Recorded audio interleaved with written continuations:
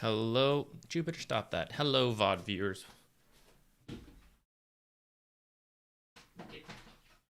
I gotta threaten him with the spray bottle again. You guys can't see it on that side. There's a bunch. There was a foam wall that has existed for a while. It's moved around with me. Actually, some of these are recently purchased when we moved. Recently, like a year and a half ago.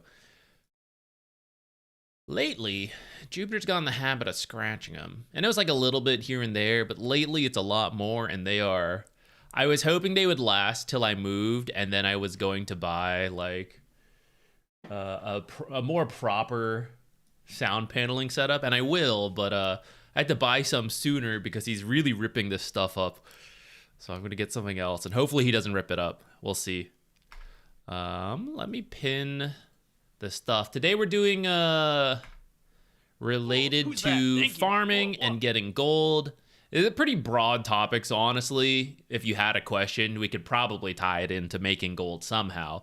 But that's supposed to be the focus as a follow-up to today's movie. Hey, NPR, I know, it's been a really long time. I was really focused on finishing that video. Now the deed is done. It is time. We are free. There will be a lot more streams going forward and probably a little less videos. I say that. It was like a 1 month since the last video because it took me so long to do this gold one and so many other things were coming up. We will do shorter, easier, more basic bitch shit. You know, it'll be like a quick guide, cut from a stream, whatever. It'll be a lot simpler videos that will honestly perform better. But this is the last video I wanted to make that was like a super deep dive for a little bit since I will be busy for the next like chunk of time. So until I stop being so busy, we're going to be doing like more streams, less videos. You know, we'll go from there. Colonel Pike, thank you so much for starting us off strong with the sub. I do have a replay to start us off with today, as you can see.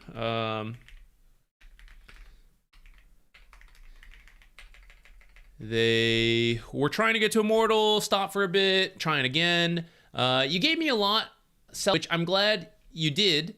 Wait, let me do the timestamp first. Okay, we're gonna look at this Mars game first. You gave me a whole bunch of self-analysis, which is great. You should keep doing that. And you said you built that habit recently as part of trying to make it to Immortal. You did give me a list of questions, and I'm only going to answer some. Sorry. This is due to some time constraints, since we do try to get through everyone. Or as many people as we can. But two, since the focus today is about farming and getting gold, which is still plenty to work with. Like, it may not address every one of your questions, but it will, like... No one ever had a harder time winning with more money, so I think it'll still help you on your goal to get to Immortal. Hey, Swick, almost there? ×2. Quick. Finish it up. Get over here.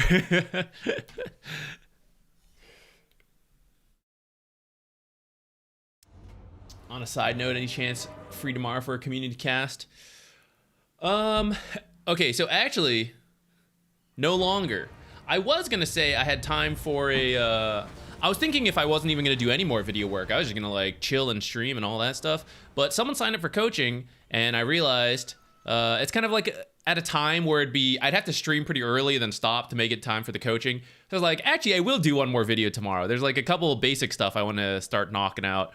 That'll be much easier than what we just did. So I think I am busy tomorrow, unfortunately. And then after that, we'll be back into more streamer mode. I say, we'll see. I change on the dot all the time. Okay, this one. So one thing I noticed, you built pipe this game.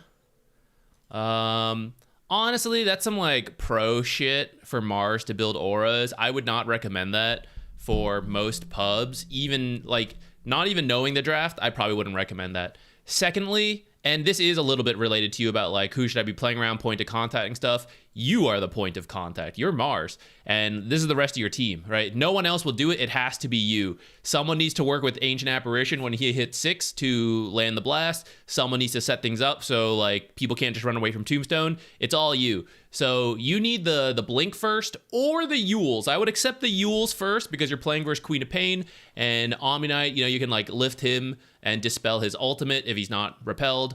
I would accept Yules. into Blink, or Blink into Yules, or Blink into other items such as the pipe, but I do think an initiation item needs to come first. That's not related to the farming. That is going to be the most of the rest of the focus, but I did want to at least give you that. Gabe Gonzo, what's up?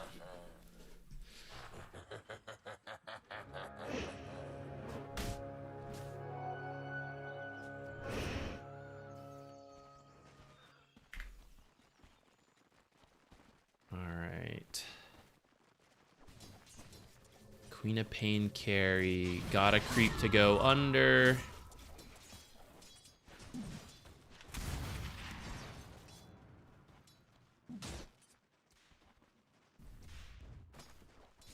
I'm not sure you needed to do this part, but I'm okay with it. I think you probably could have stayed there for that last hit. Or like, it didn't end up mattering, but the range creep, like we abandoned that range creep. Maybe you were super next level. You were like, I know it's fine.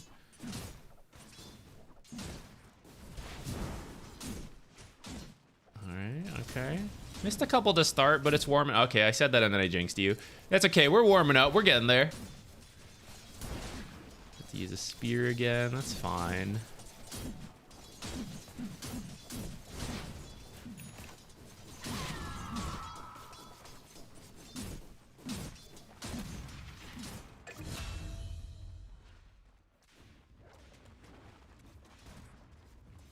You should do your own pull and get the Lotus. Shoop, shoop here. All right. It's 242.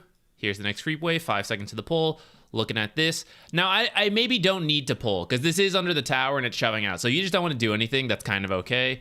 But I would say you could do your own pull, get the Lotus, and then just like play here. You might miss a creep or two, but I also think it's okay if you don't do the pull. Oops. Okay, we got the Lotus.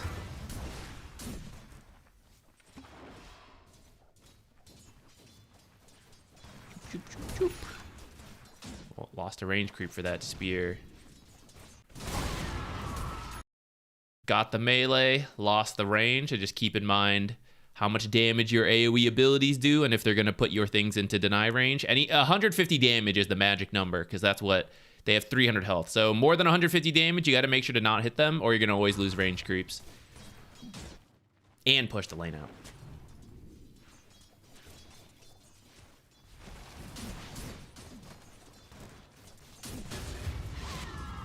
Vibracer. Okay. All right. Lane looks pretty solid. Let's speed through. Epic net worth video. I'm glad you liked it. I don't expect that video to perform well at all, despite the amount of work that went into it. I expect it to be a very low performing video. It's for the real ones out there.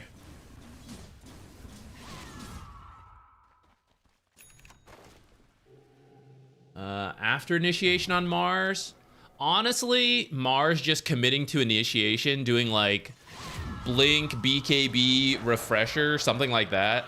And possibly like Yules, if needed. That's honestly really safe, like most games, if you want that to be your default. I'm not a huge fan of these like damage Mars builds. I really don't think they're good anymore. I am open to auras after some initiation. It depends a little bit on what the draft is. Hold on, I got a little distracted there. It's my fault. Let's come back. Okay, around this time frame as the offlaner, we want to keep in mind that the power runes are coming up. Like anytime a power rune spawn's coming up. So you want to try to like glance mid, and mid does not have a ward for whatever reason right now. I missed if it got taken down. I was reading chat and talking, so maybe I missed it. But because of that, Rubik is off screen and we're still waiting here, so it's a little bit dangerous to us, which we then get surprised by the haste. Arena to keep yourself alive. I think the arena may have been unnecessary, but I don't hate it.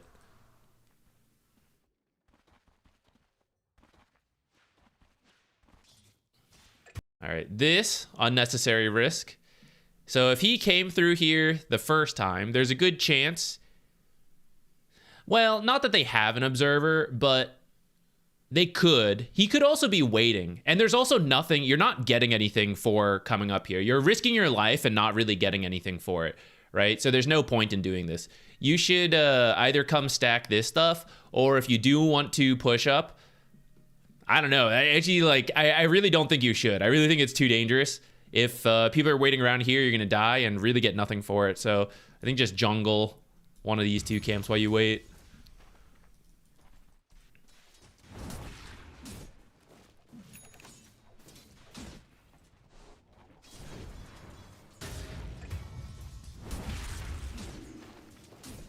I think you're giving away your own observer there. And also you pushed in the lane with that first spear a little bit ago, which is forcing you to like be up here now.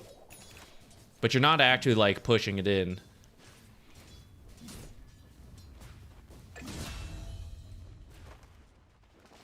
Oh boy.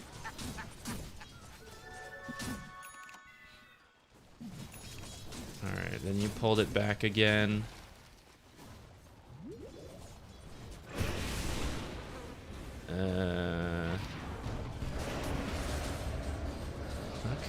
Okay.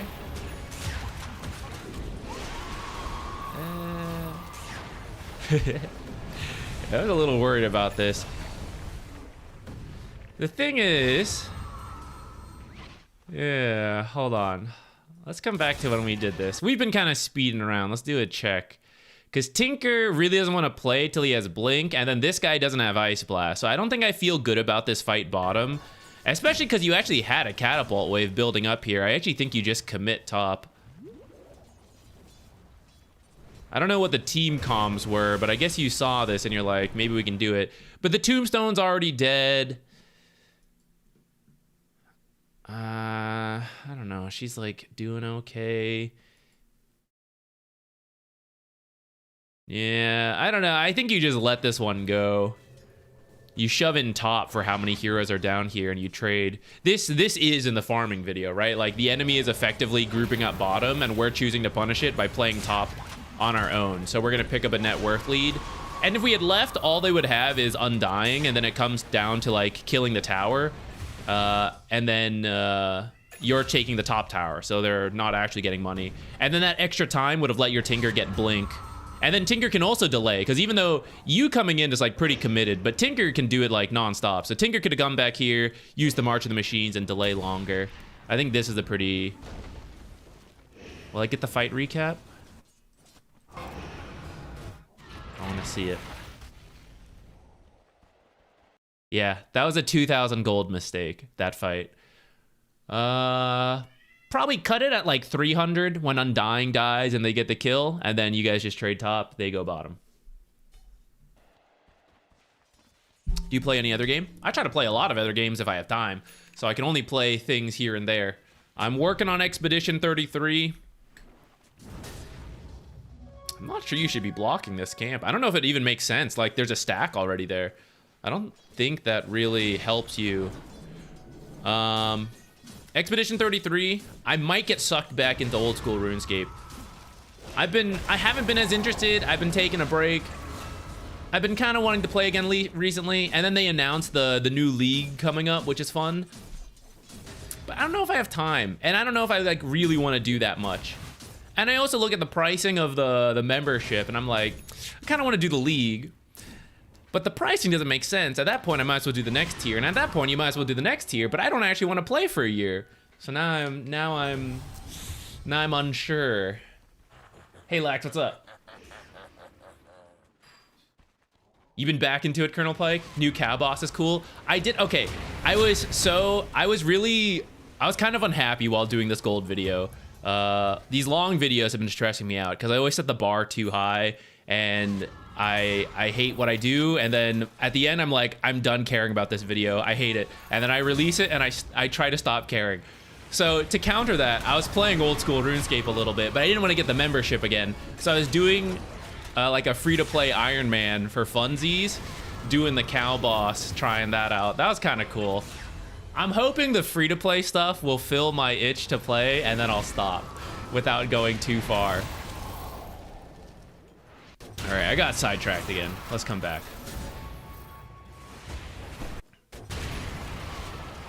I will tell you real quick, I don't think I've seen you jungle just about anything at this point.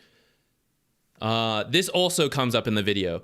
Actually, I never really rounded this point back home. Another thing I don't like about the video, and it's like inferred, but I wonder if I should have gone back to nail the final point in.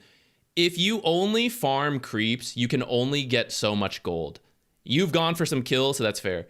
To increase your net worth without needing kills, you must like deal with the creep wave and jungle, which I haven't really seen you do. So there's only so fast your items can ever come out. Like, there's no way, there is no other gold source. Like, that's it, you know? And we're just not interacting with that gold source. This camp has been stacked, so we have opportunities to either like shove the lane, pull. Earlier we mentioned like come jungle this camp. That could have been one camp source. There's different ways to like get to it, but we just I haven't seen you do it yet, you know?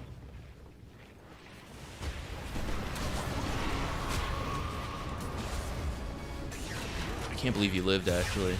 Oh, I take it back. That's okay. Pretty good fight overall if we take out Rubik.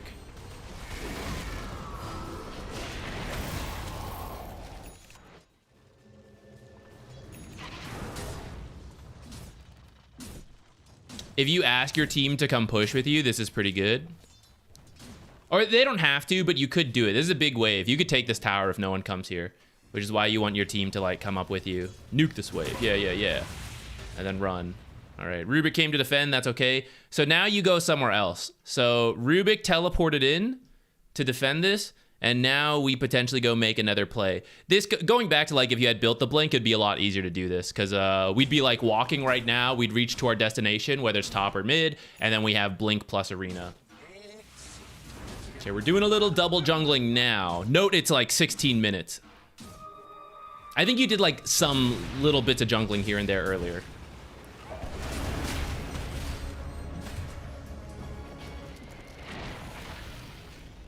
So here's where we don't actually care about which tower we take all that much. It's more about choosing smart plays. So you came down here first. You use your teleport first. Rubik responds. You shove it up to here, right? Rubik responds. You walk to like, let's say you're going mid. So you walk to about here before the next creep wave really makes it up. So they don't know where you are, and you're already halfway there. You could be jungling. You could be waiting for the next creep wave, right? They don't know until it gets here, and then a little bit. Like, they'll give you a little bit of leeway. And at that point, you're, like, in mid, or you're in the top lane at this point. So you're a step ahead of them. Rubik has to... For Rubik to match you, right, as the playmaker, you came down here, you shoved it, Rubik responded...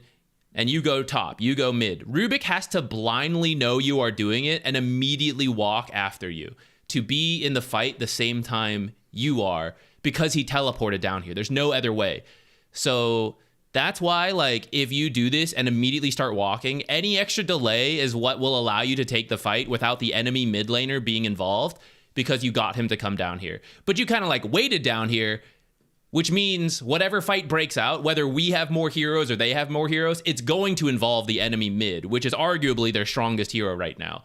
And maybe we want to get him, but I need enough heroes to get him, which you by yourself is not enough heroes to get him. So in that case, I just don't want to interact with him. I'm going to leave him down there. I'm going to make a play somewhere else. Then they're going to be like, Rubik mid, useless garbage, right? They're going to be upset because Rubik mid's kind of like a bit of a dicey subject. I think if you stay down here this long, you are... The odds are not in your favor to find the fight you want. Do I have to watch the new video first since this is the follow-up? I mean, yes and no. The video is a massive compilation of gold considerations that all build into each other. You've probably heard every topic in that video in different ways in little bits and pieces. That video is like a consolidation and trying to explain the whys behind the different pieces of advice you would hear. You can still blindly follow some of that advice, but this is a bad teleport, by the way. You can follow some of that advice blindly and it might help you, but understanding the logic would probably help you more. Okay. We're deciding where to go. The kill score, might I remind you, is 11 to 21. So there's been a lot of fighting at this point, and we are the initiator who is... You are trying to finish the pipe before you fight too much. So focusing on farming is fair, but as you've seen, some of the rotations you have tried to make are reasonable. Like when you came bottom, I'm not saying like never do that. I just think that particular one was not great. But you can try to do that stuff to join these fights as you work towards the pipe. Only if you have the teleport. So then you teleport here. These creeps aren't even at the tower. There's not a huge wave at the tower. It will take these creeps at least 10 seconds to get here. And going back to the video, I mentioned it will take you 10 seconds to walk from here to here, and then 30 seconds to walk from there all the way to here, but we're not walking here, we're walking to our tower, so we can cut off about 10 seconds. So 30 seconds to get here, but then you are faster than 325 movement speed, which is what I used in that video. You actually have phase boots, so it'll take you about 20 seconds to get here, maybe a little more, 25 seconds, let's say. 25 seconds to get here and save your teleport. And that is to get like 3 creeps, because 2 of these are low, and we'll be generous and say 3 live. But honestly, 2 are probably going to live with the amount of range creeps you have here, and that both teams fortified. And you have, well, you usually have a Tinker, but I mean, he's dead right now, so maybe we won't consider him. It'll only take you about 10 seconds to walk here, farm this stuff, keep going. These 2 camps are worth more than the like 2 to 3 creeps that'll push in, so you will get more money and save your teleport. Now, farming the camps here can be a little hard, but I think you can do it. Like, you have the abilities. So I feel like we are using a teleport to now farm this camp, which is the same as this camp. So we're using an ultimate level ability to farm a hard camp here instead of a hard camp here. Now, I know in the video you're like, Zach, aren't I supposed to steal farm rather than like AFK passively over here? That is kind of true, but it is a matter of that gold is not everything. That saving the teleport for a smart fight would be good. That it is efficient pathing to like walk here and save the teleport to get to other farm, as opposed to teleporting here. Yeah, I think that teleport's just not necessary. And by the way, you see the amount of creeps. Let's check the time, actually. You didn't interact with the creep wave. And so 2 creeps got here at 17:25. And then when did you teleport? Oops. Where am I? Why did that... Oh, I hate this 10-second bug. Where are we? Okay. We could walk here at 17:05. So you have 20 seconds to get here for 2 creeps, which is more than enough time.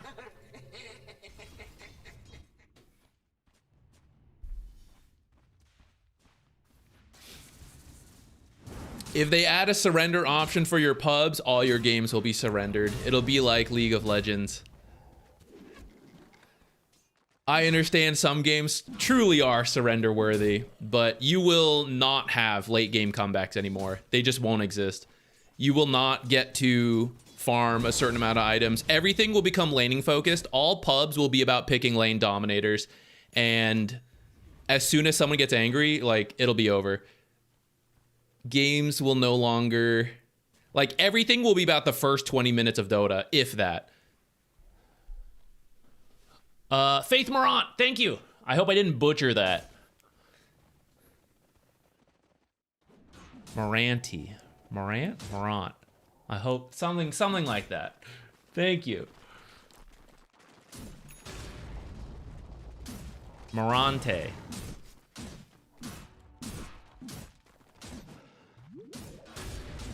Oh, I looked away. What happened?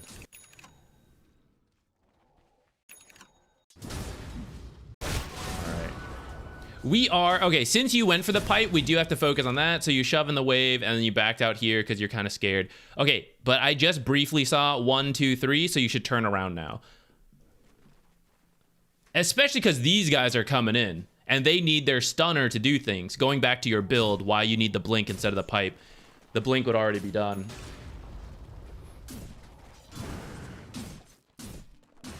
So we should be here with them right now. We should be involved in this smoke. Although, maybe they shouldn't smoke until you finish your item, but... I actually think that's kind of enough. I know you wanted, like, general trends, but it's really hard to talk about general trends this game without the blink. There are no decisions to be made until we have that item, essentially. Because we need... Saki_Big Daddy gifted a tier 1 sub to Chad_Addington. Thank you! We need the blink before we can, like before the blink, it's like, okay, choose to get the pipe, and then we just have to like walk at stuff, which will be really hard versus these heroes.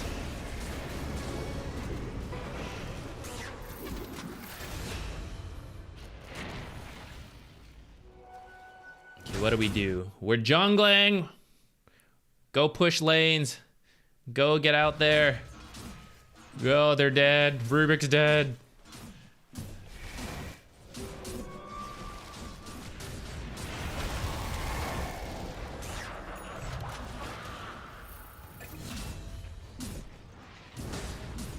Now Rubik's back. Now we're up here. We got to change that order. That's also in the video. The movie. See, like, now the team is up here after Rubik has respawned. I guess Omni Knight's dead, so we can still kind of try something. But I'm more scared of Rubik than I am of Omni Knight.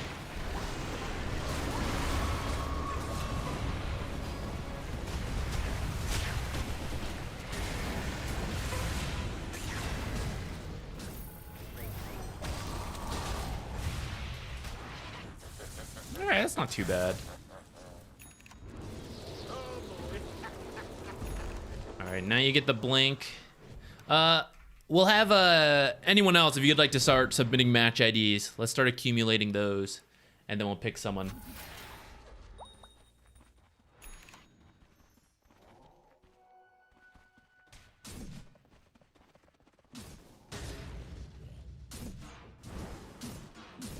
You could see Mars's do the aura build in pubs. I think, not pubs, pro matches. I'm not as big of a fan in pubs because you won't have a draft crafted for that. And also, auras inherently require team play to pay off, which is harder to get in pub games. Your game is actually not too bad for team play. It's like, it is happening. They're all dead, so we're pushing the lane. This is great. Getting close to respawning. Okay, I will accept taking a farming.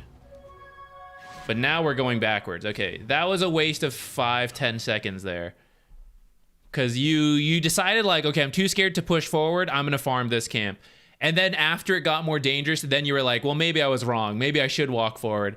And then turned back around after that. So the time you took to do that lost you the small camp, or it lost you another camp, right? You want to think like this. Like, every time I do these kind of like I change my mind. And I'm glad you changed your mind. Like, oh, this is the wrong place to be. I gotta change my mind. So it's like, it's good to change the mind. But before that, even like cutting yourself off from making the decision will get you a little bit more money, like every time. Every time we're not making a mistake like that.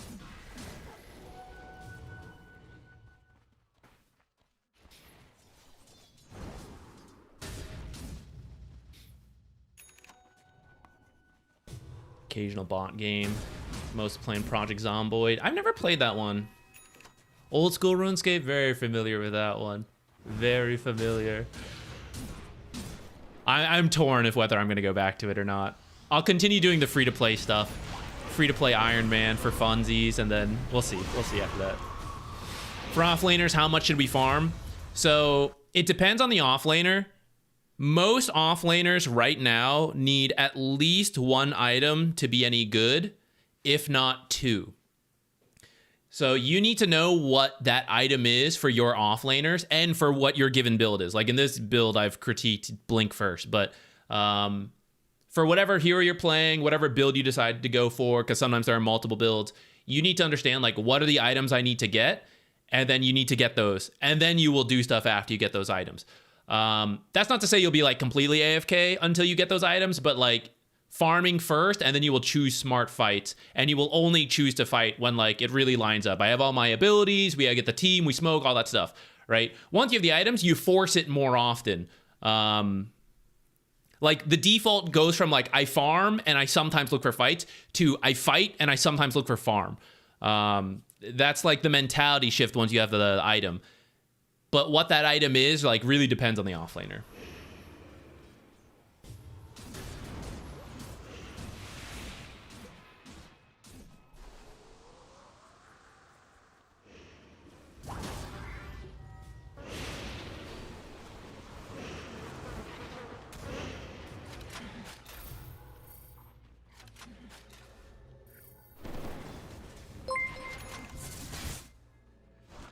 Sorry, I'm reading through. I'm just standing here silently, trying to read through all the things that got submitted so we can figure out what we're going to do next.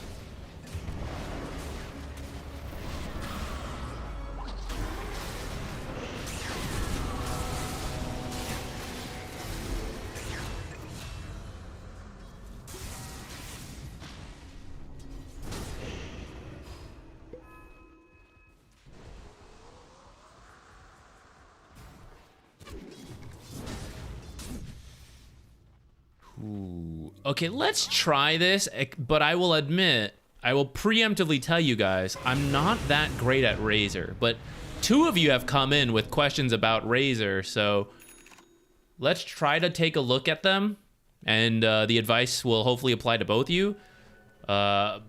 With the reminder, I'm not that good at it. Razor's not my hero.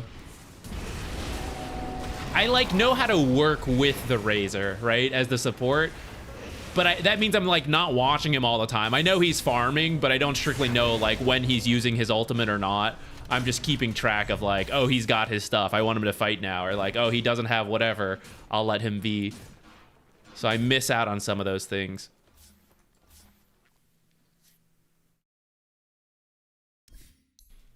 To summarize that last one, go for the blink, and then make it very clear, like, when you want to do things with your team. Like, I don't think I saw you guys coordinate, and I know there's, I don't know what the team comms are, so maybe you're trying, we just don't know, right?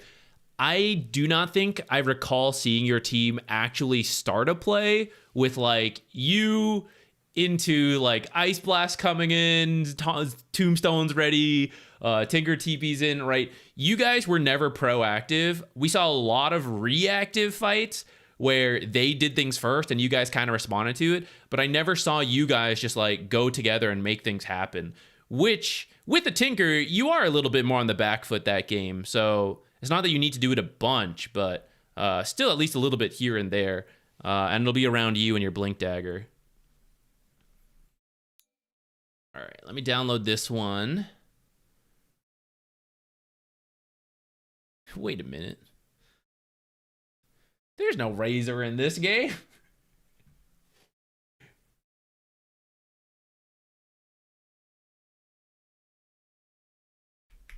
Let's try. Let me grab the other match ID. That might have been a mistypo on the match ID. This one seems to exist, although this download bar seems to not be existing right now. What's happening to it?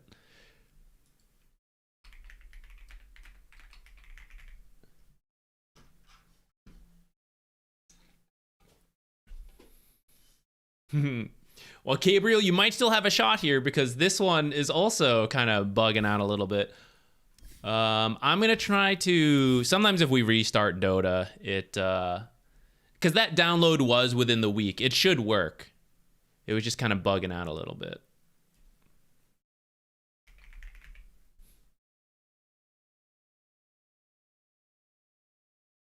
No, you're good. It's that was definitely within a week. Sometimes the replays are just a little funny. Sometimes restarting fixes it. Sometimes they just never become downloadable. And then you're just, I don't know. Dota hates you, I guess. But the replays are a little funny.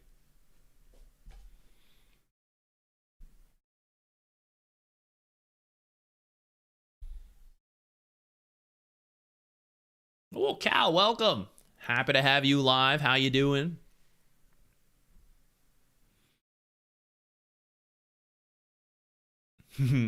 Thank you. I do think a good attitude while playing will help you a lot. Not just for your own mental sanity, but it's easier to get more out of your teammates when you're being nice and polite. I don't even talk to my team all that often nowadays because I stream and I get distracted and I don't even like talk to my team so much because I'm talking to you guys, which is maybe not the best. Is blade mail kind of weak right now? Yeah, it's people are moving away from it. I don't think the item got nerfed. I think it's like the other things that are good. In particular, auras are pretty popular right now. Long, drawn-out fights where the damage is mostly coming from abilities. For example, Razor, which we're about to look at, right? He's linking, he's using the storm to reduce people's armor, he's spamming out spells. His abilities give him the damage, and then he builds to be really tanky through all these auras, him and his team. We got Underlords with Firestorm. Ember Spirits, like, dragging out a bunch of damage. Shakiro's adding in a bunch of damage. Warlocks. There's a lot... This is pro meta, for just to be clear. There's a lot of drawn-out fights. Blade Mail really likes quick fights, and then, like, boom, it's back on you. That's, like, the Blade Mail, right? Like, burst me, and then I reflect all the damage instantly back to you and kill you first. There's a couple heroes that will occasionally still build Blade Mail, especially versus Wind Ranger, because she just can't focus fire you. But because of that, there's been a move away from Blade Mails, because Blade Mails are better in these, like, shorter, quick fights, typically. And the people who are building to sustain and tank, they're doing less damage quickly, so then Blade Mail loses some value there. Okay, Razor. And then between the two of you, some questions were about using Eye of the Storm to farm. I'm not as familiar on that particular question. Like I said, I'm not like watching the Razors farm. I'm like, when they're ready, then I see what they do. So I'm a little weaker on that point. Though I would say if you still need to get to like some key item, that's when you would do it. Especially if you're farming early stacks. I would do it. Mostly mid-game advice. And then the other question was about the lane. Well, let's focus on, since your actual question was about the mid game. Let's do that. English with Mert, welcome to Dota. Thank you. I'm glad you're liking the channel and the videos. I did build Blade Mail this game to counter Lina NP that were focusing me. I don't hate it this game, honestly. There is some burst damage from like Lion, Lina, uncontrollable damage from like Jakiro. The Blade Mail thing is specifically for Pro Dota, like what we were just talking about. I'd say Blade Mail's still okay in pubs. Be really careful of this when you don't have like any information. If they had a ward here, he could have stunned you like out of sight or like just barely stepping into sight, and then 4 heroes could have ran in behind Lion, and then you'd be dead. So make sure you time it really well, like stay really far back and see, but also look at what your team is doing, right? Like there's 2 heroes here to go for this one and 1 hero here to go for this one. You don't have to go for this one when you're by yourself like this. Fortunately, you did play a little safe, so you ended up not taking any damage, which is good, but definitely be careful of that. I will jump ahead since your question was about the like early mid game stuff. Where are we? Okay, oh, here we are. Should I look back and see why you were there? Okay, and you decided to come back top. I agree. I'm not sure what happened that led us to being there.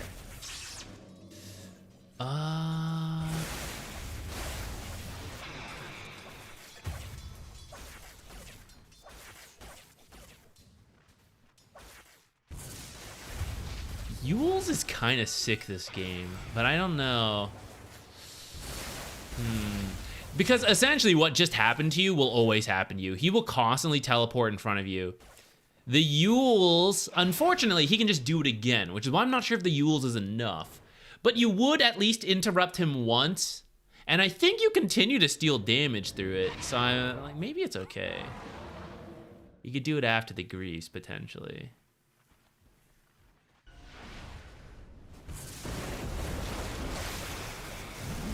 Teamwork! That's free Yules right here. Excellent, excellent. Okay, and what are we doing with that? We're pushing forward. See a couple heroes bottom. We did have the mech. Probably could have saved her a little longer there, but that was a little unfortunate. I'm not even sure there's much to improve here. It seems she is just high leveled and farmed, and we didn't have our like 2 big abilities to win this fight.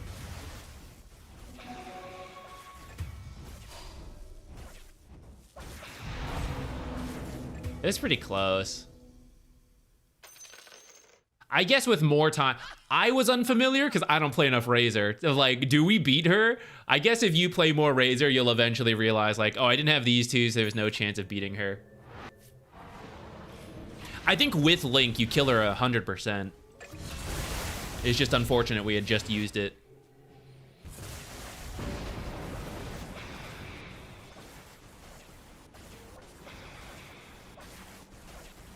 I think this ult is one you don't use here, actually. Because you just finished Greaves, so there are different power spikes for you.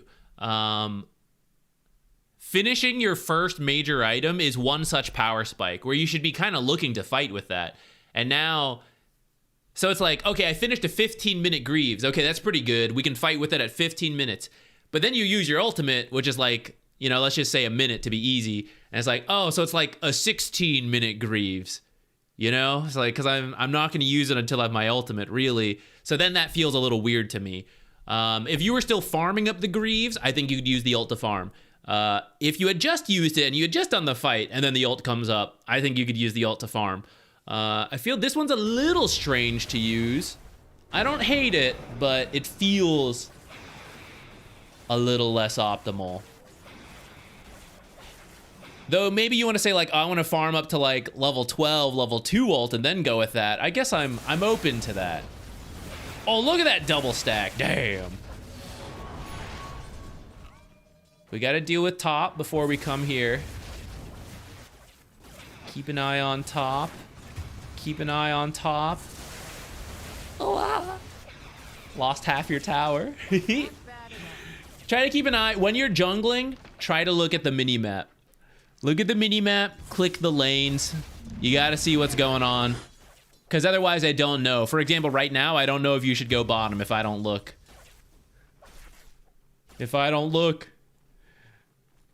If I don't look. We're looking. We're thinking. We are deciding not to do it. I'm okay with that. We looked. We gathered information. I think you might have been able to go a little sooner if you had checked sooner. This is the most valuable one. Make sure you get this one. The 2 you got were worth the same as that 1 you got. So you could have gotten this one and then one of these other. Probably this one and the range would have been the 2 most valuable.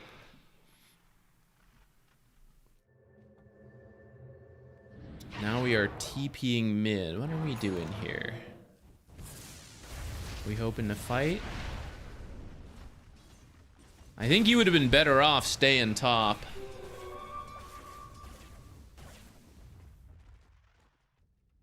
Death approaches.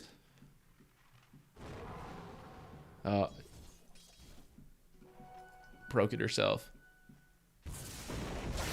I'm gonna go back to that and show you the full cam.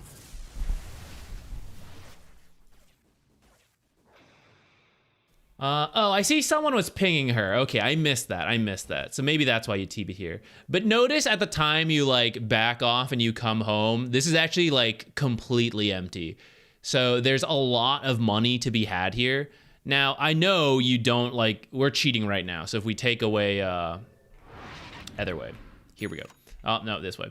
If we take this away when we were looking, right, you didn't know where everybody was. So I do understand being a little scared. However, I still think you could, like, for example, farm up here while you wait. That'll be very underutilized in Herald, that area. So I think you're relatively safe there. You could farm here. If your supports aren't warding here for you, because that would help give you safety, right? It's like to put a ward here or somewhere up here.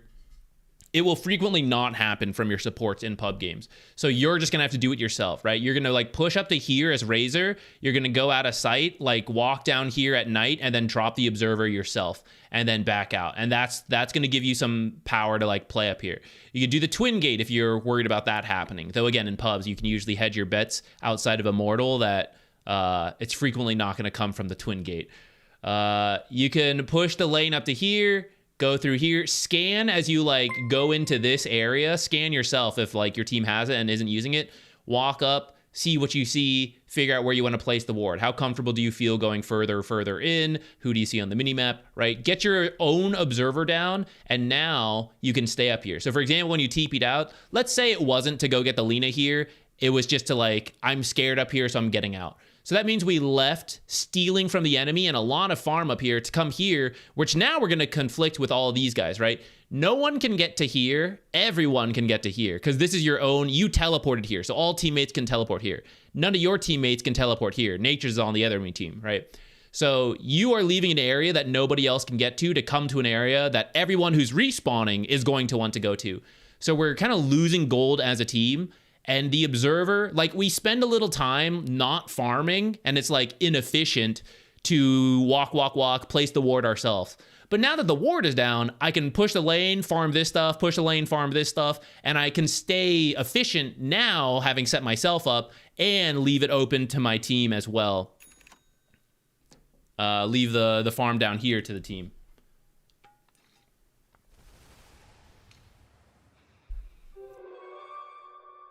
I thought maybe if I got to Lina, I could take her out. Okay, I am open to that, especially... Here's the thing. Let's change the timing a little bit. Let me go back to this. When did you TP? It was a little bit before this, right? Okay, so you're seeing the Lina, and you're like, okay, maybe I can kill her. And I'm super up for that. But keep in mind, we are going to have to solo her if we come here. And maybe you thought you could, so then like, yeah, we can give it a go. But you'll see what kind of happened is she just backed away, right? And you're like, oh, I can't get to the Lina, you know? Like maybe if I'm on top with the Link and the ult, I kill her, but first I have to just get to her. And she is super long range, just nuking abilities. She might TP out once I start and I can't do anything about it. So the same way you killed, what's his name? Nature's up here, it was because Crystal Maiden was behind you. And so she just frostbit him when he tried to teleport out. So if you want to kill this Lina, that's a great idea. You want a teammate there first. Because if you go first, there's no guarantee the Crystal Maiden shows up, or in this case, you could also use the Witch Doctor. There's no guarantee they show up. So what you can do is stay up here, and when you see the Crystal Maiden is in position, when the Witch Doctor's in position, now while we're like jungling, we're looking and like, okay, she's stepping up too far, like go. Like now I TP, now you slow, and then we get her. And then it's more likely to work out for you. The pros will do something like you think, which is like I can go first because I know my support's gonna show up. But for a Herald pub game, there's absolutely no guarantee any teammate will come in to help you. So as the core, you want to go in last, if possible, especially since you're not the initiating type of offlaner. If you were, then maybe you come in first. Razor just kind of has to like walk in. I mean, he's Razor, so it's like running in. He's like pretty fast about it, but he still can't like force things to happen if the enemy team just walks backwards. Except up here, right? You can force things here because people will have to come defend their tower.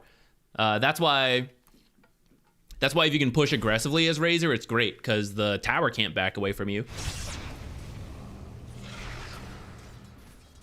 What happened here?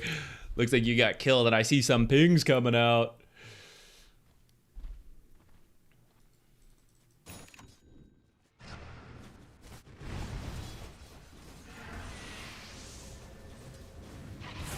All right.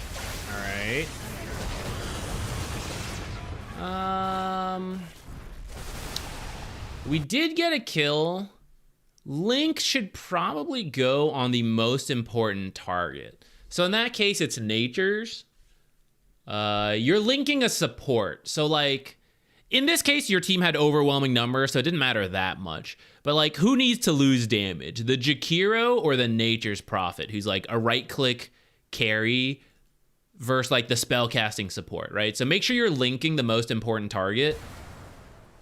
There are times it's okay to do a support. It is usually in the early game just to steal any damage, but we're reaching the point where your link should pretty much always go onto a core at this point.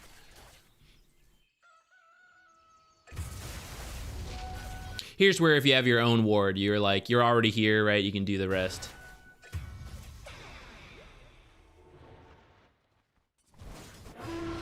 Okay, I see a bunch of heroes here, so I just come back to the lane and I start shoving this in and hitting this tower. Looks like you guys want to try to go mid. He will teleport out in front of you. So this is something you need to... This is probably your lesson for Razor. There's a lot of heroes who cannot stop teleports, and unfortunately, you have multiple on the same team here, right? Like you, Weaver, and Bloodseeker all have good damage in the early game, but you cannot stop people from just teleporting away. The only thing that can't teleport away from you are buildings. So to force things to happen, you either need a teammate who can stop teleports, or you need to walk up to buildings, and that way, if they try to run away from you, you can hit the building and get this as your prize. If you keep doing stuff over here, they teleport away, and then what? Like, okay, bye. You know, I can't kill my own tower. That's no good. So then I just got to farm creep waves, which I can also farm like up here while also threatening their tower. And it will be dangerous because it is their half of their map, but that's kind of like your thing. Like that's Razor's thing. That's Viper's thing. Who else? Who else is this like no TP canceling kind of hero? Yeah, you can react to things, but you want it to be like what we described, which is, so like let's look at this Lina. You might be about to teleport here. In terms of defending the tower, I don't mind if you show up. In terms of killing Lina, we need a teammate here first. Ideally. Otherwise, it's just gonna, like, she's just gonna walk away from us. This one's okay, because it's like, well, at least I'm defending the tower while I come here, and maybe I'll kill Lina. So then that like, works out. Oh, who stopped? I think Witch Doctor accidentally stopped.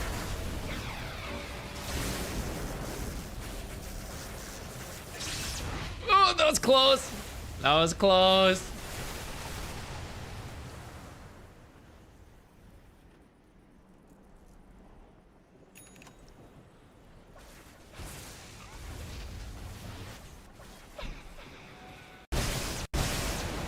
Okay.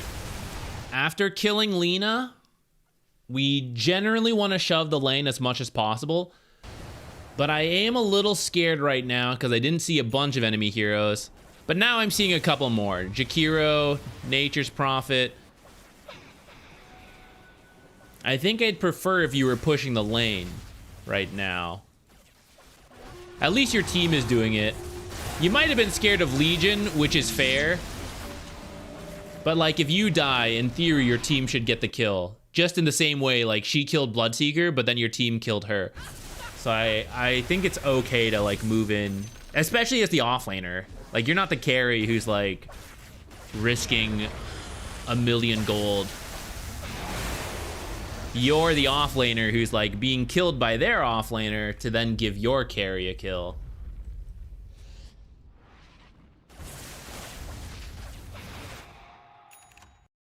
All right. Let's come back to this. Let's go here. All right, so we moved up, we took the tower, we got a free Jakiro kill, and now we're kind of reevaluating real quick. 3 heroes are dead. You don't want to try to steal this farm, because this is like a little too deep. You're not a hero with an escape. You have to run, and then your only path is this way, which can be cut off. Your team can steal farm in this area, because if you see them teleport here, it's such a long teleport, you can just walk away. They can't catch up. So that could work. You could fall back here, and probably one hero on your team should do it. But if you'll notice, there's stuff going on here. So someone should either teleport here, or at this point, the tower will deal with it. It'll take some damage, but it'll deal with it. But future waves will need to be dealt with. So someone should twin gate through and then start cutting the waves potentially.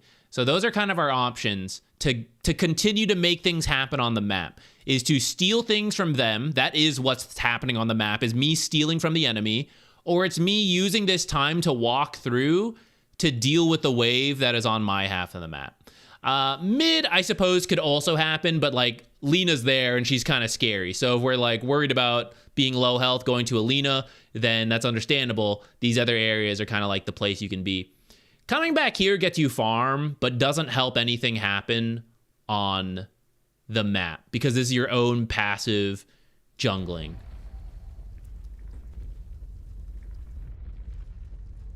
So Crystal Maiden walked in here to ward, but she can't actually steal this farm. She gets out. Some other people went mid, Weaver went top to a degree, so maybe it's okay. Now we're kind of looking, and now we're teleporting in. I don't really hate this, actually. This is getting kind of wacky. This is very one at a time. This is very Herald, but it worked. Let's see what we do. We take mid, right? We take mid. We take mid. Yeah.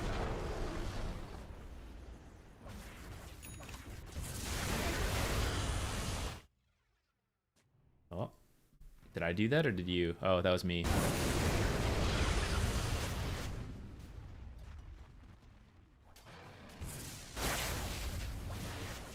We steal their farm. Ah. There's one more hit to get. One more auto attack on that one. It's like Bloodseeker stuck around too long. Okay, right now, we look at Bloodseeker. He's dead. He's so cooked, right? If we go to him, we're wasting our time. We're not going to make it to save him, and then we're going to have to run back around. So what you want to do, what should they do, actually? Let me change that. They want to kill Bloodseeker, and then they're going to be stronger. It's going to be 5 versus 4. They should do Roshan. They won't because it's Herald.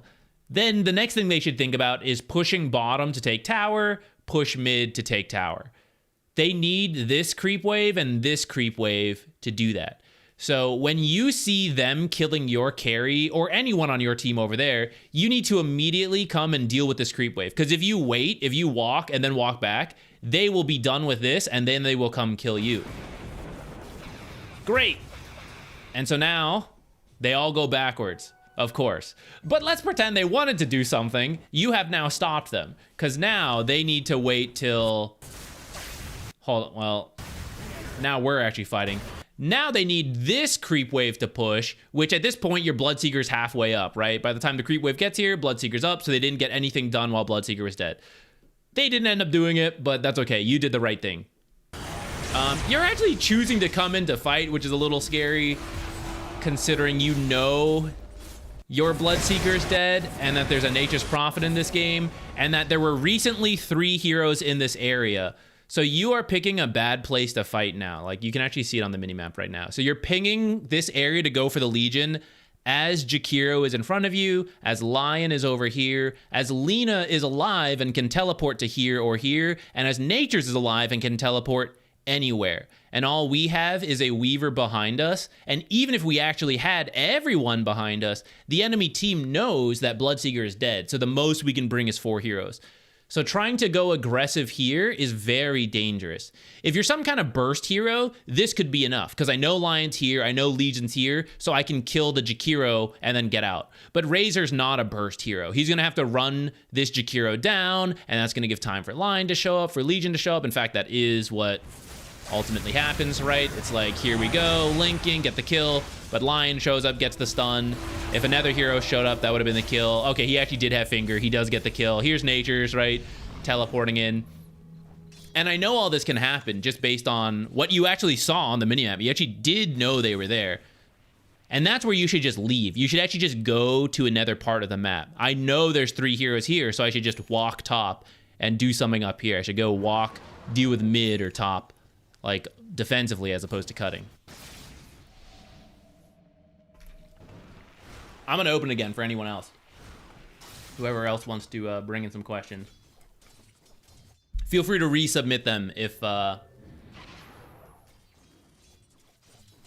you already did before, but I didn't pick you. Feel free to resubmit it.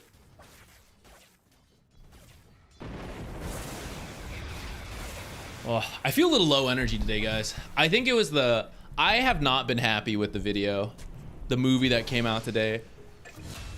If I take myself out of the picture, I think it's probably decent for what it is. It is like 80 minutes of compiled mistakes and the logic behind it. There's a lot I wish was better. I spent a lot of time doing it, being like, okay, that's it, taking a shower, and then being like, it's a piece of shit video, we have to redo half of it. And I would redo it the next day, and then I would shower like at night, winding down, and be like, the other half shit. You know, and I delete that. I woke up this morning, because now I'm stressed about like the title, thumbnail, all that. I could not sleep. I woke up still feeling like stressed about it. I think I will now that it's out, the cares are going down, you know? So I will now forget about it and we will resume. But I am low energy today because I woke up so early. I didn't even like, I don't think I felt that stressed about it, but I think that's why I woke up and I couldn't sleep again.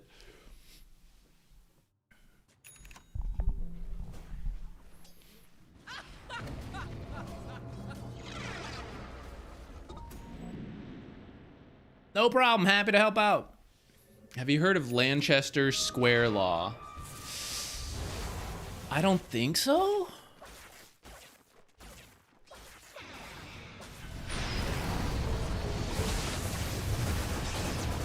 Whoa, Zuki. Of all the people out there that do not need to do a donation for the replay, you're like at the top of the list. Thank you for donating, but at any moment you want a replay, you have been a supporter of the channel for so long.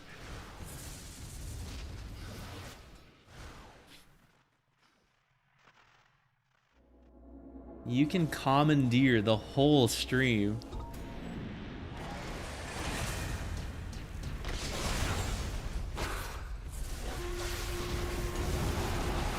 Oh, wait, let me see this fight before we go. Yeah, we won in the end. I will mention real quick, blade mail you usually buy in one of your first 2 items. You don't usually see blade mail after that, because blade mail is countered by lifesteal, especially a satanic, and then the BKB. Nobody's got that stuff at the start of the game, right? Like, so that's why the blade mail works. But if you buy it later, they're like, oh no, I need a BKB, which I've already got. Okay, right? It doesn't change that much. Granted, this is Herald, so I don't know. I don't see any BKBs anywhere, so maybe it'll still work here. But in the long run, in future games, it should technically drop off and not be as useful the later the game goes. I think you still can. There's like some stray games here and there where you can still do a late blade mail. For you, after your BKB,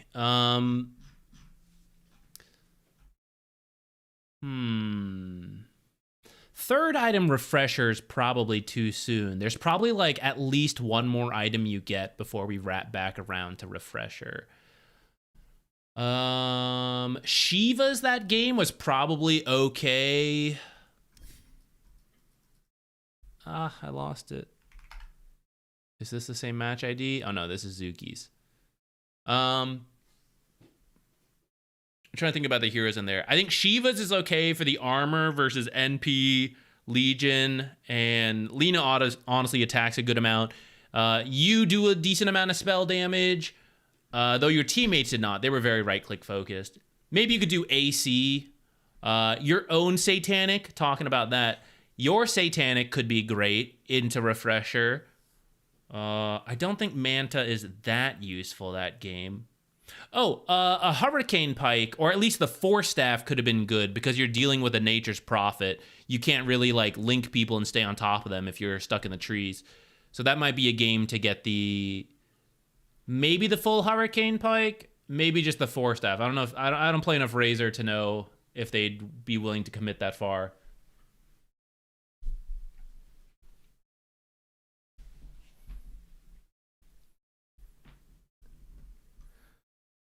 All right, let me type the details in for this one.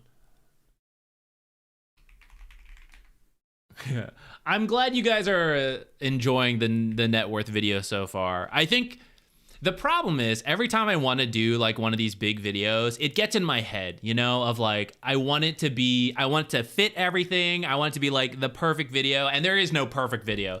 There's always something you're not going to be happy with. Especially in a game like Dota, it's like, oh, I skipped over this detail. Does that make it now flawed? Are people going to misunderstand? But there's like 5 million details every topic. So I know I'm just like overly harsh on myself on these things. But I don't know. That's how it goes. You know, that's where I'm at. But I'm glad you guys liked it. Because it's definitely for you guys. Like this is not a video that will perform well, but I made it because for the people that really want to improve and want to spend the time on this kind of stuff, I want you guys to have like that kind of video available.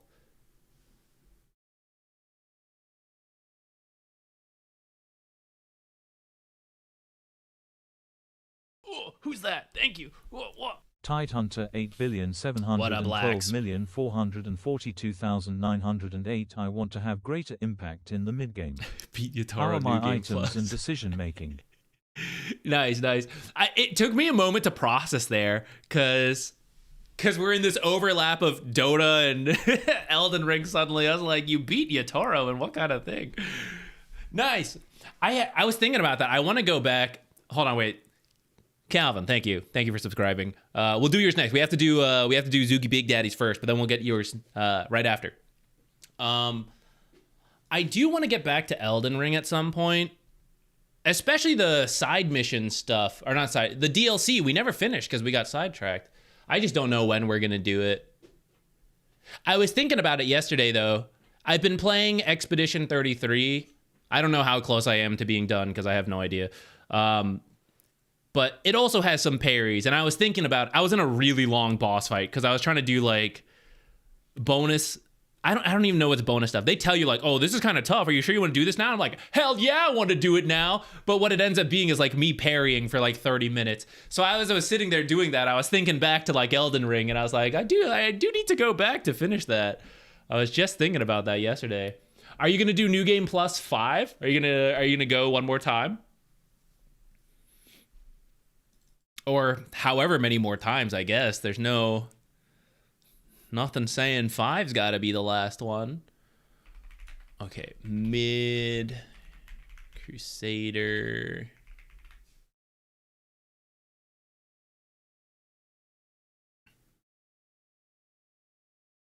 Maybe you can reference it next time you cast.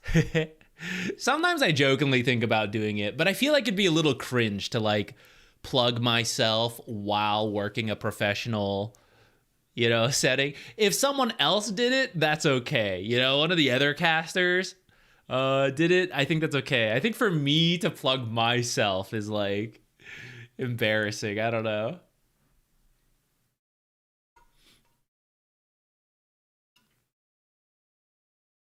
Everything one-shots me.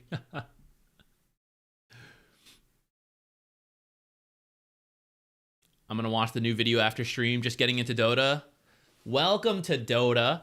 I have a beginner's guide playlist, but actually I think some of it might be a little outdated. I haven't fully gone through it. With this new video that just came out, I have been creating new playlists of old videos, but I've been watching old videos to see which ones are still like mostly relevant to go into the playlist. So the first one I have published right now is the game knowledge guides, which is what the most recent video just went into. There's a couple others that I am still vetting, and then I will release those playlists over time. But if you want to check out those playlists as a new player, that might be like, because I know the channel has like a million things on it across the years. You know, you don't know what's good or not. If you want to like browse through that playlist and be like, this one catches my eye, like, oh, I'm curious about this topic, that might be a good place to find things that are still mostly up to date and not like too old. All right, let me launch this one. We gotta keep up the info going. Sid Flux, thank you for the Prime sub as well. Thank you. Let me pop that. Okay. Playing Invoker. Net worth is too low in all my games lately. And you're laning versus Brood. Yeah, that's no fun. So I want to know any tips for getting better at laning mid. Even if I have a good amount of kills, I'm pretty low on net worth. Okay. So Invoker is a tough one in terms of farming speed. To start. Oh, who's that? Thank you. Because over time, Motoko, thank you as well. Thank you, everybody. Prime subbing. I appreciate it. Is today's coaching only for course? No, not at all. Well, I realize the topic might be confusing because I mentioned farming, but supports also have to farm. It is all about gold-related questions, which I am going to do Monday and Wednesday. Like today, I titled it farming. Wednesday, I'll title it differently, but the goal is all about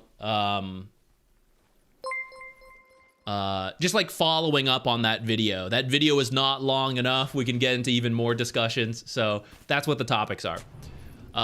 For Invoker, let's talk about how you get gold. So you've mentioned Sunstrike kills, or I guess you didn't mention Sunstrike specifically, but you mentioned getting kills, which is usually through Sunstrike.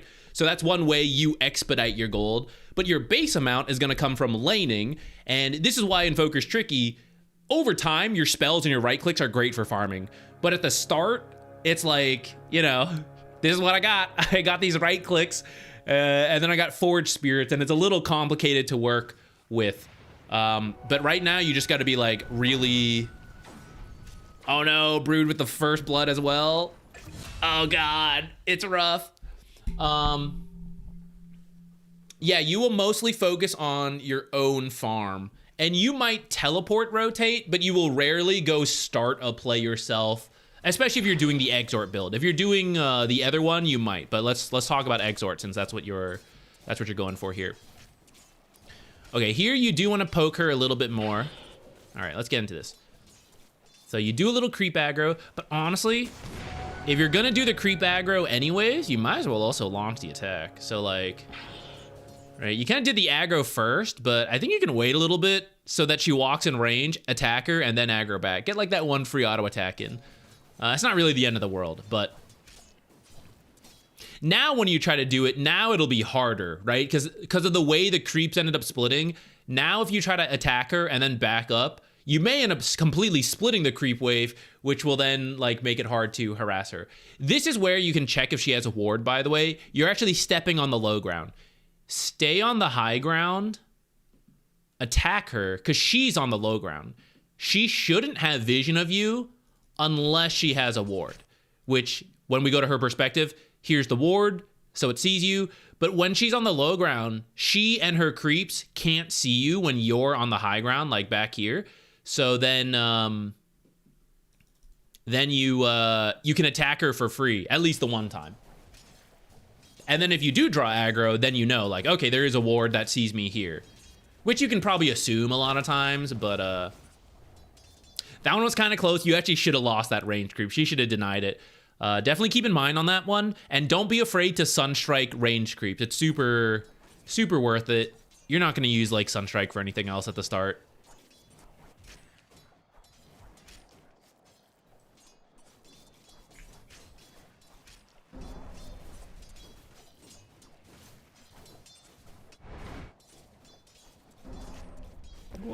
Another range creep.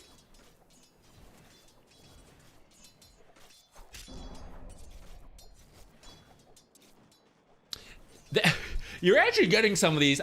You're actually backing up a little too far for some of these creeps, but then like the Brood's not punishing you, so you end up making it in time. Currently what I'm seeing is I think you're missing out on your chances to harass her a bit. And then we're cutting it a little close on the CS. It's not that bad, like the CS stuff, I mean. The first thing I would put is like harassing her a little more, and then work on the CS as the second follow-up, because the baseline CS is actually not that bad. I'm like critiquing a little bit, but like where it's at is okay for the rank. There's a range creep we missed.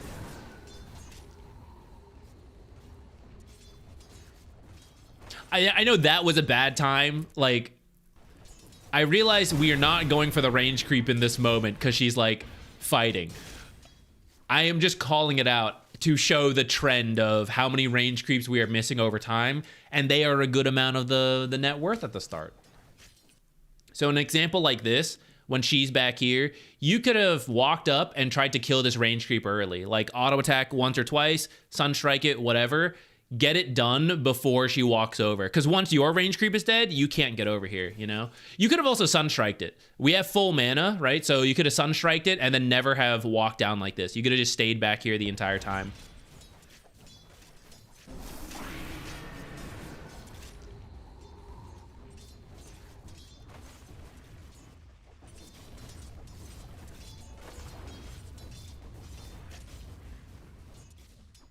Because stuff happened, I don't... there's another one. The Forge Spirit to mess with her.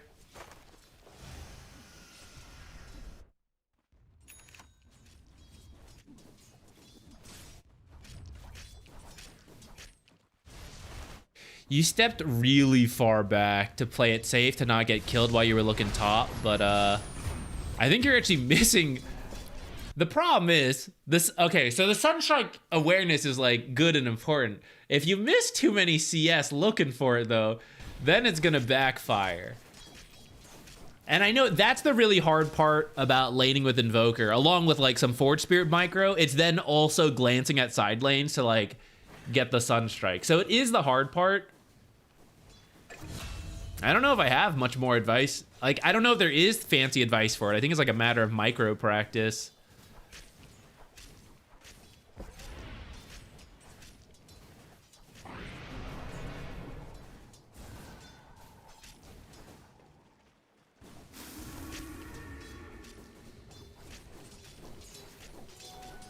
Okay, I want to speed forward because this is actually not that important. Or like it is, but like what I want to see is how you deal with... Nice! Okay. Brood kill, sick. How do we capitalize on this, right? I want to chip this tower as much as possible, and I want... Okay, hold on, step back. I want the creep wave to die before she gets here. I want her to miss these creeps, right? Second, I want to get as much gold as possible. Third, maybe tied with second, I would like to start chipping this tower down. To chip the tower down, the healthier these creeps are, the better. And she's dead long enough that the tower will kill all of them. So... if you come up here and you kill the range creep first, that will accomplish our goal the best. You are guaranteeing the range creep for yourself, which we've missed several. We guarantee that. Because the range creep is dead, it does less damage to our creeps, which keeps them alive to kill these faster, to then shove into the tower. And because they're relatively healthy, they will then chip the tower. The question is, because they're healthy, will Brood make it back to get some CS? Maybe a couple, like one or two at the end, but in exchange for the tower damage, I will accept that. And I also think with the death timer, it's enough that they'll all die anyways. So you should walk up to high ground. You can attack as you move, but like get up to the high ground and then hit this range creep first. And you can just like freely attack this because you're not worried about creeps stealing it from you. Whereas here you're like waiting like to not miss the last hit for these guys, but you just launch, wait, get the last hit. Okay, launch, okay, wait, get the last hit, repeat until it's done. It's like a little minor thing. It's not even like that big of a deal, but I do want you to maximize on like these kind of sick ass kills, you know?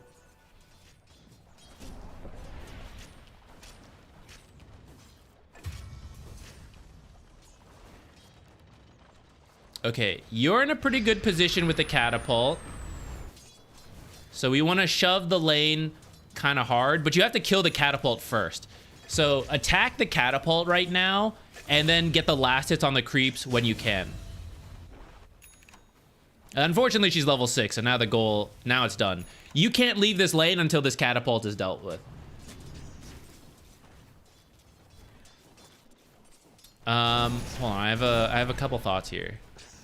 So instead of attacking the creeps, if you were attacking the catapult, I think that would be a little better. That's the long story short of that one. And then put your sentry first. Always put the sentry first as good practice. Because then you sentry, and then you see that she has a sentry right here, and now you're going to lose your observer. Now you're going to have to kill her sentry, and then she's going to bring one, then she's going to kill your observer, right? But if you put the sentry first and you see it, now you know, okay, I'm going to put my observer somewhere else to keep it alive. So always good practice. One more thing here in this case, when Brood gets level 6, it's almost impossible to stay in lane. Yeah. You give up on the lane is what happens. So Brood will try to do a couple things when she hits 6. Number 1 is accelerate her own farm. She will try to take your tower, and then she'll try to get easy kills. You need to not give her easy kills. Can't stop her from jungling, especially as Invoker. Some heroes can, but not Invoker. So we give her the jungle. We don't let her kill us. And as much as possible, we delay the mid tower. But if it doesn't happen, it doesn't really happen. So what I mean is, like, we don't just like AFK jungle. Like, when it comes to the tower, we will try to clear it and save some of your AoE spells to deal with the spiderlings when they rush you. And then that's about it. And if she ever steps away to go jungle, you have to shove the lane as quickly as you can, because that's what'll get you farm and extend the time your tower stays alive. I'm kind of glad you have this habit of stepping back when you're looking, but this is what I mean. You know, like, you're so far away from the creeps. We're actually, ignoring the Brood right now. We're missing all the CS because you're, like, stepping back to watch this. So that's something for you to practice, is just to, like, quickly look top and be like, okay, it's too, like, they're too healthy. Straight back, you know, back to laning.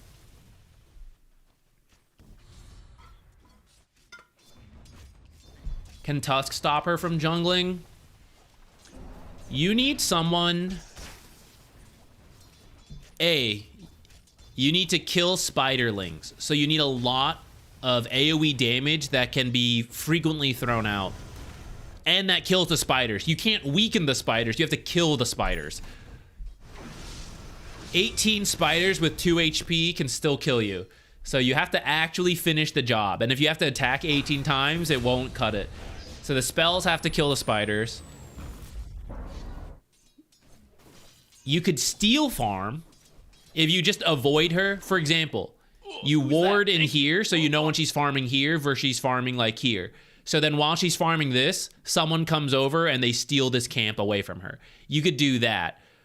To kill her, you need to be able to lock her down for a long time, or be able to chase up and down cliffs and trees and stuff. So like, which categories you hit depend on the heroes in the game, but you need to hit some of them to deal with the Brood. When, like, nothing is hit, that's where Brood, like, pops off and does whatever. This game, techies can kill spiders in an okay way. Shadow Shaman can lock down. You guys have the damage to kill her between these heroes. You can't really chase up and down, though.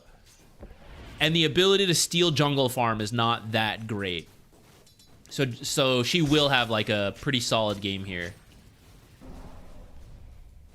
At this point, and anytime you're losing as Invoker, just shove the lane and go jungle as quickly as you can. So, for example, meteor mid, and then, like, come right-click the camp.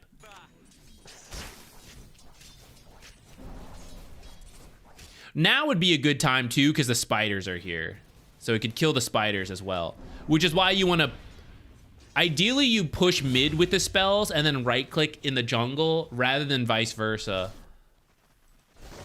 Because the lane is more dangerous. So that's why you want to get the job done here faster, usually.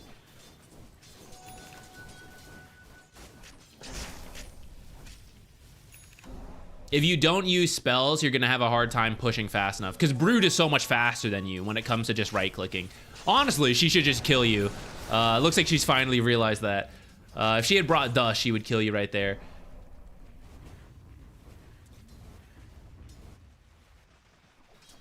Notice, because you're trying to just use right-clicks, you can't leave the lane, right? Every time you try, she pushes it back. She's faster than you at it. So we're not getting anywhere. You have to like dump the spell to be done with it and then go jungle. Or you have to bring it into the tower. That's, I guess, another option. But then it's hard to last it. All right, so deed is done. Go straight to the jungle. Power rune, I guess.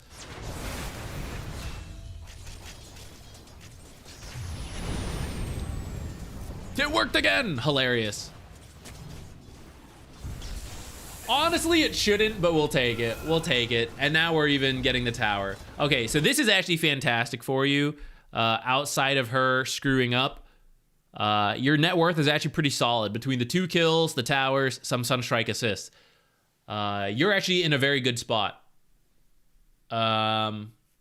It should be way worse versus a Broodmother. Javi, thank you for the Prime sub. Sorry, I totally blanked out on that. We were talking. Or Javi. I think we've done this before, and I've forgotten if it's... What J pronunciation? How did Brood die? Ato, Sunstrike, Meteor? I don't think she expected that. Okay, yeah. You don't try again. You're not supposed to be able to kill her, for the record. You did, and it's really good, but you're not supposed to be able to. So do not test your luck and move out this way. It's not what Invoker does. Just shove the lanes and then jungle. Shove the lanes, jungle. You can rotate to the sides if you finish your Atos and if you get like the urns and stuff. But Invoker is very much a hero who is just trying to like get high levels and certain items. So you just focus on your own farm. I think the build right now, Meteor Hammer is pretty popular right now. In which case, I think you can skip Atos, especially because you have like some lockdown from the supports this game. I don't mind if you want to get Atos, but that will also slow down your farm. Razor, why?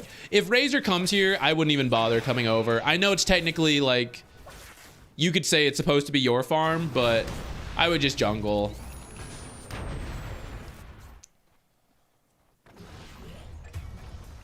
The time you save from like walking mid, half farming it, and then walking back to the jungle, like if you just spend the time in the jungle and let Razor have the whole mid lane, you will probably make up the difference in jungle farm.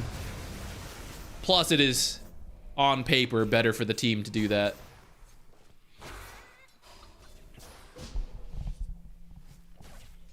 So start rotating and help other lanes. Yeah. Since you built the Atos, we kind of want to, you know, like invis walk in, set up for the team. Hilarious if we get this again. No way. Tornado. Aw. Get away from me, Razor. Right, you're dealing with the Broodmother a lot better than we're supposed to be able to.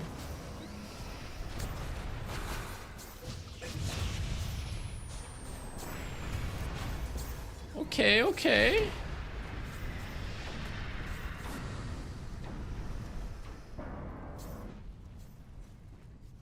And then break our invis and go jungle. Oh, break your invis and jungle. Go here. Go jungle. Go jungle. You are very efficient with forge spirits to jungle. And then you can just bring clarities out. I know at some point you will have to go to the base, but we're walking past farm to like get here. And you can just be jungling with right clicks and not use very much mana at all. Invoker's very efficient at it. It's not as fast as using abilities, but it's pretty good. Especially because if you are trying, I don't know what you're doing with this Kaya, but if you are doing the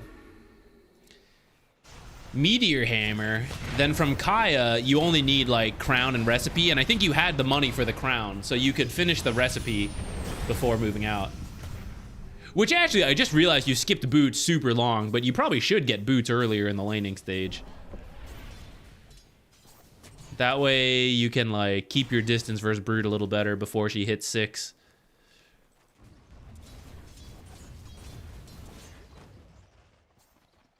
I'm brand new to Dota. Which of your videos do you recommend for complete noobs? Welcome to Dota, and thank you for picking my channel. Actually, in this channel, the playlist, I just mentioned this earlier, actually. There is a beginner's playlist. Some of it might be a little dated. I have not gone through that playlist again yet to verify which ones are still... I mean, they would all put you in the right direction, just some of the numbers and stuff might be different. There is a very recent playlist called Game Knowledge Guides. That one I have recently watched, and as long as it's like 90% plus still relevant, I put it in that playlist. So that would be a really good place to check, as well as the beginner's one, which, even if some stuff is outdated, I still think the majority would be okay.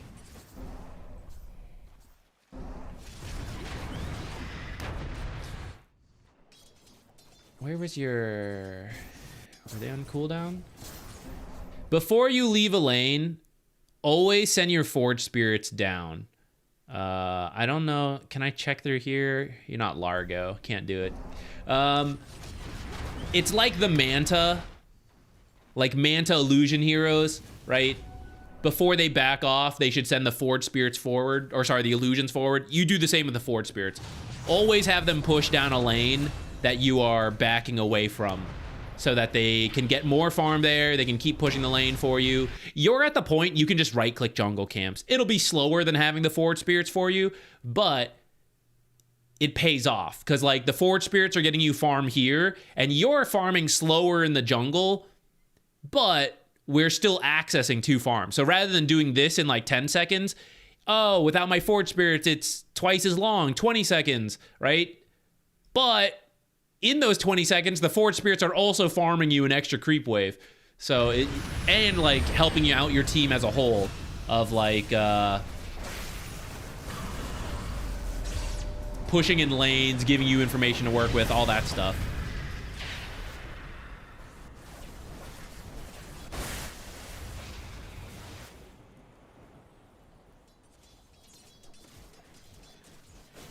Where are they? Where are the Forge Spirits? Where are the Forge Spirits? Did they get used earlier? Did I miss that? Did they die instantly? This is where the Forge Spirit should be going forward. Here they are. But now we're just farming together. And so see this mid lane? Right?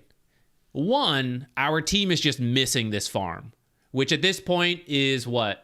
About 200 gold. So our team is just missing 200 gold. But also, as the enemy team is respawning off of this fight we just won here, where are they? Are they all going bottom to defend?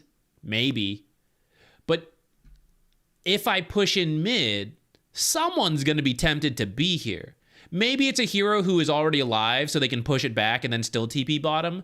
But maybe it's going to be one of those heroes that died and they're looking at the map like, where can I TP for farm? Oh, Invoker's pushing in mid, I'm going to TP here, right? And then because of that, this push happening bottom is now more effective because one less hero can defend it. And if one hero does go bottom and they wipe your team, well, at least your Forge Spirits pushed in a whole creep wave and then attacked this tower, so you're at least getting some of the mid tower for losing this fight. But the way a high level game could work, for example, is the hero pushes in mid, Forge Spirits or no, right? You push in mid and then you run bottom to join the play, because we're banking on the fact that these creeps will force someone here and that will give us an opportunity down here. Maybe you're close to an item. Maybe you want Ags would be common. You're actually going for BKB, which I think it's actually a little too soon for BKB for you. But it's actually a good item nonetheless. But let's say you want to finish that item. I don't actually want to join. Plus I have Sunstrikes.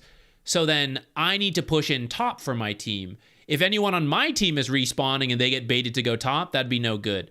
Oh, I didn't even see Juggernaut up here. He was blending in on the map. Okay, so maybe you don't need to go top. But let's take Juggernaut out of the picture. Let's say he's dead or he's somewhere else, right? So then I push in bottom, or push in mid, and I use the time to run top, and then I'm pushing in top as well. So it's like multiple things are getting done, baiting multiple responses from the enemy, which then I can just keep farming, having contributed to my team information, but I can also join the play, and I have set myself up for success because I made the enemy team do one thing, and then I went somewhere else for a different play.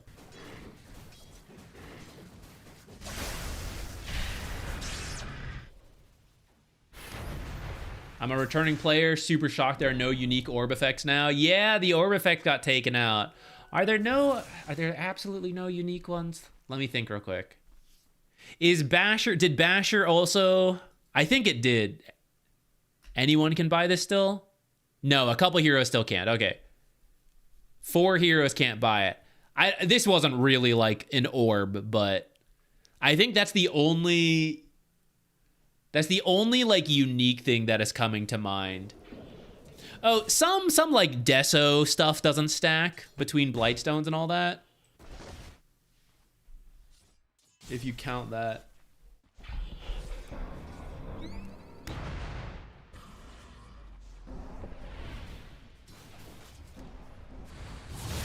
You have a video about how important move speed is. Like, for example, you mentioned the farming windlace. Not specifically, though that video concept kind of touched on it, because I showed the time it takes to move between camps. So you would have to do the math on, like, you know, if it takes me 10 seconds to walk to this camp and I cut it down to 7, save 3 seconds, use it to farm something else, use it to walk to another camp. I guess the concept is in the video. I don't really have a dedicated video for it. I'm not sure what more I would do than what is in that video, though, actually. I'm not sure how else I would show that.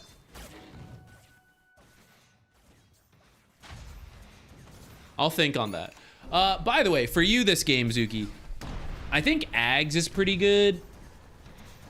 Especially for pubs. I can't believe I'm saying it, you know, but like, I think you can push this BKB off. Invoker is a pretty backline hero, so you're lower in the order of like who to target. Especially when we look at their lineup, they don't really have heroes that jump the backline, which is where you are. So even against Razor's will, like, he may not be playing that way, but if you stand behind Razor, whether he wants to or not, he is now the front line. So they will have to go through him before they can get to you to then force you to need the BKB. So I think you can delay this a little longer, do the Ags first, then get the BKB. And it will be good, you know, the pit, a lot of magic damage from these heroes. I do think the BKB is good eventually. I just don't think they can really get to you right now to make you have to use it so much.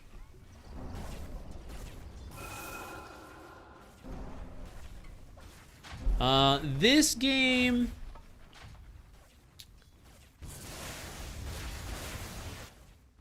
I think I like the Dyer's lineup a little bit more because they have a bit more stuns. This side, it's like Wraith King and then Roots.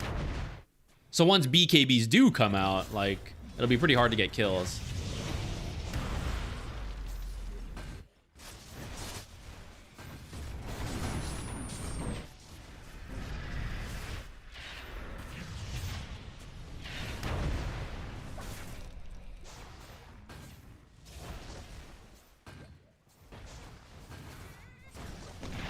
Better have it and not use it than not have it and need to use it.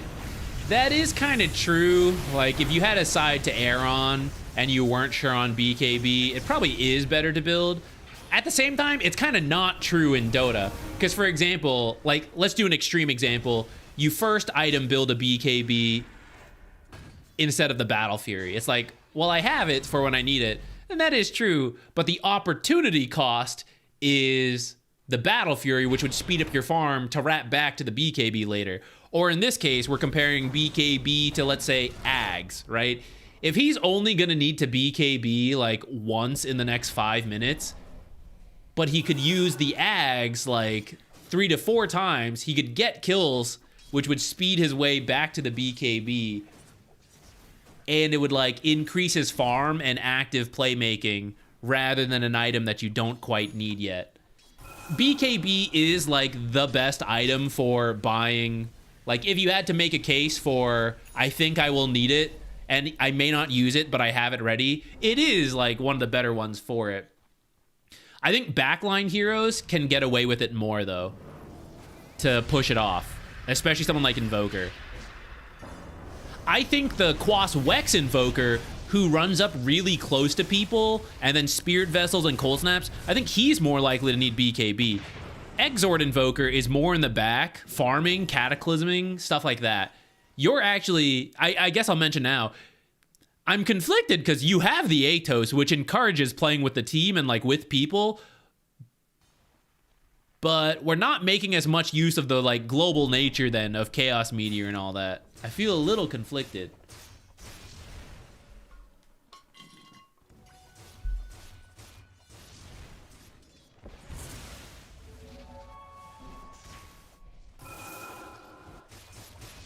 I think before we move on to the next one, let's just do this for a little bit, because you were asking about increasing your farm.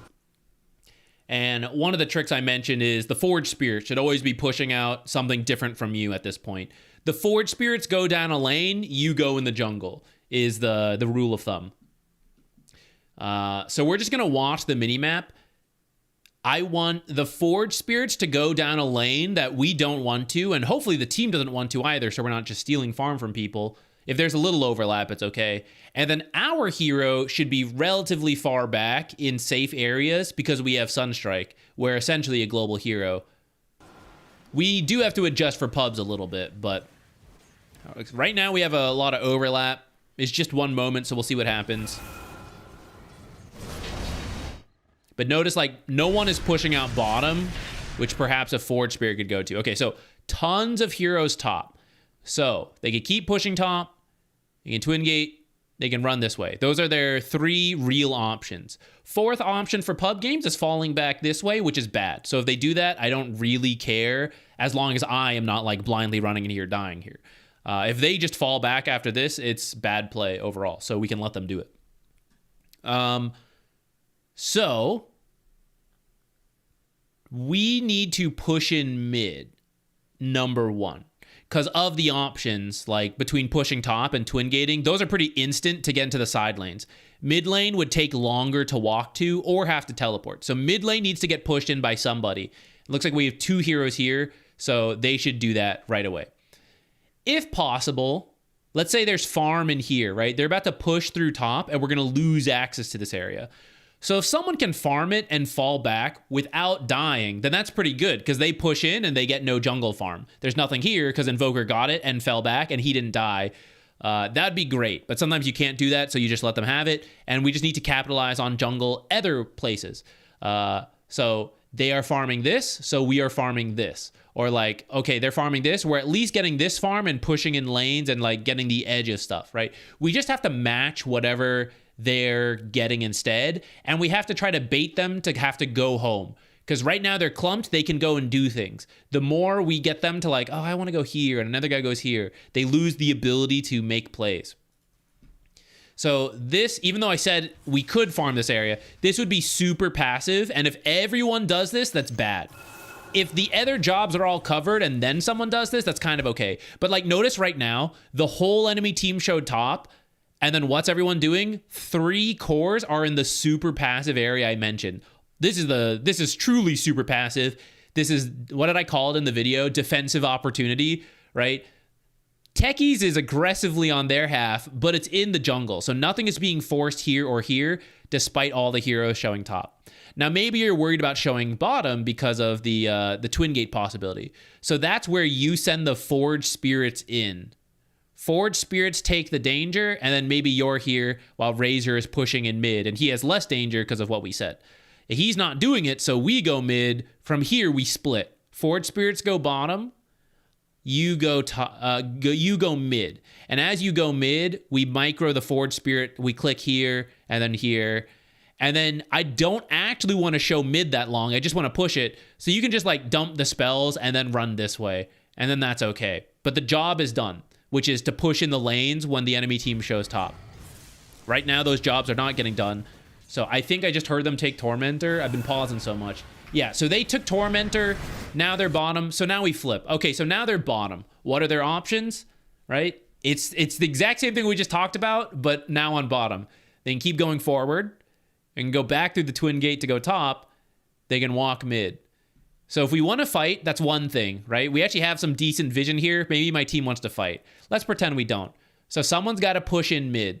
Mid actually is pushing. So if no one did it, it could be okay. But if a hero goes, we could threaten the tower, which is kind of nice. Maybe Forge Spirits could do it. Top needs to be pushed in. It's actually pushing into us. So this one definitely needs to get done. If we end up sieging here, like we defend, they push, and we hold here, we're going to lose out because top is going to come in, and then one of us is going to have to go home, and then they're going to have the numbers, and then they're going to finally make this work. Or we're just going to lose a chunk of our tower. No one's going to leave, but we're going to lose half of top lane for no reason. So top needs to get dealt with. It could also be a Forge Spirit job. Boop, boop. Forge Spirits last pretty long. They can do a little bit. It wouldn't be perfect because they're so far. So if you get closer and then do it, they'll be able to do more. Cutting is another high-level option, especially when you're really scared of the enemy. That's something techies could do. Techies could walk over here. It is 2609. You guys probably can't see it right now because of the mode we're on. 2609 means the creeps are somewhere around here. I know this because I go based off a couple times. Creeps are here around 13 seconds. I have to do the small pull around like 17 to 20 seconds, which means the creep wave is here when I like pull it out. So then subtract a few seconds that are like in this area. Those are the main timings I use. And then like 25 seconds for the hard pull this way because the creeps meet here at 30 seconds. Those are like the chunks of time I know here, here, and here. And then you just mirror it for like the other side. But also you can look at your map. So like my creeps are here, so I know their creeps are here. So techies could run this way, cut the wave, and what that would do from an imminent push coming with whatever creeps are here, the creeps here can be dealt with single meteor, with a single AoE ability plus fortify, right? Then they back off and they wait for this next wave. And then because the next wave shows up, they keep pushing. If techies kills this next wave, and it's 2610 right now, this creep wave dies to fortify, this creep wave's dead, this next creep wave spawns at 2630, and then it's got to walk here. 27 minutes, it's here. 27:20, it's here. So by cutting this creep wave right now at 26:10, Techies buys his team a full minute of time to not engage with this team in the bottom lane, outside of having to use one fortify or one AoE ability. That's how good this creep cut is right here. He will not do this because this is... I would be extremely surprised if Techies goes for the creep cut, because creep cutting is really underutilized in most pub games. Do it, Techies. Prove me wrong.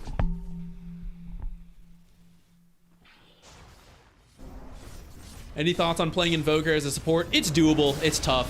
Position 4 is better than not, in my opinion. Better than 5, I mean. You go the Urn. It's better than ever because Urn, like, you can build it without worrying you're griefing somebody else. Support Invoker needs the Urn, but you can't justify your priority over someone else who wants, like, Urn or Spirit Vessel in the past. But now it's okay. So it got a lot better, at least in consistency of the build. We are actually losing bottom because Techies didn't cut bottom. This whole push cannot happen without...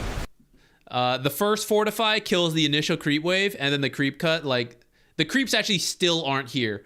At the time you guys are losing barracks, the next creep wave, that spawn that we were talking about, would meet, like, here.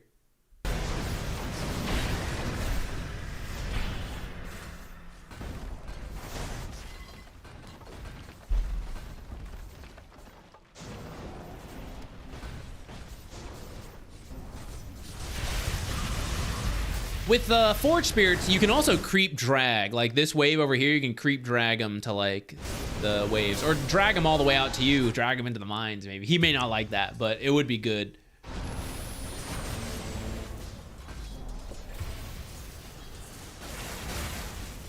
Alright. I'm going to come back here. I'll let it play out for a little bit because I have to refill my water.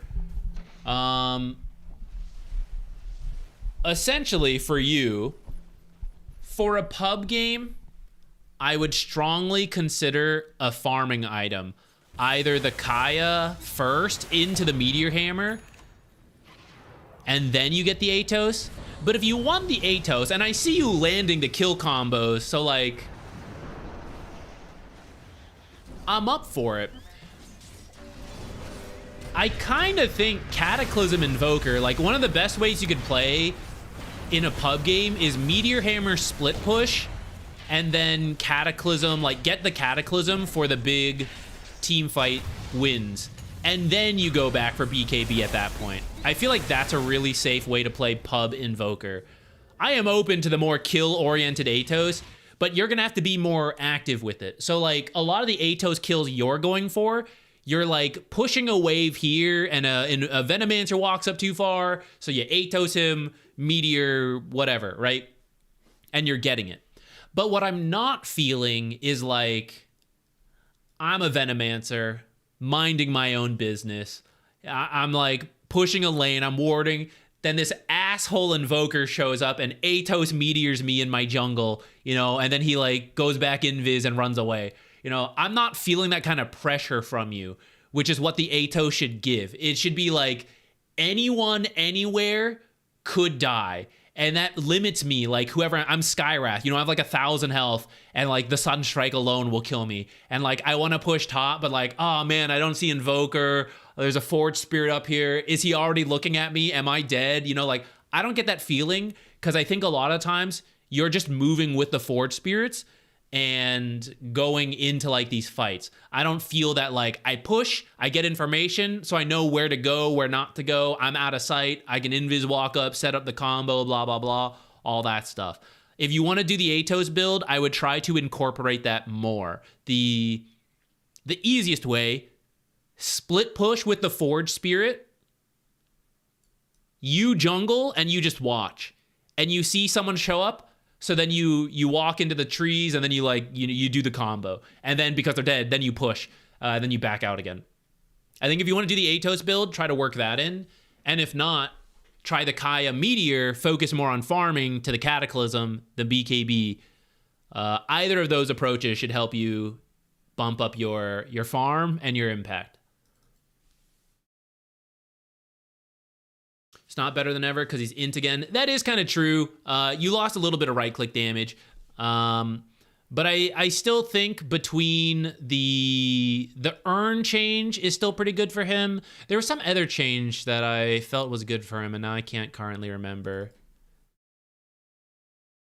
I don't remember if it was his change or an item change.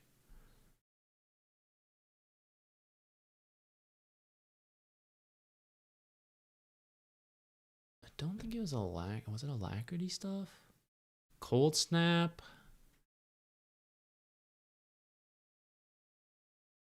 What is the math? Damage at level 1 increased. This isn't where he stopped being universal, actually. Where is it?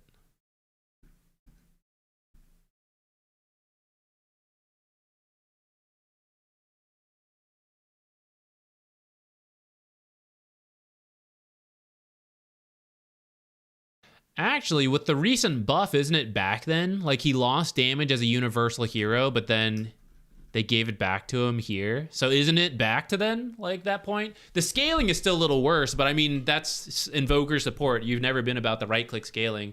It's just, like, enough in the lane to get by. I'm gonna keep playing. I still need to get my water. I'm gonna go do that, and then we'll keep going. Hey, Blue Flash, what's up? How you doing? I'll be right back.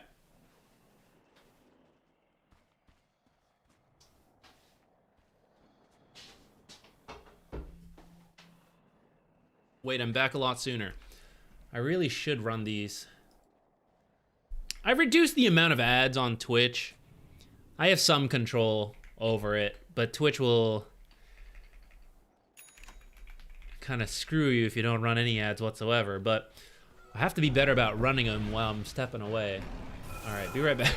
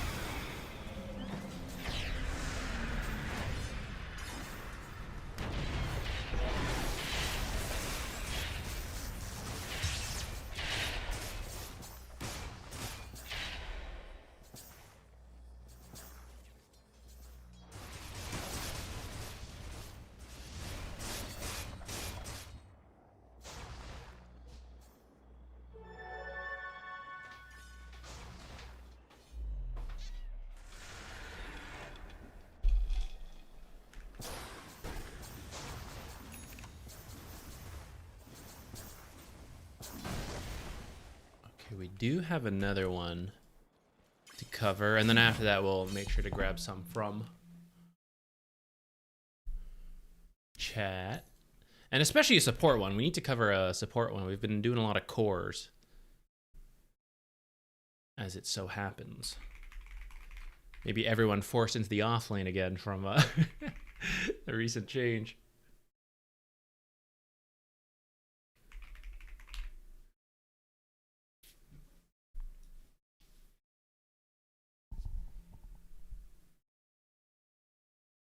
Oh yeah, my sister technically they weren't all for me. She painted one for each of the siblings.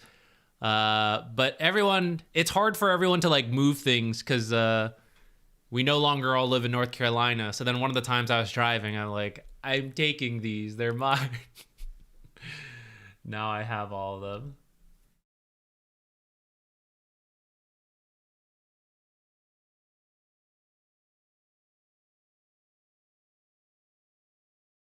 What do you think Largo nerf should look like next patch? I think they're gonna over nerf him. I think the safest thing to do is to just change ags a little bit, reduce the numbers. And honestly, that's probably fine. Like, Largo offlane is so weak.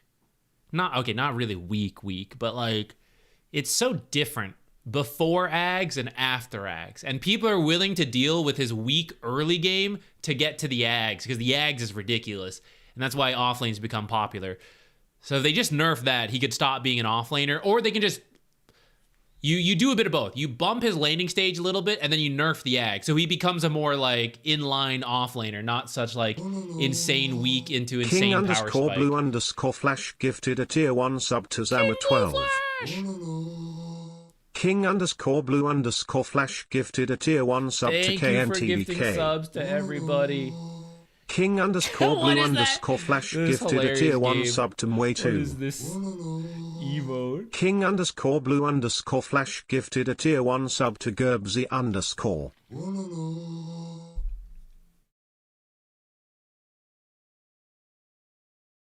King_blue_flash gifted a tier 1 sub to JSND.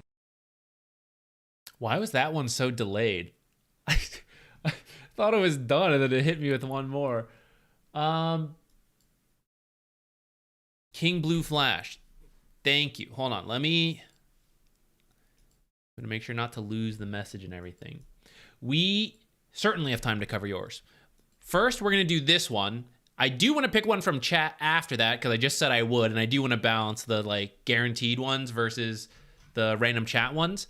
And then we will get to yours. We definitely have time. I don't know exactly how long it'll take us, but we will get there. Let me download this one. I don't know why I'm just sitting on it. Thank you so much. What were we just talking about? Oh, Largo. I actually think support Largo's in a pretty decent spot. I think you can play with the numbers a little bit if you want, but I actually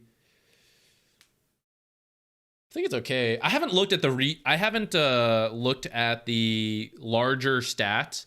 Once we finished casting, I've been in like full gold video. I hate the gold video at this point. That's how tired I am of working on it. I've been so into that. I have not been keeping up with data statistics on like win rates and all that stuff. So I'm not sure. Maybe it did get broken. Like it is too good. But my last impression of it is that support Largo is like fairly balanced. Off lane, the ags is a little strong, but I think other elements of it are still a little like aren't that great. Like he's not that broken. It's just the ags is really strong. But I also think a lot of teams just don't know how to deal with it yet. Like that happens a lot where something is good because teams haven't figured out the best ways to address it yet. I think if you just left it in the game, the win rate would go down a little bit because teams would realize like, hey, this is worth picking versus that guy, you know? Doom, for example. A lot of teams weren't playing, and then Classic 33, he's still willing to play Doom, and I think Doom is one of the best heroes versus Largo. And maybe he wasn't meta, but when Largo becomes meta, it's like, yeah, okay, that brings Doom back into the consideration.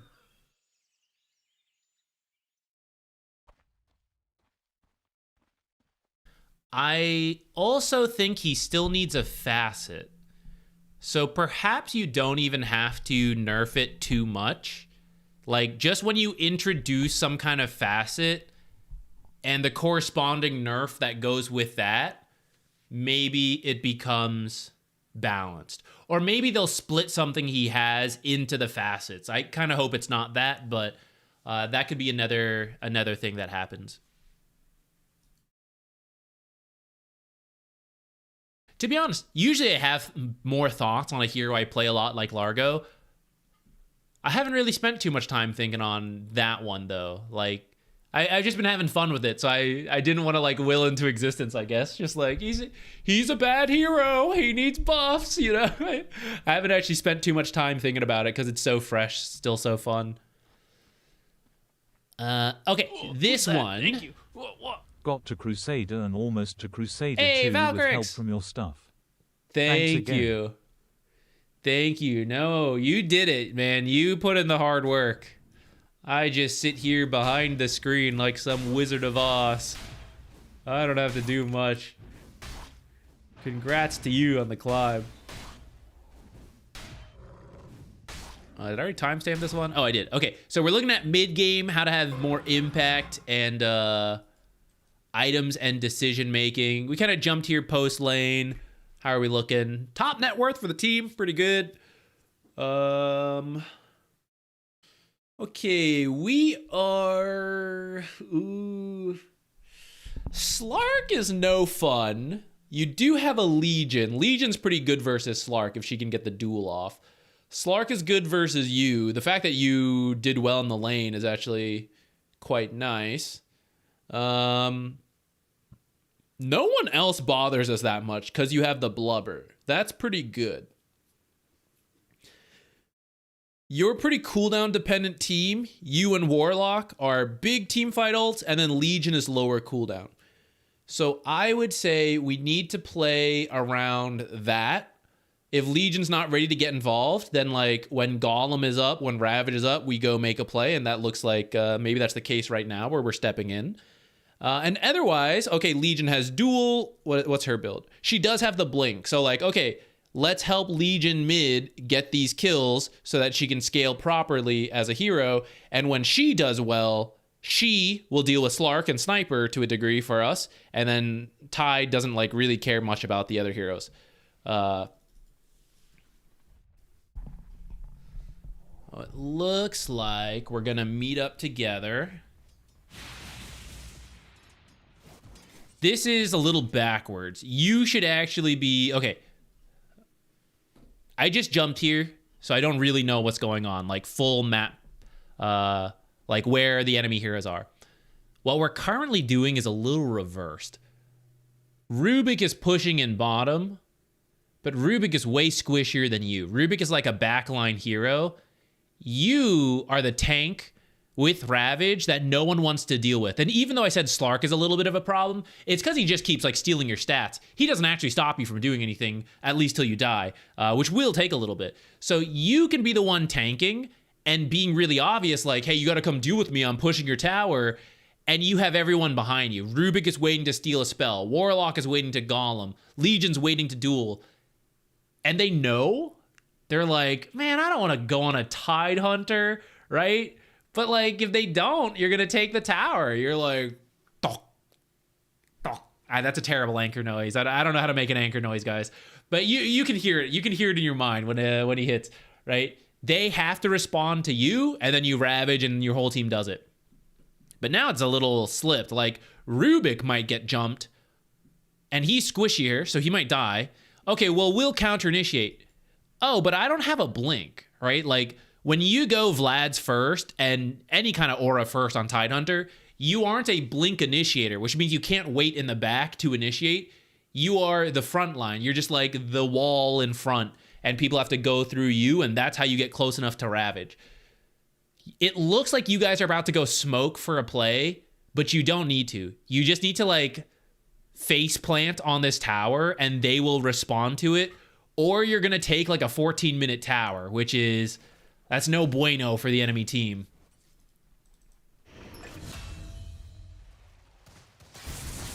Boom! Sniper's dead. But the team lost patience, and so they left. They're like over here doing this stuff.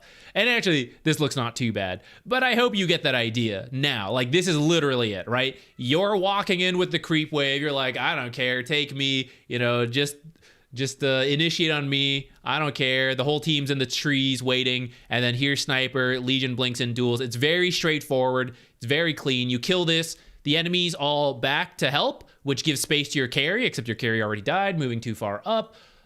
Or after this, you do this, and then you can still TP back to defend, because this is our half of the map.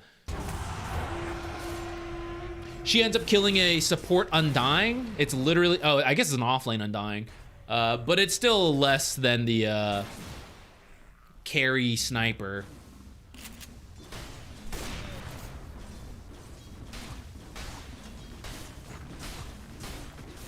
How do I make that noise, guys? How do I make this sound effect here?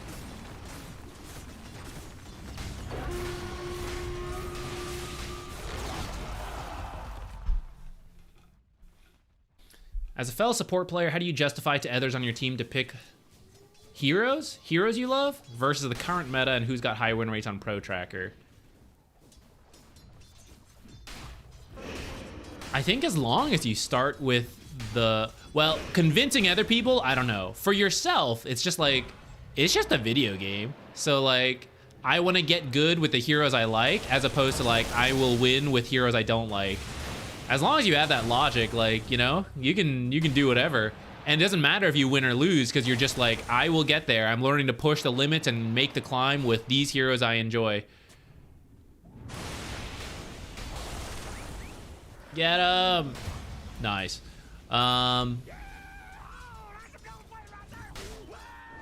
To tell other people,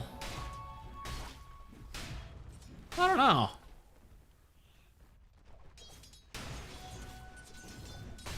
You have a catapult wave here, by the way, so this is really good to just push in together. Ignore. Okay. They take a tier 1, you take a tier 2. What's better? Us taking a tier 2. Of course, this is a little low. This is healthy, and this one's low, so it's going to be hard. You have a very big wave building with the catapult, and you are Tidehunter with Vlad's, so you can tank as well. You have better tower threat than they do right now. They don't even have creeps here, actually. Where are they? I don't know where their creep wave went. I guess Legion ended up killing it. They don't even have anything to do here unless they're going to face tank this tower. So you can force the rotation from them first and then go. We're trying to walk through, again, not an initiator, right? I have a Vlad's. Blink is not done yet. I also don't have Ravage. You cannot make plays right now. And even if the play was in front of you, you still can't make that play because you can't get there. You need this Blink. So don't try to force things that are harder. Do the easiest thing, which is just like walk into towers to farm up the Blink. And this is still very useful for your team. Do that. And then when you come make these plays, it'll be way more likely to succeed. That little indecision cost us time. This whole wave here, we could be here. Slark is now getting this money because we like, I don't know, like what do we do? We didn't go with it, so now Slark is free farming this whole wave and we're not getting any tower damage. But if you were here and Slark wants to do this, everyone on his team is forced to come back to their own half of their map, so they're not stealing farm from us. See, this is something that I should have I should have made this more clear in the gold video, and I'm sad I didn't. But when they come back to their half of the map, right, they just have less access to farm because it's their own half of the map, and we're stealing this back stuff as we retreat. So that's what helps build a long-term gold lead.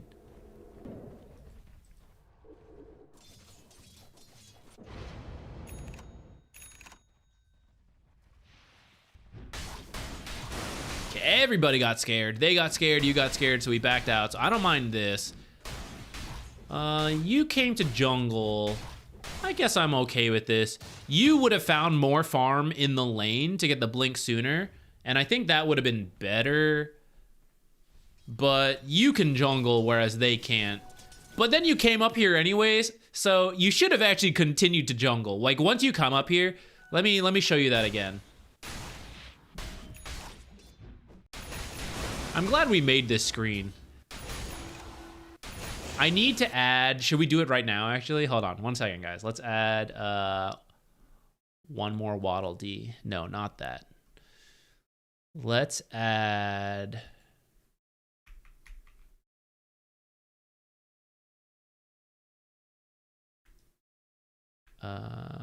what's the best way to do this?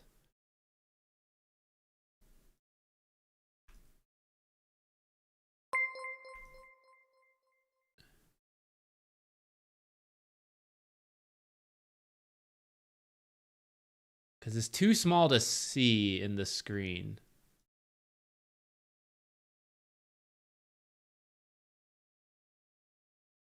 There you go. Now you guys can easily see it. Okay. You came out this twin gate, and our choices for farm are to go to this lane. Let's think long-term farming patterns. Come to this lane, this camp, see what the time is at that moment, think about our lives. Maybe we're going here, maybe we're back in the lane, they push it back out, who knows? Maybe we're going here, we'll see. But Legion's here, so it's probably not here. I go this way. All right, that's fine. We're going to let them deal with the wave. We're just waiting for our Blink Dagger anyways. Okay, let's do it. So let's farm this. Let's farm this. Buy the Blink Dagger. Maybe I need to keep farming this way. Blink Dagger gets here. We can go. If I farm this way, I'll probably get here around 18 minutes, and then I can walk back. Something. You know, we got choices. We walk up to the Ancients. Right, farm this. So that part's good. Speed up a little bit because it took a while to do these Ancients. And then you went this way. So like in the triangle, right? Let's do a little geometry. We got like one leg here, another leg here, and then the hypotenuse, which is the longest distance to travel, right? We were okay doing this and then this way, or this and then this way, but we are now going to go here and then over here. So it's far more travel time than necessary. And then the creep wave pushed out. So it was even further plus extra danger. So it just doesn't really make sense, especially when you think about the fact that what you did was unnecessary in terms of pushing the lane. It got you some farm, which is nice, but it was already pushing. So your team didn't have to interact with the creep wave anymore if you didn't want to, which you could have not. You could have just kept jungling, get the Blink Dagger. Somebody on their team has to deal with the top wave pushing in.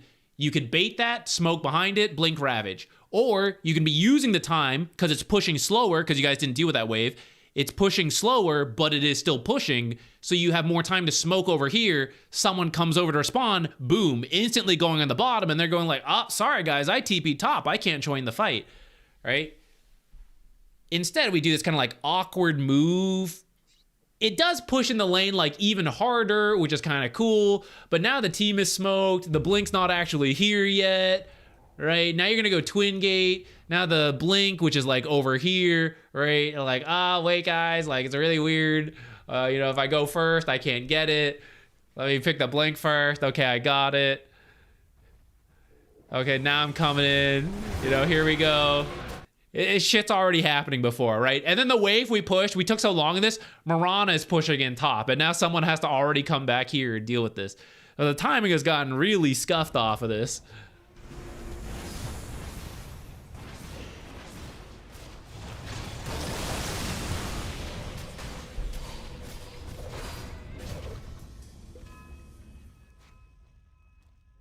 Okay, we won that fight. Okay, you're gonna let Troll get... Boom. We're gonna spend a lot of time on this screen, I think. All right, let's think about things that need to get done, because we just won that fight. Push bottom, take tier 2. Maybe. Roshan, over here. Our lineup could, like, maybe do it, but it'd be super slow. But we wouldn't die because, like, you're tanking through it and you have the Vlads. It's doable. It's just slow. So maybe we don't do that. Also, it's a pub game. We don't want to lose top. We mentioned Mirana's been pushing it. Someone's going to have to go through there. Could go over. They have 3 heroes dead, right? Oh, I go through this Twin Gate. Well, what if they die without me? Could happen. I saw Slark TP out though, right? Because he was in this fight. Even if you didn't see him teleport, he suddenly shows up here. How did he get from here to here, right? Like, yeah, he did some kind of magic there. That's the teleport. So I know he can't come down. Mirana could come down, but everyone else is dead. So it's just Mirana, and that doesn't scare me that much. So one hero, especially a core hero, can push out bottom. Warlock can be doing deep warding right now because there's no way he can die because the 2 heroes left are here. And then the third hero down here can then, and we can say it's you in this case, can go through the Twin Gate to defend top from Mirana and push this back out so you don't lose this tower despite having more heroes. Jungling the small camp right now is going to get you farm, but it's not helping progress this other stuff.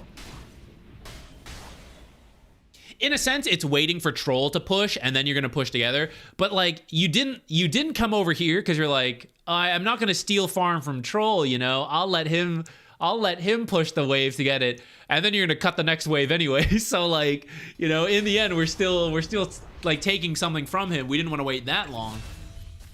If we're staying up here, we're either jungling or not. And then because you didn't go, Warlock went, and then Warlock died because he's the support. He ended up getting killed up top.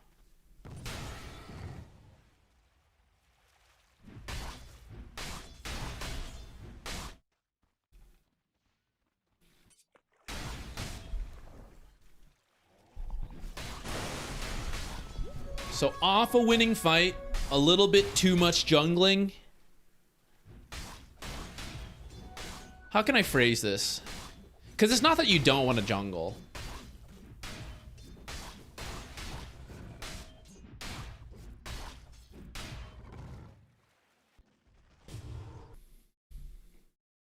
First, is there a lane that must be pushed or defended? That is usually priority number 1. Are there lanes that must be handled? Can they be handled? You know, for example, Slark is pushing one, he's like 20k, you know, like, okay, I cannot deal with that lane. So that's fine if you ignore that lane. But if it can be handled by, for example, Mirana was pushing top, and then you or Troll probably could have handled it. Warlock clearly could not. Well, I don't know what he did. Maybe he could have and he just messed up. But anyways, whoever can handle the jobs, you figure that out, right? Make sure all the jobs are getting done. And then the extra heroes do the jungling. So let's say Mirana was not pushing top. We're back. The best scene I ever made. How much we use this. Mirana not pushing top. Troll pushing the lane. So in that sense, I do not need to be with Troll pushing the lane, right? Like, he's perfectly capable on of his own. So it would be a waste of my time to do that. That's where you can jungle, and it's okay. We are stealing from the enemy. We're not dealing with other lanes, but we're saying they don't need to be dealt with. And I want to actually push this. This is like the future job to be dealt, but me and Troll don't need to push together and then get here. He can push while I jungle, and then we get there. So the bottom lane job is happening, and we're able to maximize farm. So that's okay. In this case, top does need to be dealt with. So we're trying to do that, right? Troll's kind of pushing the lane, and we're saying we're going to jungle. If you're deciding to give up on top tower, it is okay, because like, okay, I'm giving up top tower, I'm staying here, farming efficiently, and we're going to take bottom tower. If you think you can get that trade, I would say that's okay. If you don't think you can get that trade, and they're just going to take top tower, you're going to steal a little jungle, but then not actually get this tower, not actually push this tower, which in the end, we didn't push this tower, right? Then that doesn't feel as worth it. So then that becomes a new situation, whereas before it was, there's one job to do, so the extra heroes get to jungle. Now there's 2 jobs to do, so if one hero is pushing in the lane, the other hero can't be jungling, the other hero has to go do the other job, because that's more important. If you think it's more important. Again, like, you gotta, that's where you have to decide based on the game. But that's what I would say is like the issue here is, because I know it's confusing of like, I don't know, Zach saying steal their farm, now he's telling me not to steal their farm. I know it's very confusing, which is what these like replays are for, to go into even more detail than what was covered in that 80-minute video. But I guess that would be my logic, and hopefully that makes sense.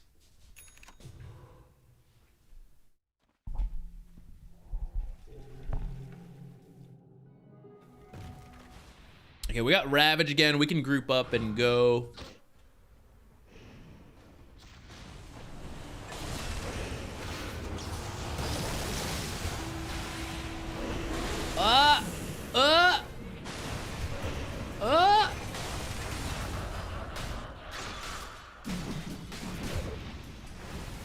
Alright, kind of worked out. I thought it was gonna go even better. It was still a winning fight in the end. I'm not even gonna nitpick the fight itself. I just want to see what you're doing after. So we win the fight. And you guys are pushing mid together. So this is where, if you are needed to help take this tower, what you're doing is perfectly fine. If you're not needed to take the mid tower, but you still want to be in the area to help him in case heroes come and defend, then this is where you would jungle while he's pushing. But it's early enough where I think you helping with the tower is perfectly okay. So you two together is good. I see Legion heading bottom to push that in. That is good. Does anyone need to deal with top? Not quite yet. I'm not sure just looking at this if it's pushing in your favor. I think it is. But sometimes there's more creeps than it looks like. I don't know. Maybe it is pushing towards you. Let's say it is. It's still going to take time, right? The tier 1 is lost at this point. So only once it gets here do we absolutely need to deal with it, and maybe even not then. But we at least have time till that point. And I actually think this is pushing in your favor, which means it's got to go here, and then it's going to go back. So there's a lot of time before anyone needs to deal with top. This is why the Radiant, once they're losing fight, they want to push top right away to get one of these guys to feel like, oh, I gotta go defend this, or I'm gonna lose it. But they're not currently. Maybe they're walking over, but they're not. So now we don't have to worry about top. We can take mid, we can steal their jungle, we can push bot. Warlock should walk here, or so that you guys can stay out, he could go walk top. If he could see like, oh, top is gonna need to be dealt with, I don't want any of these guys to have to do it. I'll go top, push it out, twin gate, join them. I'll walk top, push it out, TP here, join them. You know, whatever option he wants to do. Or maybe someone is dead, like Rubik is dead in this case, and he's respawning. So maybe Rubik will deal with it, right? Warlock just walks over, Rubik respawns, TP's here, and then, you know, deals with it.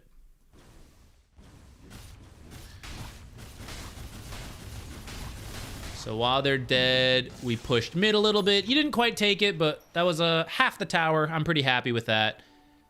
And then I see some scattering here. So let's go back.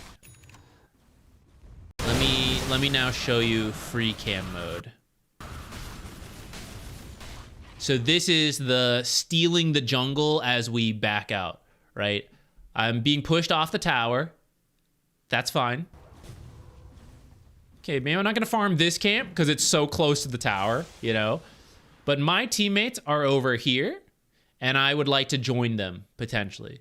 So I can walk this way, and I can farm these camps as I go towards my team. We go out, we go this way, which means all this farm is still here for these guys to take as they push out. This is why this goes back to, like, if Troll could push the tower on his own, maybe I do some jungling to steal this away, which means they respawn. They're still not farming yet. They're still walking over to these camps that aren't up yet. But maybe I retreated through there, so then I'm farming those as I go, and then they get no farm as they respawn. This whole, like, 500 gold area just totally gone from them. It's not in this case. They get to farm it full 500 if they make it all the way. Right now, they're just, like, here, and we're, like, over here. I don't know if I believe in this smoke. I don't know who's smoking right now.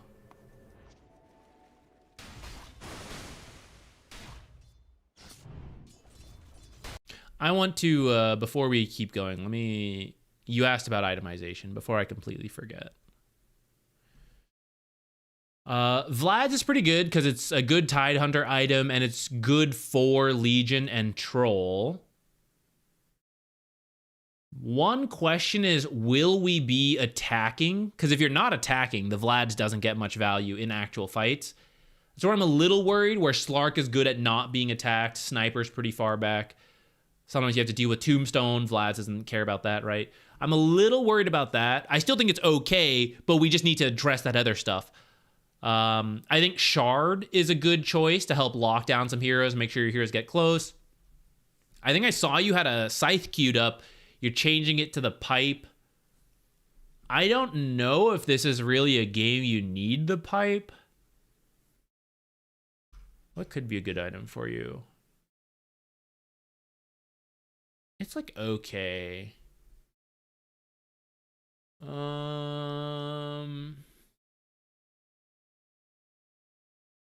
Lotus could be good to protect your troll warlord and your legion, I suppose, from being controlled by Shadow Shaman. I don't mind the Hex you originally had queued. Maybe it's a little too early. Shiva's could be okay for what it does, although it doesn't really help your team because they don't really have a bunch of magic damage. Maybe Ags is cool because they do benefit from that, and you can like slow these people from afar. Ags could be interesting. I don't know if they do enough damage for the pipe. Is this a core Marana? It's not, right? Doesn't look like it.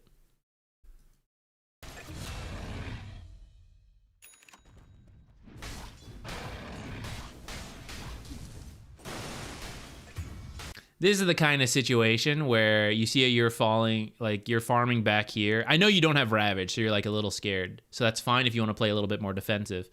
But defensively could be like over here, stealing from the enemy and then fall back to your own side. If they suddenly push you guys, like where are you gonna go? You're not gonna have any farm. But if you were here farming, they push you back, you can fall back to your own farm. Damn. See, this is another concept I didn't strictly say in the video. That video sucks. I hate it. Has anyone had the issue of 30 to 60% packet loss happening? It just started for me over the weekend. I have not played in a little bit, so I have not experienced it. I don't know if anyone else in the chat, have you guys had an increase in packet loss over the last couple of days? Sometimes it happens with like random updates. Sometimes things can get bugged out. Packet loss is not usually, not like that common. Of like an update problem, I guess.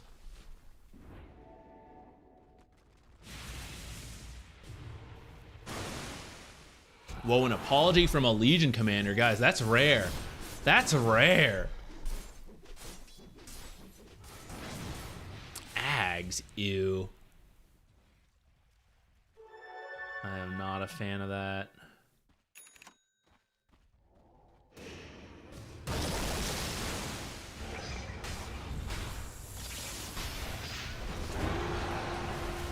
All right, we're kind of getting there. I'm gonna let this play out and then I'm gonna talk about some stuff.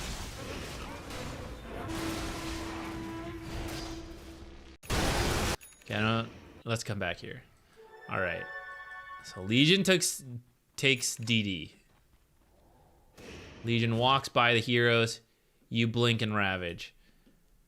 I don't know that you go first here. Cause she has this. I think she actually goes first. I don't mind if you go first. Well, actually, now that I'm looking at it, it really is Legion Commander's fault. Initially I felt you might have ravaged too soon because she wasn't in range, or she'd started to go another way. But actually, she should have seen all this. She just joined the fight like 3 seconds late, which is why it's now kind of dicey. But it always would have been a little weird because these guys are over here. I think if she had joined sooner, it would have worked out more though. Troll should shove the lane super hard right now, guys. If he starts jungling, no good. He's staying strong. It's good. It's good. Keep going, Troll. Keep going. And now you've got to run away. Okay, he can maybe wait a little longer. This is where it's like a little scary to like steal this stuff, I gotta say.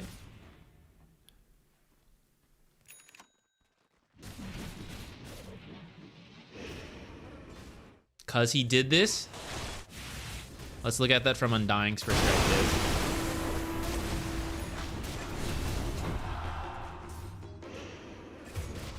They win this fight. We talked about it. There was a little bit of miscommunication, more on the Legion than you. It was also a little deep.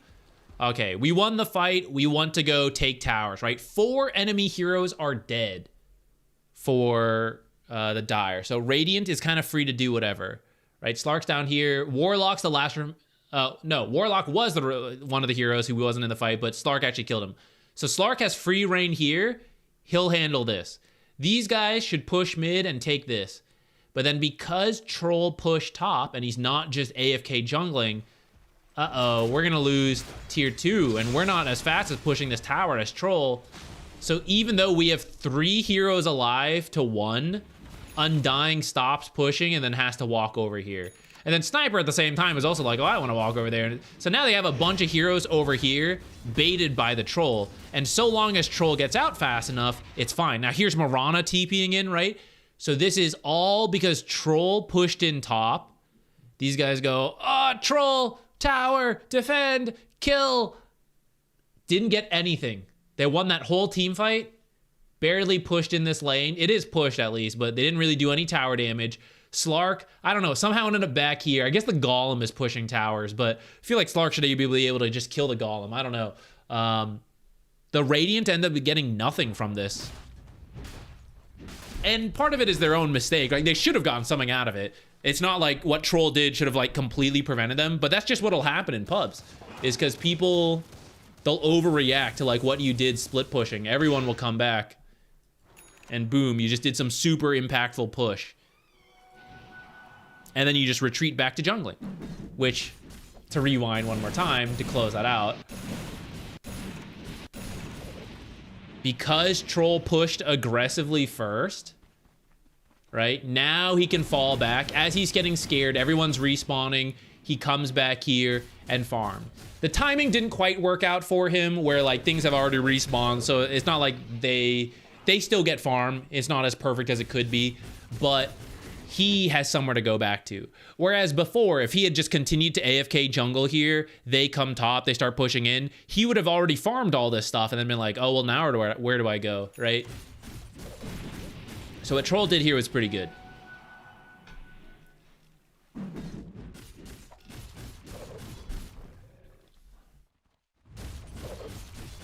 Looks like a couple of you guys have been having some server issues recently as well.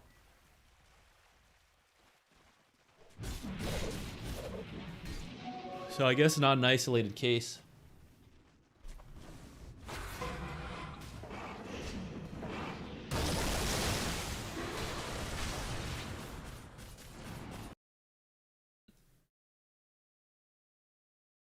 Except it's not the Lotus. It would be Dust that I'm cycling in. I'm doing the motions for. Oh, I'm on the wrong screen. Yeah, make sure you're carrying Dust as the initiating hero.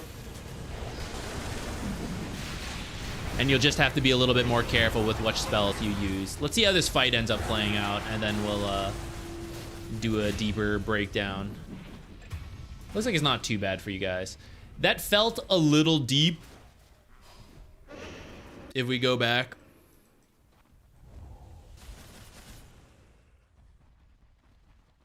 So the parts that are good about this, bottom lane is pushing, top lane is pushing. So that's pretty nice for you guys. But notice we don't actually see anything there quite yet. So if you guys were a little bit more patient on this, that could give you information to work with, right? Someone shows here, someone shows here. We can choose to go kill them. We know we can take the fight, numbers advantage. In the end, it turns out they're actually all here, and we play into that. And that's just a little scarier, a little harder than it needs to be. The Ravage ended up pretty decent. I think you still caught them with a tail end. We can't quite see it. I think you could have maybe blinked in and Ravaged, but like your team still wins the fight in the end. But tactically, it was a little dicey, like the way we went about it. And giving the lanes a little bit more time to push in would give you information to work with.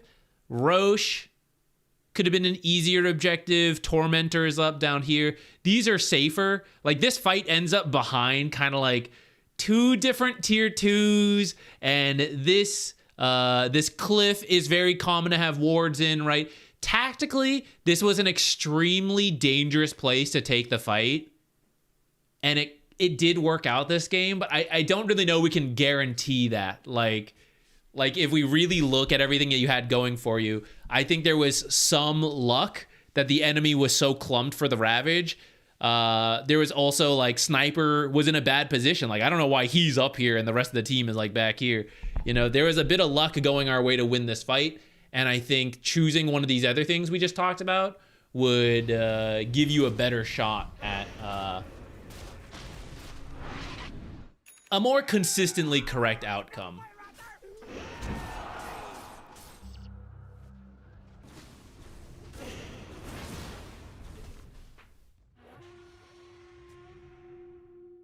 Okay.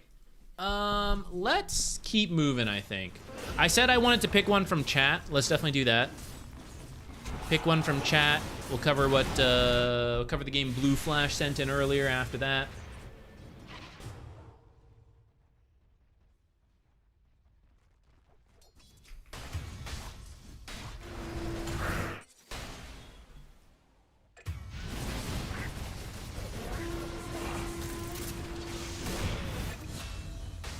I feel like, do I need more caffeine? I already had a coffee today. I even had some soda. I just didn't sleep well last night. The advice, the effective reviewing, gonna start declining, guys. I'll have to stand up and stretch and everything.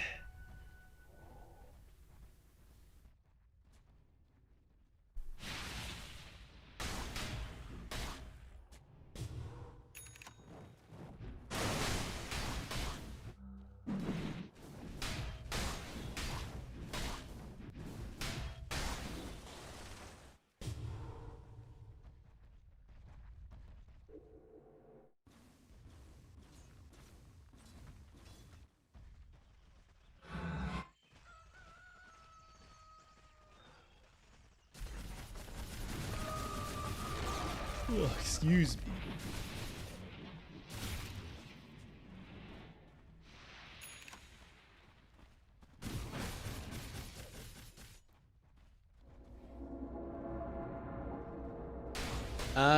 Blue Flash, I saw that. I thank you for that. I copy it over to the side, so even if you step away and I lose it, I will have it, and it'll pop into the VOD.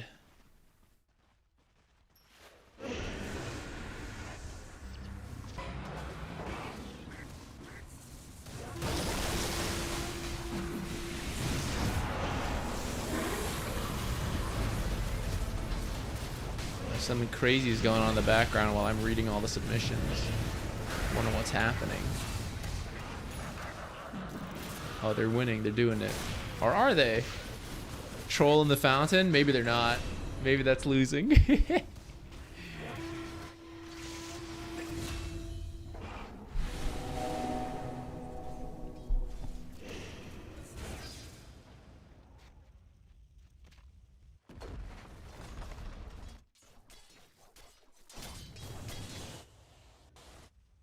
Okay, let's do...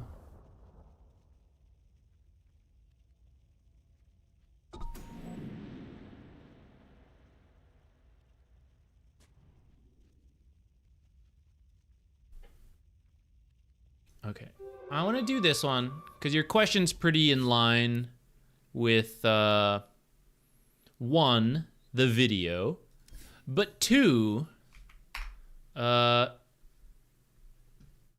Shadow Shaman and learning to split push, but also like be in fights it hits so many marks on gaining MMR, right? Like play Shadow Shaman, split push, you know, do whatever. So I hope that we'll be able to showcase some useful advice here. And a couple people threw in Shadow Shaman games, so can't look at everybody's, but hopefully at least it'll be overlapping advice.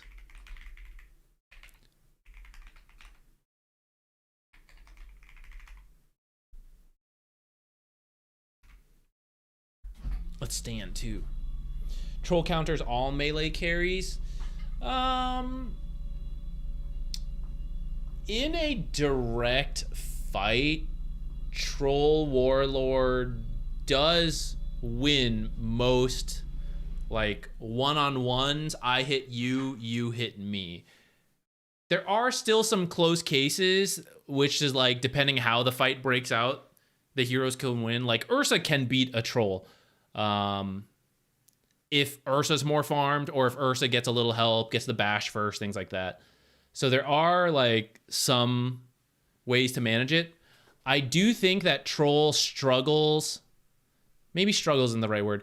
Troll can get thrown off by illusion heroes and mobile heroes. Because if they don't give Troll the like free one-on-one fight, then that's where he has problems. But it is generally good for him. Yeah, like Juggernaut could Omni / Troll, and then Troll can't attack. Granted, Troll can ult and live, and then like when Juggernaut comes out, he might be able to take that fight. But yeah, Troll is usually, he's way up there in carries that beat other carries and like the direct damage output.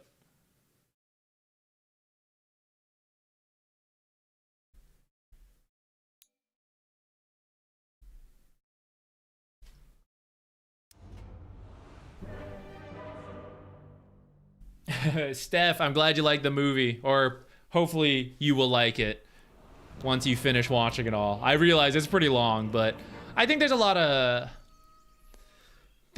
good topics in there that I kind of wish I had covered better in different ways, but if I keep looking over it and redoing it, we will not make progress on other things, and it will continue to bring me down. So I just had to get it to a point where it's like, this is enough, do it, launch it, send it, move on.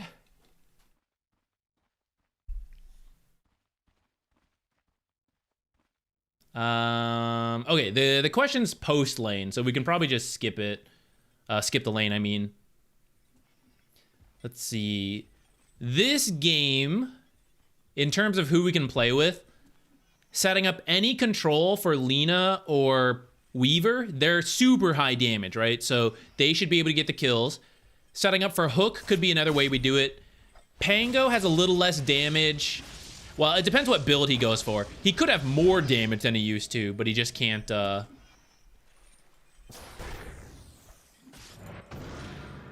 is so scattered. Oh, Pudge did it! Okay, skip the lane. Where are we?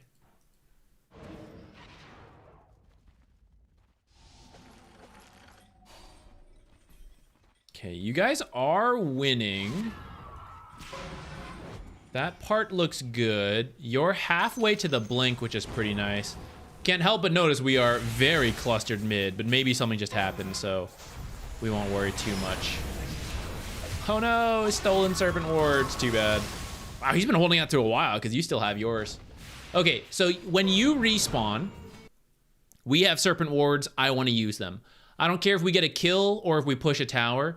If we're going for a tower, I see one more tier 1 down here, so that could be a good one. Otherwise, we can see like where the heroes go, and maybe we can go for a kill with them. We don't really want to just siege up forever. Let me change the wording on that. If we hold this area, that's okay. I don't want to be like, guys, we have to take this tower, like 5-man this tower with my ult. I don't want that level of commitment. But like being in this area, constantly pushing, that's okay with some heroes. Let's see, respawning now. Okay, so 2 heroes here. We gotta decide real quick if we want to go and fight, and if not, we just want to like start pushing out other things. Bottom still looks really good for me. Let's see the creep wave. It looks about even. Your creep wave is actually slightly pushing. So I think going there could be good. The risk is if you TP there, you cannot help mid. So you have to make it very clear to your team, I went bottom, do not try anything mid, or at least know I cannot be there. As long as you know it's, as long as they are aware. We are TPing tier 2. I did not expect that. Okay, if the for the bounty rune, don't worry about it at all. let's weigh that bounty rune. 58 gold. So 300 gold for that, but it's split between everyone. About 60 gold for all of you, which no one's really like, what is 60 gold at this point? It's just a step towards the bigger amount of gold, but no one's like, well, there are times it is like meaningful, but a lot of times it's not. The kill that just happened mid on that Tidehunter, actually, he wasn't worth that much. 180 gold on that Tidehunter. Why is he so poor? I don't know. He's having a horrible game, I guess. This Tidehunter is quite poor. But even then, with the assist gold, that is worth more than the kill. If you guys got a second kill, it's more than the bounty. Pushing bottom, all the creeps there, and then taking the tower, like, that's more impactful. Both of these plays have bigger payoffs, potentially, than a bounty rune. And especially, like, you can just retreat to the bounty rune later. So I wouldn't use a teleport to get to a bounty unless it's like, we're losing the game, I need 20 gold for buyback. You know, that's the kind of thing you do. But at these points, the other plays are usually more value. Okay, so now we're walking top. We like TP'd bottom and we're walking top. So there's a lot of dead time. And notice nobody ever came bottom for the much easier push. Someone could have come here, push this, twin gate, rejoin the team up here, which is what you should have done. After you TP'd here and you took the bounty rune, you checked for a ward, you should go bottom, walk there, push this out, and then you see. If no one comes, you drop the ult, you take the tower, great, get out. You push the lane in, someone shows up, okay, that's great. So they're here, that means we make our play somewhere else. So now you back out, you twin gate, maybe you smoke mid, depending like where everyone went. In this case, they're all top, so you twin gate bottom, go bottom, twin gate top. And now we look for a kill with our Serpent Wards instead. And if nothing happens, maybe we get to tower, we Serpent Wards that. I don't know. But currently, there's actually just a lot of farm going to waste bottom. And no one on my team is, like, dealing with it. We all went mid. And you see there's, like, overlap in farm now, right? We're losing farm value right now. We do get a hook on Tidehunter, which is kind of scary.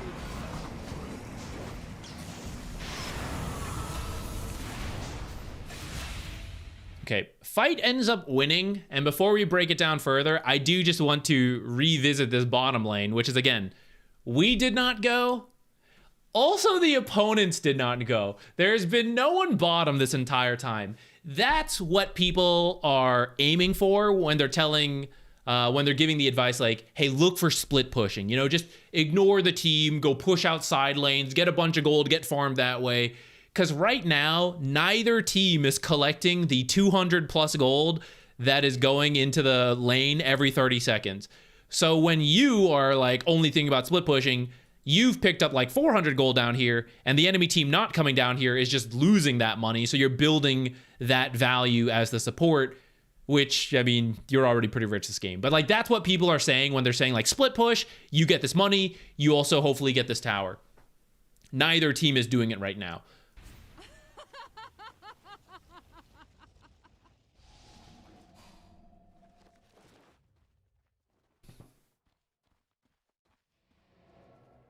How long is too long to take tier 2? It depends how many heroes you commit to it. 5 heroes hitting a tier 2 for more than a minute is usually not worth it. That has to be some like late game situation where it's like you have to go through the tier 2 to win. Then it's like it's necessary. In the early game, that many heroes for that long is not worth it. For 3 heroes, that's fine because there's enough. Let me put it another way. How much farm is up here? There's a wave, and there's jungle camps on either side. Wave, jungle camp either side. Wave, jungle camps either side. Or sorry, I guess the wave here, because we're talking tier 2s. A core can do like the wave and 1 jungle. Someone waiting can do the other half. And then the third guy is like a support, so he's like, yeah, I'm not farming. That's normal for me, right? So no one is too far off the amount of farm they want. What's the 4th hero do? What does the 5th hero do, right? If they take the tower and they get out, that's why it's okay. Like, we all came together, but it was quick. We got out, we scattered again.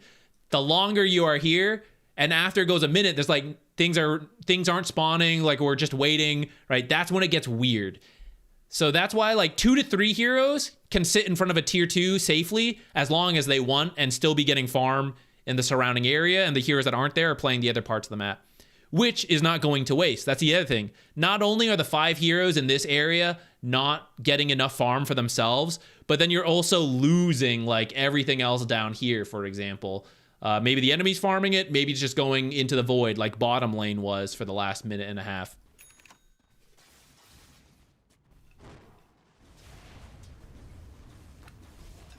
Okay, you not playing with a team to finish your blink is good. Either push out a lane, do a little jungling for your team. Fine with this.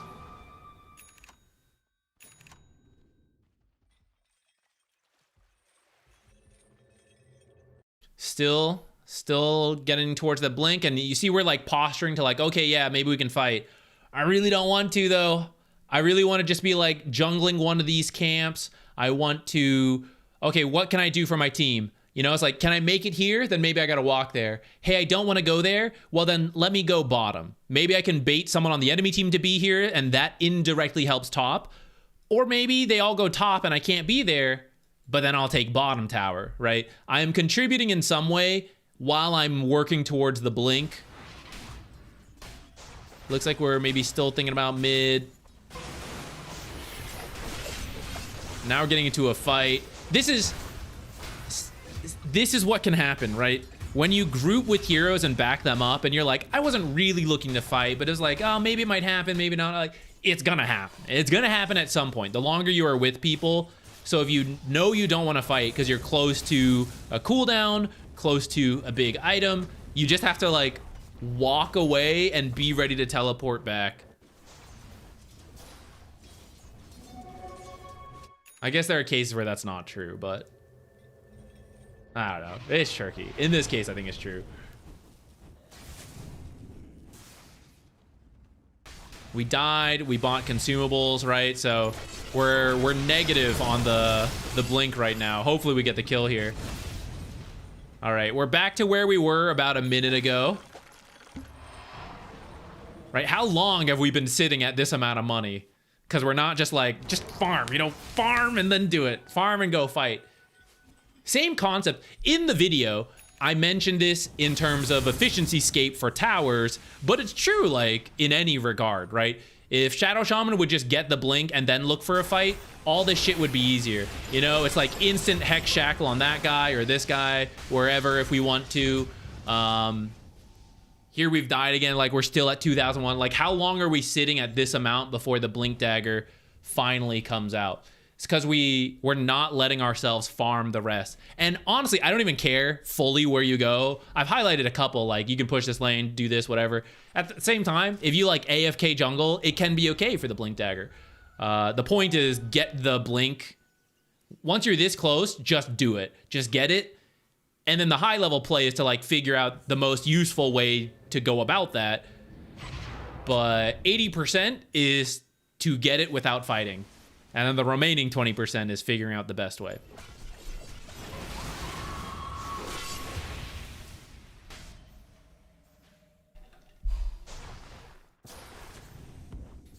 One of my games recently, no one was going for bounty, and I found 5 sitting there when I passed through. Okay, so yeah, there is a certain limit. I know I said don't prioritize them too much, but you should, like, as you pass by areas, grab them. And if no one has been in a certain jungle for that long, that's where you got problems. It better be because you're winning, you know? You're like, oh man, we just keep destroying them, so we've only been here and no one's ever had to go here. That's okay. If it's a close game and like still no one's been in that area, that means someone's farming is horrible. In this situation, let's talk about your positioning. You're a huge threat. Blink, Hex, Shackle, death sentence for a lot of heroes. And now they know where you are. So now they know, like, let's say Queen of Pain is worried about initiating. She can just kill you, actually. And then she doesn't have to worry about you blink, Hex, shackling her. You can't be showing here. Or over here. Let's say, like, Jug. It's like, okay, my team's pushing top. My job, I'm a ZQuixotix watcher. I know my job right now is to stay alive, but to mostly like be as useful as possible. I want to push in this lane, but oh man, what if I get Blink Hex shackled into like Lina Burst? I'll die, and I don't know where they are. So even though I want to push this in, I got to be really careful right now. So he makes his own farm inefficient by being safe. He jungles maybe instead, pulling him further from the lane. He can't do what he wants because he's not sure where you are. And now you're just like in the middle of the lane. You're not defending because you're too scared to walk up, but you're not out of sight, so you're not putting the global pressure anywhere else. It's just like the worst of every world. If you're out of sight, then you're putting that mental pressure on everyone, including the people here. If you are trying to defend, then we got to do it. You know, we got to get up there. We got to shackle things. We got to pull it back, whatever. We have to defend if we're going to show. And if we're not willing to do that, then we can't show. You have to pick one or the other.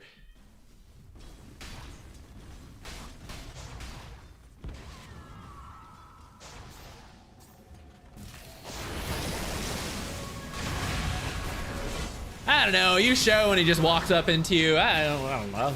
Next level bait. I showed myself to bait them in, I guess, you know.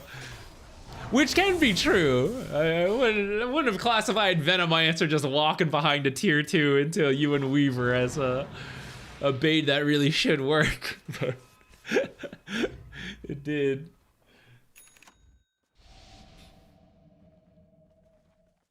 Is it practical to farm the camps around the lane to the bounty on the Radiant side? In lower ranks, it seems like no one farms those camps. Sorry. You mean like this area plus this? This section? Just to make sure I'm talking about the right stuff? If so, yes. That's definitely worth farming. How soon you should do it is questionable though, right? Because with all the tier 1s up, if you go all the way back here, you probably don't have the farming speed and the moving speed to like constantly get everything here and get everything here. So if the tier 1s are up, usually you're farming in this chunk. And then like mid is like these and then this, or these and then this. Sometimes this area when they're rotating or thinking about it. And then off lane is like, you know, these and this and then this. Or like this if you can be aggressive, right? And then you just mirror it for the other side. That's why no one really makes it to like this area because it's like too far away at the start. Once towers start falling, then you will see it more. Mid lane to the right, like these? People should farm those. Mainly the mid laner. The mid laner should farm those.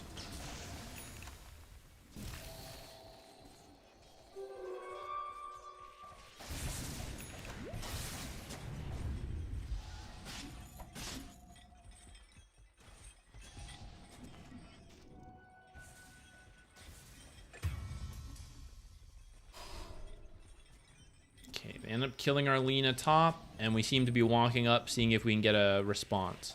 But if they killed Lina top, they had heroes here. And I haven't seen them anywhere else. So then, this is what will happen. It's mini-map cutout time. Alright, here's where Lina died, right? Let's go back to, like, here. Alright.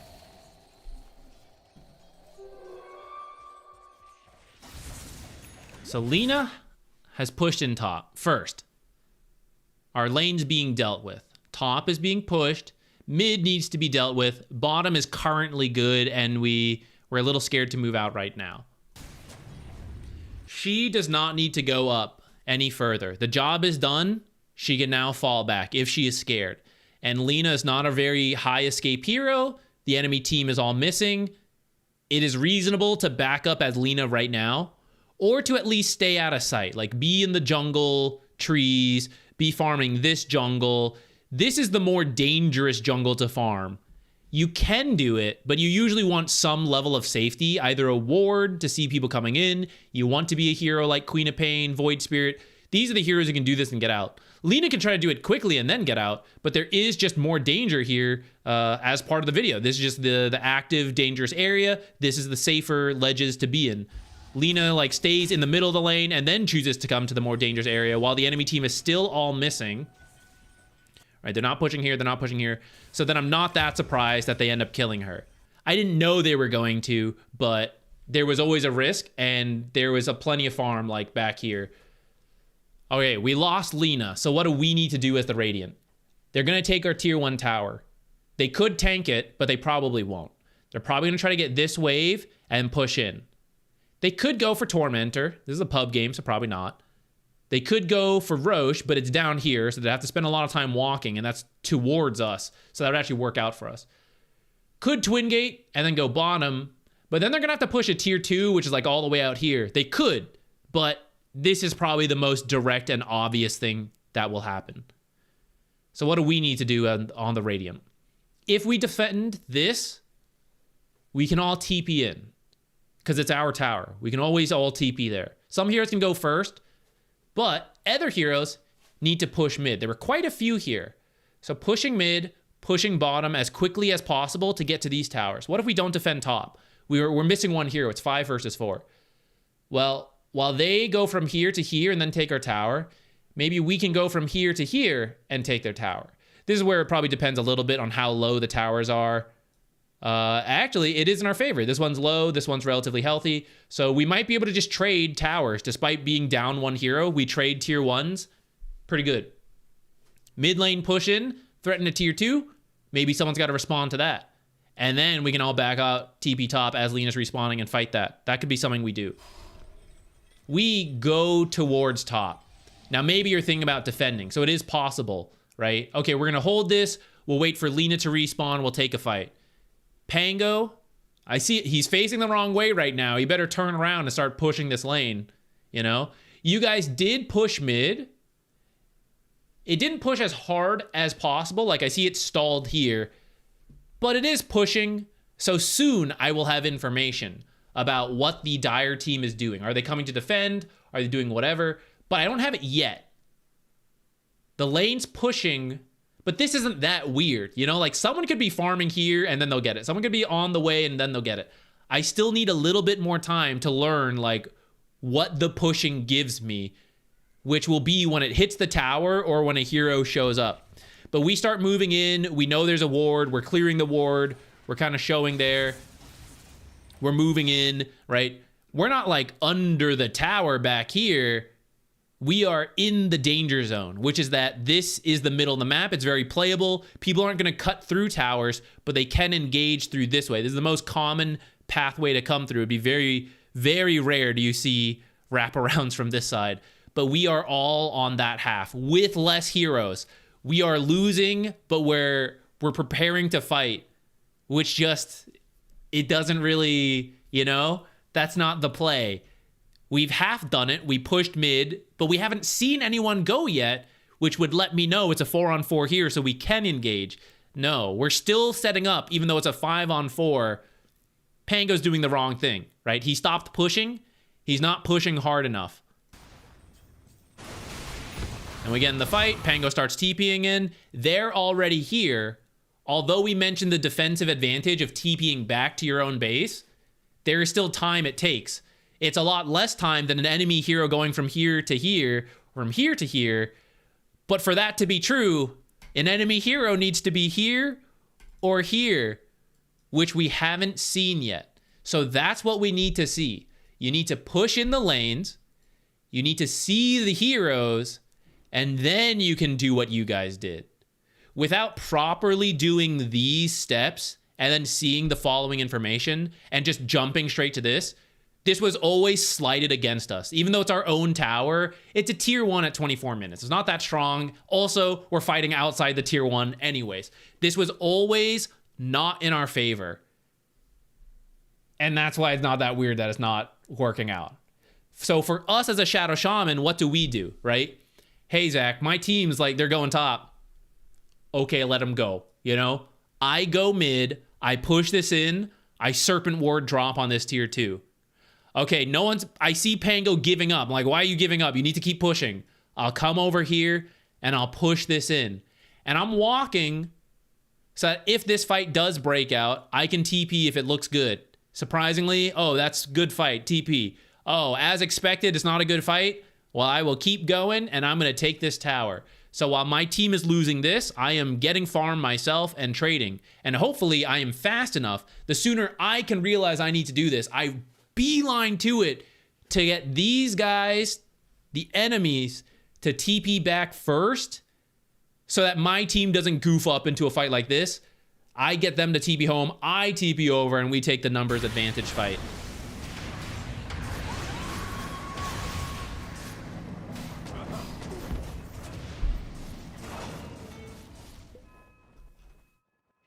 This is the one we pulled from chat, right? Yeah, okay, after this we're doing blue flashes. Okay. We're good. Just making sure we're on track with everything.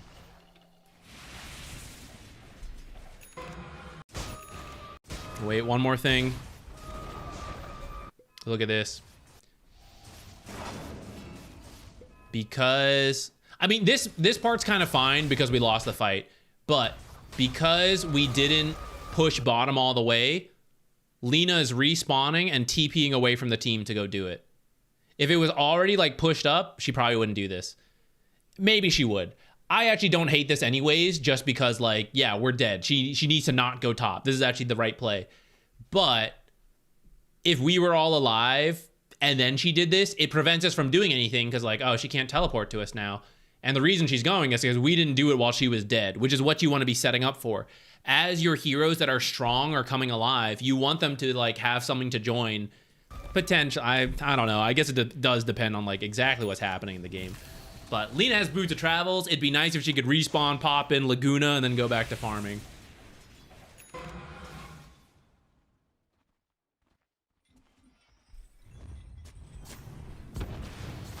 So I get that. Okay, that's a good point. You're saying the issue in this bracket is that every time you push out these waves and try to make this happen, your team will instantly try to fight 3v5 or 4v5 where you're pushing out, then they lose the fight and ping you and type report. So I totally get that. The difference maker will be a couple things. One, how quickly you as a support identify this stuff and do this stuff. So for example, this fight happened top, right? And it was too late. If Shadow Shaman had seen this earlier and been pushing bottom, right? Instead of Shadow Shaman smoking with his team, walking this way to a fight he knows is not good, screw him. Pushes mid on his own, right? Either baits the enemy team to come just kill him, a solo support, no big deal, okay? Or because he's doing this soon enough, hopefully the enemy team shows up here before his team can go and take that bad fight. And he can just TP to the bad fight because it's on his half of the map.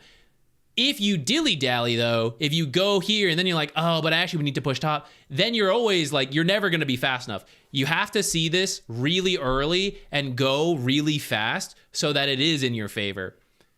Secondly, though, you have to pick your poison. You can try to go with your team in bad fights, or you can try to split push and then your team takes bad fights without you. Like, you have to pick which one you want to try to deal with. And the whole reason people recommend supports like Shadow Shaman or Marcy or Wind Ranger support is because you let your team feed because you can do things on your own. You're not an Oracle who has to always go with a team. Like, you can push mid and take this tower. You can go with as a Wind Ranger, you get a bunch of farm doing this. Like, I'm scaling into damage because my team is clearly bad. I will go damage instead of usual support items. That's kind of that's the mentality you have to decide. Now, if you want to play like Oracles and you're like, I want to go with a team, you can do that and try to like make the fights work. I think that's also possible, though I would still do what I said. I would still like shove lanes and then TP in to join. And if they ping you, it's like, whatever. All the people who used to ping me throughout the brackets are now below me in MMR. So like, fuck them, you know? I don't know, like at some point you've got to, right? Like, do you want to stay in the same bracket losing but not being reported, or do you want to win and then like get reported here and there? I don't know, you gotta like pick which one, right?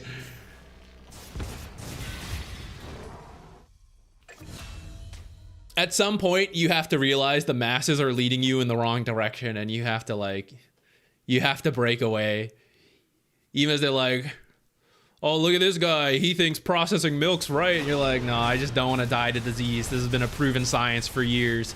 So I'm gonna filtrate my milk. I'm gonna put it through all the safety standards.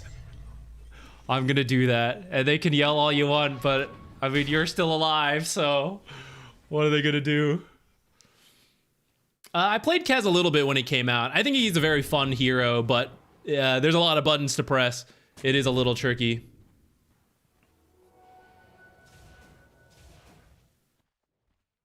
I'm simplifying it and like joking about it. I know it's really hard. I know it's really hard to know when you're supposed to go fight, when you're supposed to like do your own thing. You gotta try. You gotta just like, one, communicate. They don't listen. All right, step 2, right? I gotta pick. This game, do I believe going with them is better, or do I believe split pushing is better? You have to be aware that you're choosing something suboptimal, or that you're trying to choose something that may backfire because the team is not listening to you. You just gotta pick your poison. You gotta try it. You know, it's just how these kind of pub games go, and there's not perfect communication.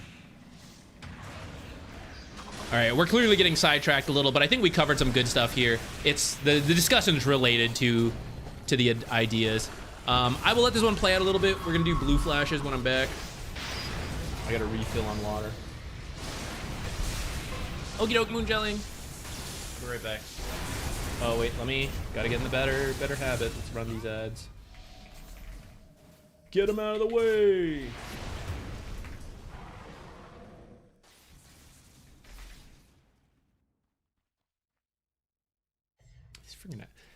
I type the same commands, like, that's not a valid time. You type it again, like, oh, that's good that time. All right, I'll be right back.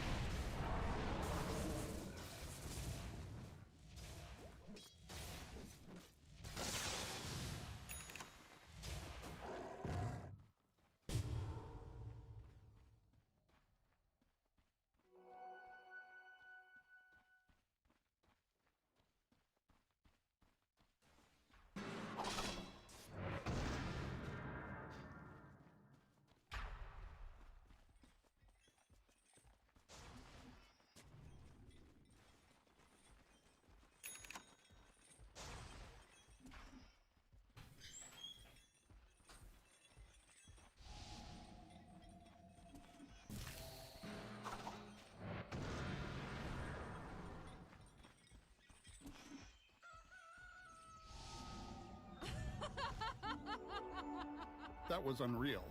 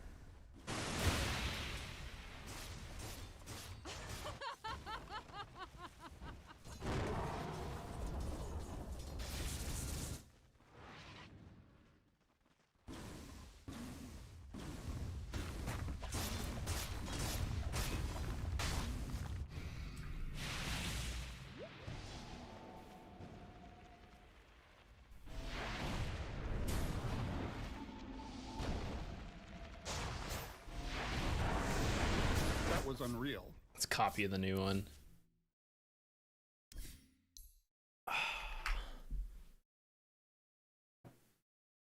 Hey guys, what game?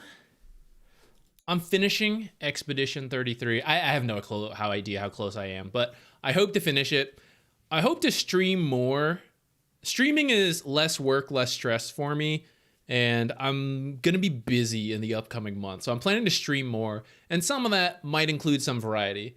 What's something fun we could do, you think? That's not like super big commitment, not like Elden Ring level length. What is like a fun variety thing we could do? This is like the standoffs mid. Yeah, the mid standoffs are the same. You gotta walk away and then TP back. But the sooner you realize, like, hey, everyone looks like they're about to go stand off in the mid lane, like, the sooner you break away first, the better.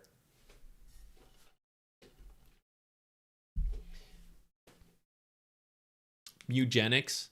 I was interested in kind of trying that.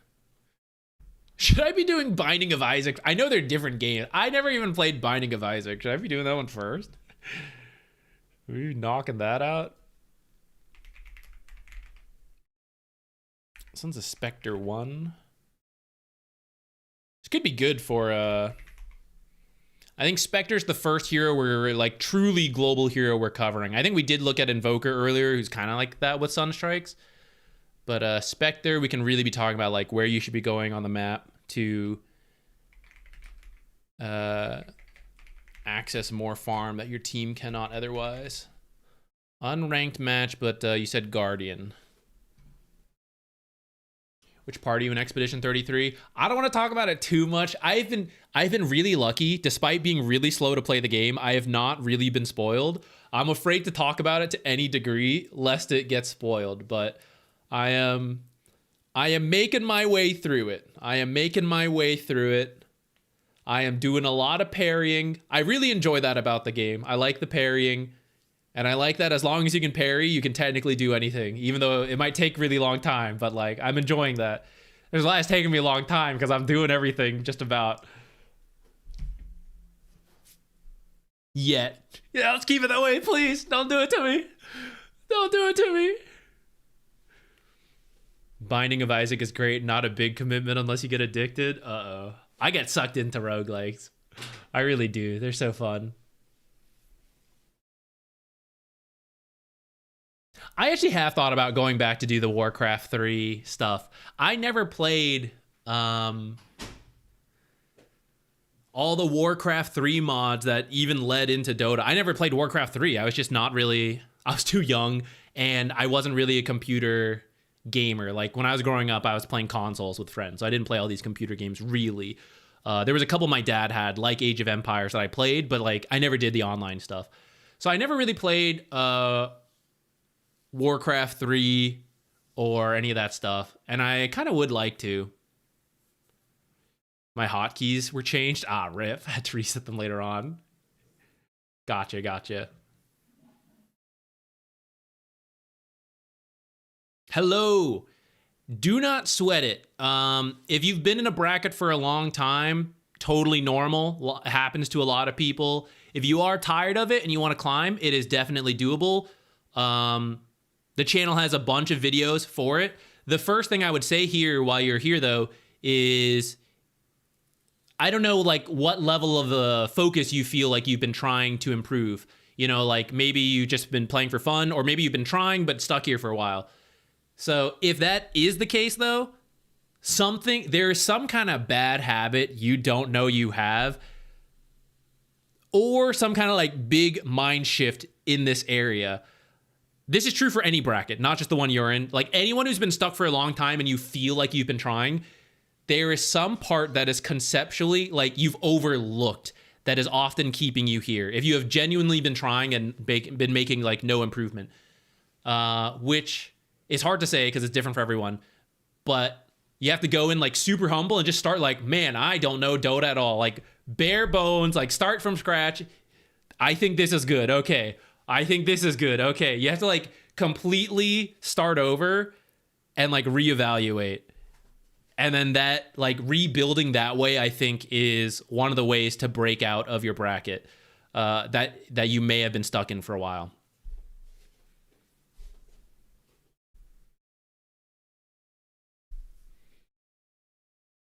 Oh, Slay the Spire 2 is out in 3 days? I didn't know that. I thought... I'm going to pull this one up as we...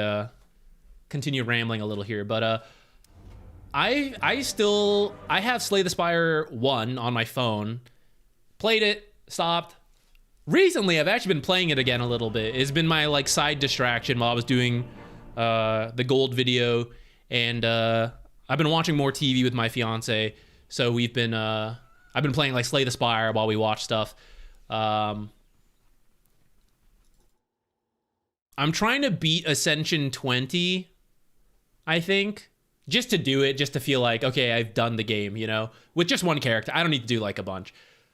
I didn't realize I have to do it before Slay the Spire 2 comes out. I don't really feel pressured to do it before 2 comes out, but that could be cool. Warcraft 3, Hero Siege, and Angel Arena. I'll sell you my soul. That was skill, all right. Pure skill. This was really disappointing. I was very disappointed in myself here. Another triumph. Maybe Binding of... I don't think I even own Binding of Isaac. I'll add it to my list, so when it goes on sale, we can grab it. And maybe we can do it on Variety at some points. Maybe we'll do Mugenics. That is also something that seems interesting. Okay, let's do this Spectre one before we get back into the fun rambles. I actually enjoy rambling, chit-chatting with you guys. It's hard to do while we're doing the replays and everything. But let's do this one, and then in the downtime, or once we start like zoning out and let it just play in the background, we can get back to the fun chats. Okay, we got a Guardian Spectre, position 1. Maybe that goes without saying, but I have seen some others. Lost because I got caught farming without buyback, so that's gonna be pretty late. Some new hotkeys you were getting used to. Okay, no worries. Question 1, itemization. Okay, correct 2, call out to make Kunkka go for Shivas, bounty for Vessel, and I go Scotty versus a strong Necro. Focusing backline late game, probably a fail by me. Oh, that sounds like the right idea, but I have to see when that happens, because sometimes maybe it's wrong. 4, I feel I did lose us this game. Okay, let's take a look. First, there's a sniper in our line. What's happening here? Position 5 sniper? I think something else might have lost you the game. Okay, seriously, let me take a look. So Spirit Vessel for sure. I think Spirit Vessel is in general a pretty good item right now that a lot of heroes can build, and Necro is a great reason to build a Spirit Vessel. It's also pretty good versus Centaur and Ogre, and then Bounty is a pretty solid Spirit Vessel builder. Kunkka can sometimes do it, but I mean, if Bounty's doing it, then, you know, no need. So that one, totally fine with me. Shiva's less common, and it does depend on the hero. Shiva's, the effect is good versus Necro. The armor is good versus Drow. One downside is your team is not very spell focused, so losing some value there. Could still potentially be okay, but let's just like keep that in mind. What was the other one you said? Scotty. Scotty can be okay. It's usually pretty late into the game when you consider Scotty. For a Necro, it could be okay. I don't think you have to have it versus these other heroes, especially because you don't get any real armor versus Drow when her ult procs. So that's kind of like a downside for Scotty for you. Nullifier is the last item you didn't mention that I would consider, because that's how you can remove his... Oh, thank you. That's how you can remove his Ghost Shroud. Because that's the thing with Scotty, right? It's like, oh, when I hit you, like, you're going to lose regen. He's like, haha, you can't hit me, right? So then it doesn't really counter him the way you want it to. So if someone could get Nullifier, that could be like one way to deal with it. Or some kind of initiation to prevent him from like using any abilities. You know, you like hex him so he doesn't get to Ghost Shroud, and you kill him in that time. That could be another way to do it. There's a lot of different ways. That's pretty late, right? Before we get into all these like, oh, is it worth it this game or whatever? Let's start earlier. Spirit Vessel sounds good to me. When did that eventually come online? Not too bad. 18 minutes on support is okay. You do notice though, this is the downside of doing it on support, especially depending how good of a game the hero has. BKB at 24. So there was only like 6 minutes of time for the Spirit Vessel to really do anything.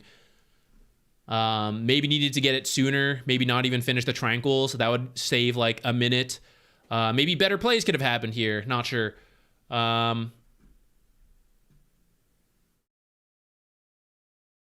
What is happening here, actually, though?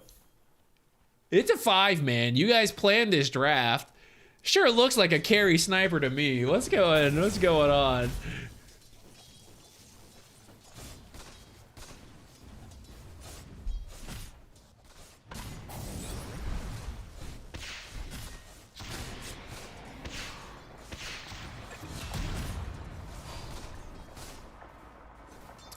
Okay, sorry. Most of your questions are not about the laning stage, so I will skip forward from here. I will quickly mention here, this is like the gold video example, right? Here's 150 gold and creep equilibrium to be fought over. This is currently a good spot. 2 range creeps. We're not here trimming things. We're not here fixing things, so we're chasing this ogre. So not only are we currently losing 200 gold for... Okay, we got 200 gold for the ogre kill, sure. But now we've missed that amount in lane creeps. We'll say you missed 100 because it looks like the range creep we end up securing.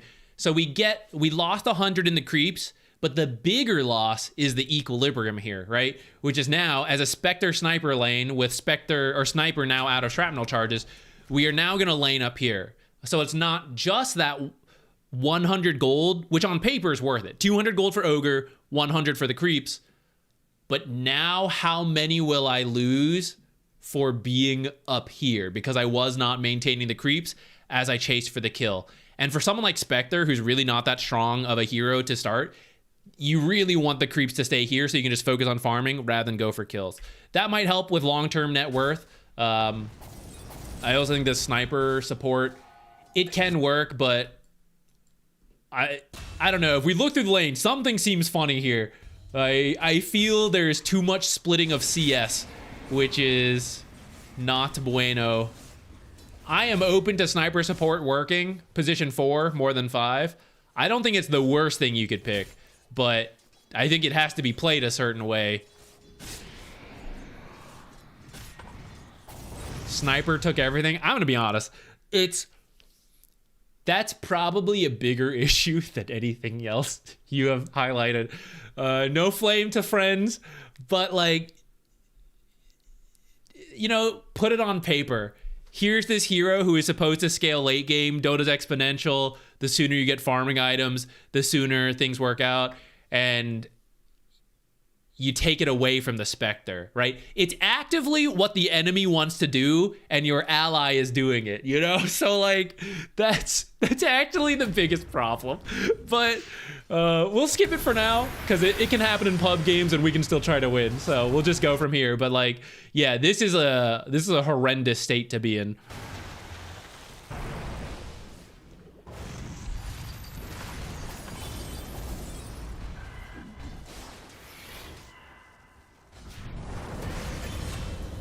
Aw. Okay, so let's reevaluate where we are right now. Brood's doing fairly well, but it looks like Necro is too. He might be farming a shitload of spiderlings, which is maybe something Brood can be a bit more careful of. Little advice for your Brood player, and this matters a lot to you. Okay, thinking of the split on the map. This goes back to the gold video. Like, where is everybody farming? Who can do what? The farm, like, all the mid tower is down. So we can say it looks like something like this.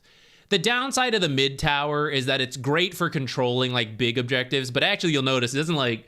There's not a lot of jungle camps that are protected, right, like, by that mid tower that the other towers don't also kind of protect. It just makes you a little bit more comfortable to invade, which is, like, it is something. Brood is really good at it. Brood's your strongest hero right now. She's very hard to kill. Where is she going? Her own half of the map. Spectre is not having a good time. Second carry, Sniper, is also, you know, if we're treating him like a carry, maybe also not having the greatest time. They want farm. They need somewhere to farm. Where's the safest place for them to farm? This stuff, right? This stuff. So Brood is the strong hero who can go up here, steal from the enemy, and still get the creeps. And then she is in close proximity to get the tier 2 tower. If Necro ever leaves, boom, straight to the tier 2.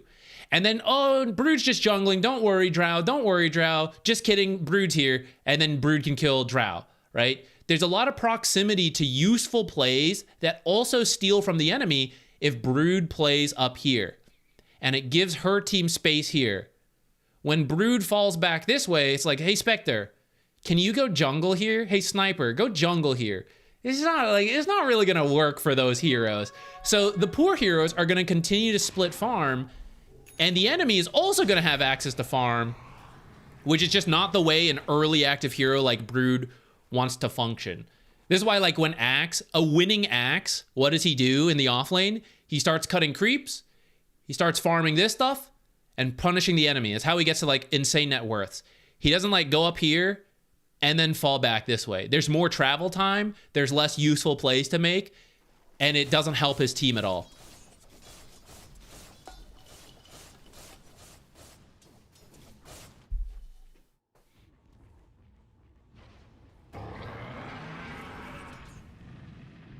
Like, a Brood up here can just kill Drow. Spectre's gonna try, but she manages to TP out in time. Brood would just kill her before she could even TP. Actually, Brood got killed somewhere while I wasn't looking. Okay, so you as the Spectre, to a degree, everyone came up here after you did. It's like more okay, especially because you your Haunt is down.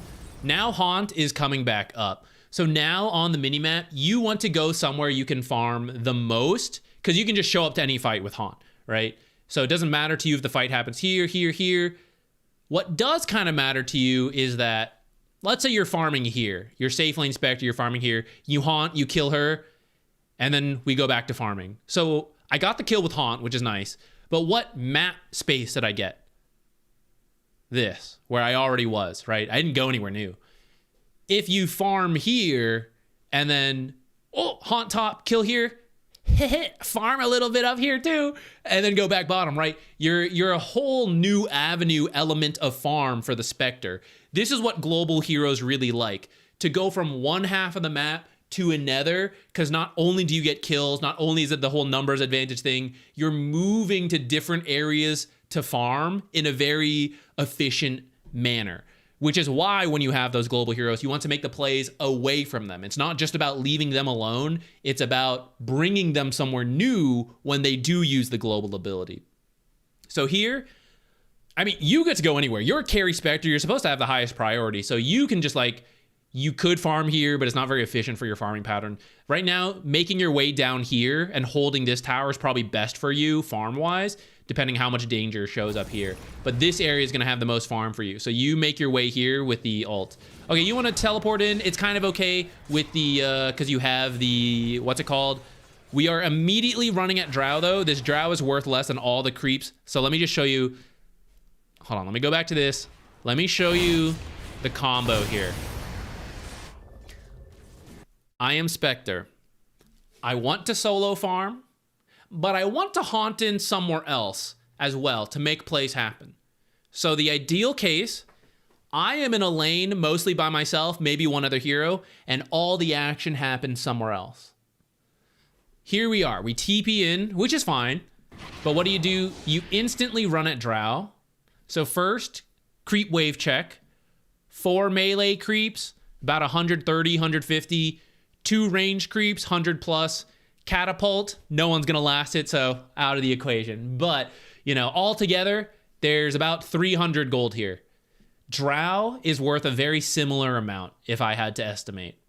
Maybe a little more. She doesn't have any kill streaks or anything like that. So she's probably about 300 gold. This is super easy to get. This is not easy to get. You're a Spectre, there's a full health Drow. Even though you're higher level than her, it won't be easy.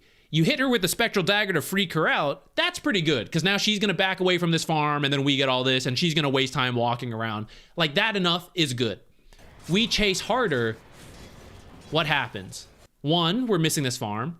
2, your teammates are TPing to you, right? They're like, oh shit, Spectre's trying to get a kill. Let me go help her. And you know what's happening on the other side? Guys, help me, I'm being killed. Someone's teleporting in here. So now as the Spectre, what has actually just happened? ignoring the creeps, which actually you might make it to actually farm a lot of these creeps. But the map state is now very wrong for what we want. I don't want Bounty Hunter near me. I want him somewhere else, playing with a stronger hero, and for me to haunt in. And while I'm left alone, I want to feel comfortable farming. But now, there's a drow, and there's an ogre, and who knows how many other people are teleporting, because they do want to stop me. And now, oh look, we already got heroes there, Spectre's there. Let's go, Spectre, it's a big creep wave too, let's go take the tower. Now Spectre's like, what the, why is there so many people in my lane, right? I just want to farm, I just want to jungle, and then I want to haunt places. But now the action's actually going to happen here, and I teleported here. So now I got to go walk somewhere else again, and walking is a lot of downtime, as we showed in the video. It just takes a long time to move on the map. This is going to likely slow your farm if they try to do anything to you. And I see Ogre, he's on his way in.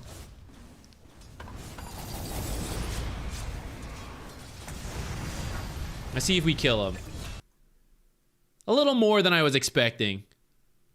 Ogre, did he have a kill streak or anything? Probably not. So the kill was worth a little more than I thought. We did miss some creeps for it. That one did kind of pay off, I'm not gonna lie. King_blue_flash gifted a tier 1 sub to Grip. You already over donated for this one, and in the past as well. Thank you so much. Thank you, yeah, everyone. Thank you to King Blue Flash for supporting the stream so much. Thank you. You know how this works. I guess I do. Thank you. I appreciate it. I'll turn the alerts back on. Maybe I should let him play. There was only 5. We could just let it go.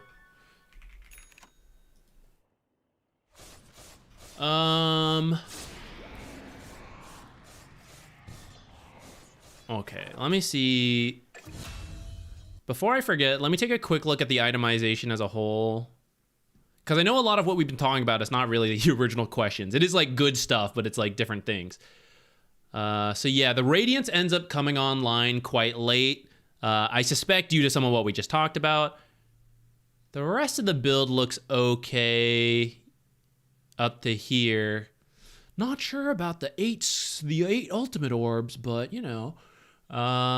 Scotty, for what we talked about, let me think. At this point, let me see what everyone else had built.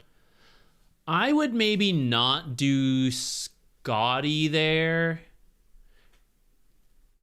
Well, maybe it's okay. You're going to jump right on top of Drow, but she's going to have the shard. But you're only going to jump if you also have help from Brood and Bounty. I think I don't mind it.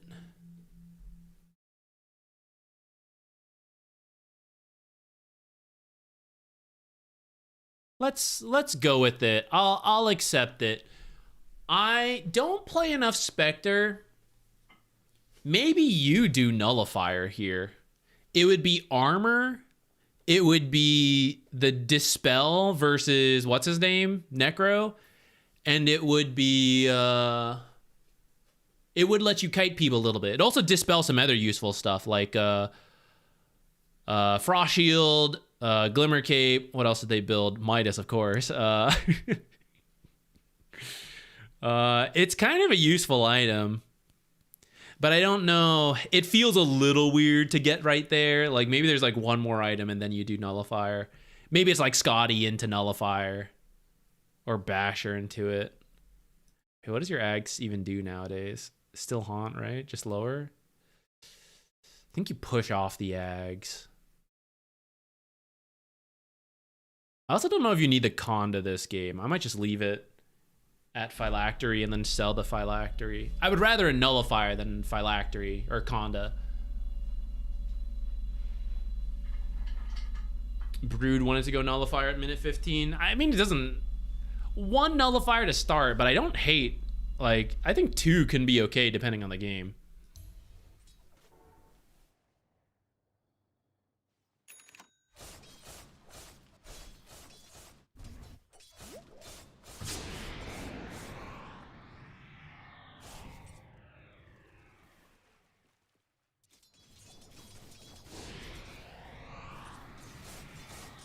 Okay, I'd like to point out, this is not... This is... You're good here. I went back in time a little bit. This, currently good. Let me show you the free cam stuff, right? The current state, whether all the involved heroes are in the right place or not, let's not worry about that. Let's just look at where everybody is. Bounty, Spectre, Kunkka. Brood and Sniper are up here. Ogre is dead, and then the other 4 enemy heroes are here. So if we think about the farm split, it's so good right now for the Radiant. All 4 heroes are clumped back here. We have total reign of the map. If I was nitpicking, I would say, like, you can probably be more... Like, this stuff is a little closer, and there's more camps. So you're probably going to farm a little bit more efficiently up here, as well as be closer to everything. Joy K, thank you! You know, it has been a long time. I hope you're doing well. I think it's so funny you put some Japanese in there. I've been starting to do flashcards again to try to bring it back.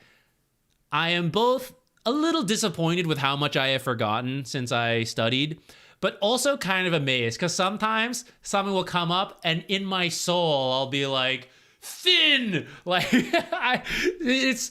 The human mind is kind of amazing for, like, what it can pull out of nowhere. I, like, could not redraw the kanji for you. I could not tell you what it is, but in my soul, I know the meaning of this one. Just, like, out of the blue. Not as many as I would like, but I'm pleasantly surprised with what I do remember. What was I just saying? Oh yeah, the current split of the map is really good. And that's what we kind of want to do. We want the active heroes kind of pushing in a little bit more, and then, like, the passive global heroes back here. And if it wasn't someone with Spectre who can, like, literally haunt anywhere, then you would want to be here. Like, let's say you were a Juggernaut and your team was pushing here. You'd rather farm here because it's space anyways, and depending what happens, you might run to join the fight, and maybe not. So we do other things, right? We have those choices. Down here, it's just, like, too far, right? So you'd want to be here. For Spectre, it's okay. Nature's, Dawnbreaker, Underlord, those heroes, it's okay to be back here. But still, maybe, actually, there might be more farm in this area anyways that is easier for you to do, so you might want to go there anyhow. I honestly forgot why I jumped back here. I think I wanted to show something. Oh, it was after that happened that you guys all fell back. Right, so I guess they moved up one more time. You did this haunt. You didn't end up committing, but you're pushing bottom. That's honestly fine. Like, the amount of gold you're getting bottom plus that tower, probably better than, like,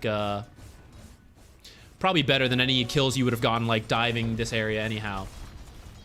You back out, but the tower still falls.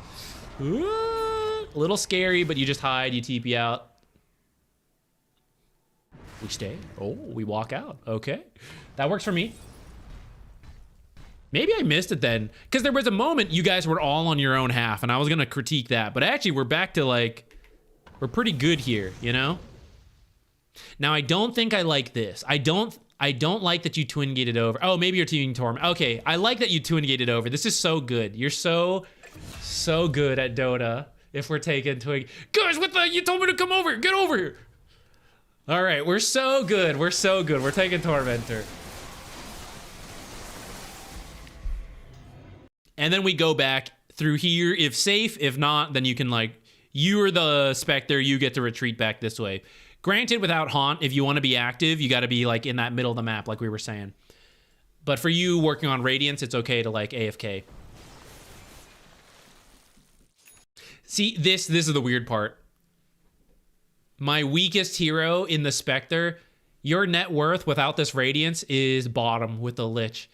And you are pushing the tier 2 on your own. Okay, you got a bounty nearby, but he's, like, not a helpful hero, right? This is the issue with, like, the second carry Sniper. He's back here, and it's like, oh, he's the carry. But, like, okay, too many carries in the kitchen, you know?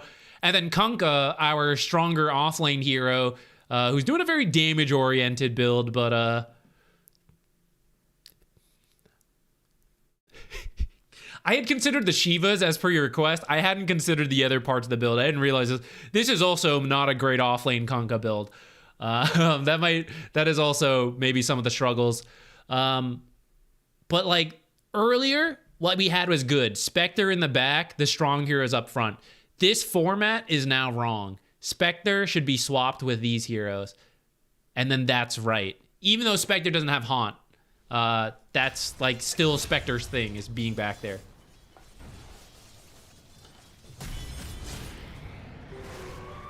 How do you salvage a hard losing lane with a double melee?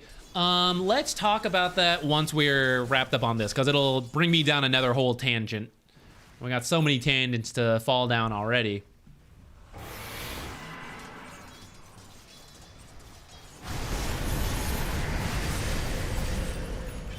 All right, I was changing screens so long I didn't even see how the fight went. Let's go back. Do we want to take a hard fight right now? No. Sacred Relic, but not a Radiance. 1,000 gold. 1,000 gold at 23 minutes is about 1 to 2 minutes, depending if you get kills, towers, any stacks, stuff like that. But worst case, as long as you're farming individual camp to individual camp, it'll be about 2 minutes at most. So that's how long I want to wait. Now, 2 minutes is enough for Haunt to come back up. So if we find a quick kill, then that's okay. We can Haunt for a quick kill. But I don't want to do a huge team fight. I don't want any like massive difficult fight. Only easy shit here. I'm a carry player right now. Like, I picked carry to live the easy life. You know, I didn't pick the work too hard here. So I just want the good fights. So if we see one of those, we can Haunt. But coming back to this screen, I don't even know why we leave. Not really seeing them, right? A lot of heroes missing. I don't know what I'm getting into if I Haunt. It's a little tough, right? A lot of heroes in front of their base. And then we go for Necro, right? We kind of like Haunt in here. Necro, strongest hero in the game, right outside their base. Heroes missing, right? This is the hard life that I'm not looking for right now as a carry who is so close to Radiance. I was very content actually just pushing in top without contributing at all. So if you just did that, if you just push top, no Haunt, or maybe you Haunt but you just don't go, I would accept that. You can also see now, once you Haunt, you can make a habit of it. You're probably already doing it, but even people who don't play Spectre, Haunt, Zeus ult. I'm trying to think of any others, but it's mainly those two. When they happen, you look at your minimap and you see what's going on. Here's all the enemy heroes, right? So all this farm is us. And even though I've critiqued you guys, for the most part, you're doing it. You do have a pretty good gold lead, 9K, 23 to 12. But a lot of this is not, it's not kills. It's just raw CS that you guys should be, in theory, picking up. And he has a lot, but I think there's also a lot of spiderlings in there, which are worth something, but not quite as much as actual creep. So it's a bit misleading here.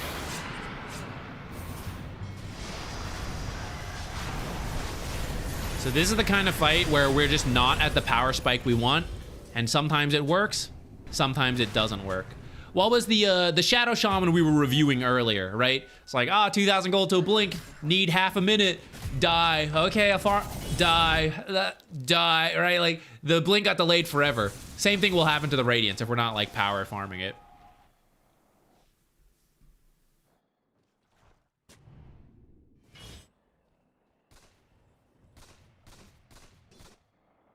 The spider said it's a safe team fight and only versus 3. Sometimes we're wrong. I don't mind. You know, sometimes you go with the teammates' calls and it's not. It ain't there. It's okay. We try.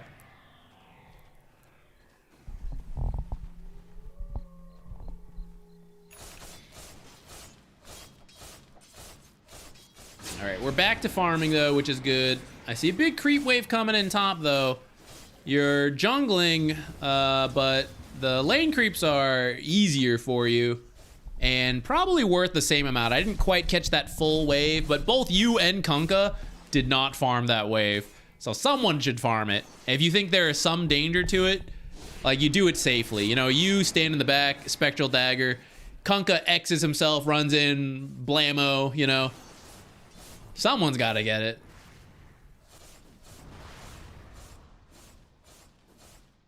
Same deal once again.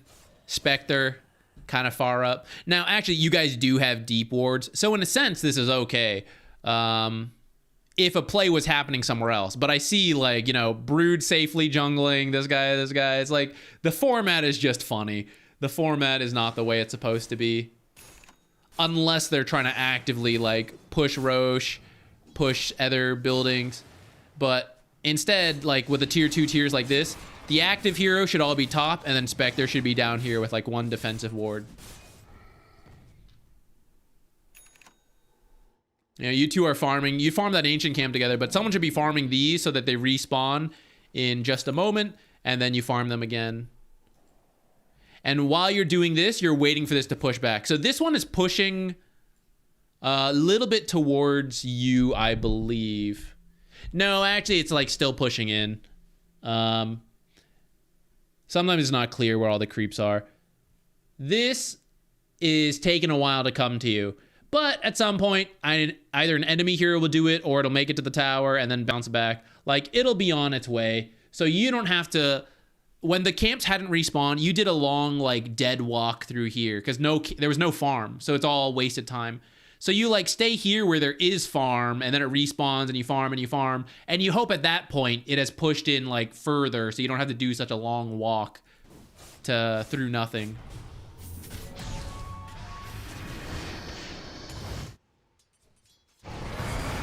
You do have Haunt and Radiance, so if you wanted to join, you could, but it looks like this time you're not as confident in that fight. And I think what you're doing is pretty good. You were pushing in top while deciding. Looks like there was a Haunt, but we didn't quite commit to it. Maybe you didn't like what you ended up seeing. So that's okay with me. So here's where we want to be careful, though. So now we used Haunt. We've kind of shown our hand, right? Our team's here, and we've revealed we're still top. If you want to try to kill this creep wave, you got to do it like boom and run. Because right now, they should be looking for the next thing to do, and you are one of those top priorities. Is she TPing towards us? No, she's just looking this way. Okay. So here's where you either don't do this creep wave at all, you just jungle back here and watch. And if they still show mid, then you can just come back. But if you farm right here, they may be teleporting in and kill you before you can really respond to that. And then you get out. You definitely don't stick around to go for the tower.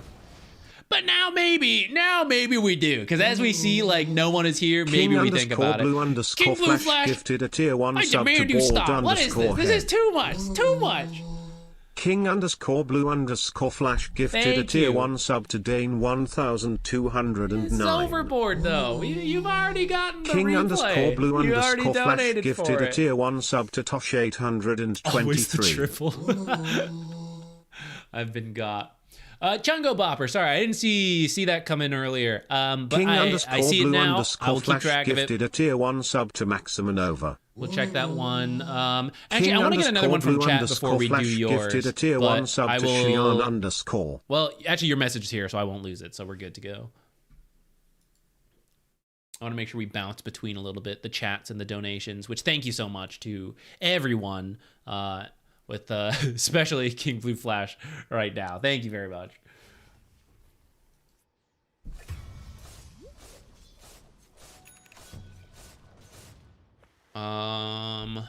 Where are we here? Now we just chill. We used Haunt, we just chill. This kind of really not trying to flame your friends or anything, but every time it happens, I feel like we're doing it. But guys, this kind of teleport is no good. Ignoring its like sniper carry, whatever.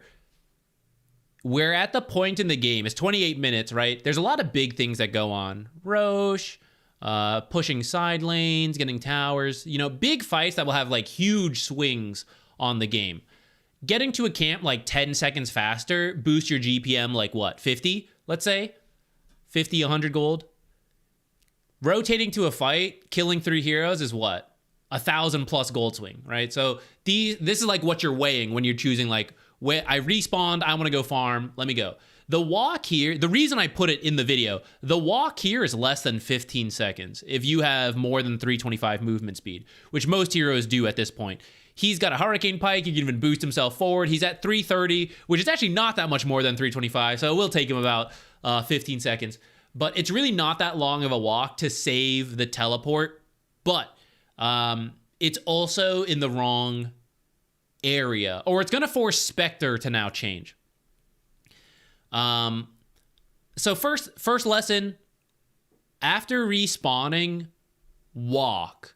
Unless you can say like, hey, Zach, this big thing is going to happen in the next 5 to 10 seconds. That's why I had to teleport. Those are fine. We need to be able to explain that, right? And it's like, I need to get this wisdom shrine before they do. The enemy heroes, which are all over here, you know, they're beelining it over. They're going to get there first. Probably not. So it's okay to walk here for the wisdom shrine or for this farm. I don't know what Sniper's doing, but either one of these, it's okay to walk. The other thing then, if we think about farming patterns and where people are going to go. So Spectre is here, right? And the enemy team is starting to show in some of the wards. So we're getting scared, reasonably so. We want to fall back. This is why I tell you guys, we do the aggressive thing and then we fall back to safety. So Spectre falling back to safety is supposed to go over here and farm this stuff. And oh my God, there's another person farming this. No, now what do I do? Right? So that's the issue with coming over here. This is like where Spectre's supposed to come. So going bottom would have been better for Sniper, because one, if I steal from Kunkka, fuck him. He's the offlaner, you know? So that's how it goes. The carry gets the priority, and then the offlaners get screwed over. So Sniper comes bottom, and Kunkka gets this area, Sniper gets bottom. There's also a wave to be pushed back here, right? So this would have worked out really well. It gets the active heroes close together, away from our global hero, who doesn't want any attention on her right now. Bounties here, right? So all the active heroes are on the same half of the map, pushing back a lane away from Spectre. Bottom would have worked really well. Now we have to adapt that we see this, right? Because this is the reality of pub games, whether you're playing with friends or not, right? Now Spectre has to look at this and go, okay, if I fall back, it doesn't really work anymore. So I'm gonna have to do something different. And I don't feel comfortable going forward. So I will twin gate and I will pop out here. Currently, that's fine, because fortunately, we do see enough heroes that Spectre can make this call and say it's safe to do. There's ward seeing this, there's a ward here. It's quite safe for Spectre to pop through and make it work for now. It will lead to the conflicting with Kunkka soon, but at least for the short moment, it's fine. What if we didn't have these wards, though? All right. Let's say there's no Invis bounty seeing Necros here, but maybe you see Necro here. Maybe we don't have a deep ward down here seeing these two. Maybe we don't see Drow, right? Now the map's a little darker. And now we're imagining this. Like, does Spectre feel comfortable popping out without seeing where a bunch of enemy heroes are? Like, maybe not so much. Maybe she's going to pop out, get ganked by 4 heroes, and just killed instantly. That's not so good. The path back this way is probably quite safe with where the lane creeps are. But the path through the twin gate, never quite sure what we're getting into. And it would be a lot better for a support, another core who is respawning and like figuring out, like, for them to walk through here is quite safe. For them to get ready for the wave to push in, like, this angle is very safe. For Spectre to pop through, not safe. Spectre to come back this way, safe. So we have to line all the moving parts, right? Spectre coming back here to farm, coming here to be safe, whatever. This is best to leave open for her, and why we would walk here, walk mid, whatever, walk to where the other active heroes are, to other farm. That would be preferable.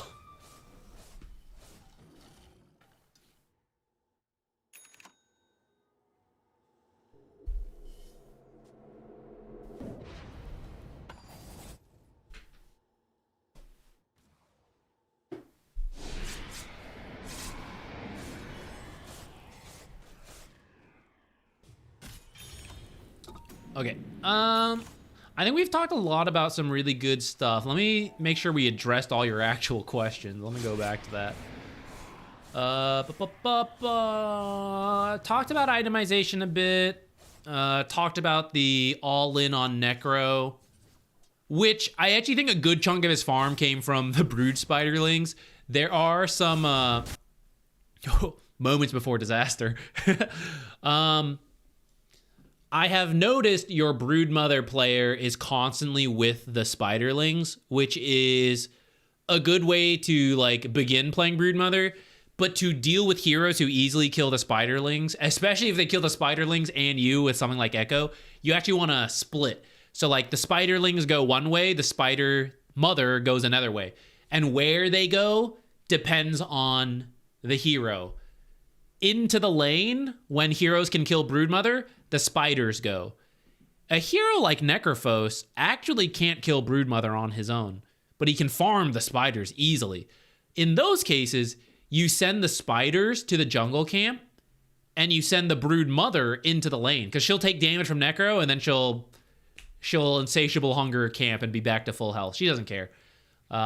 You can also do the little micro trick where you send the spiders out to scout, and then you keep the majority away from enemy heroes.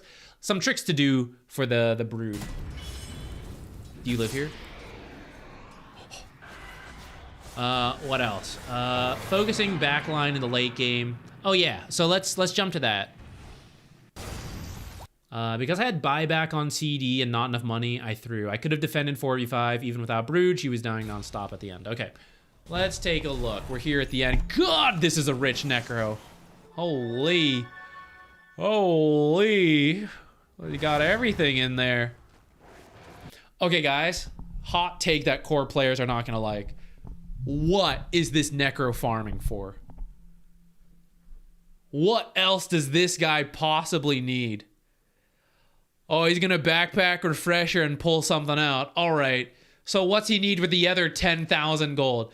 The guy's sitting on 14k net worth bonus on top of his dieback. Lich? Look at this guy. He can eat the Ags. He can buy a Hex. He can buy a Blink. There's so much room for growth on Lich.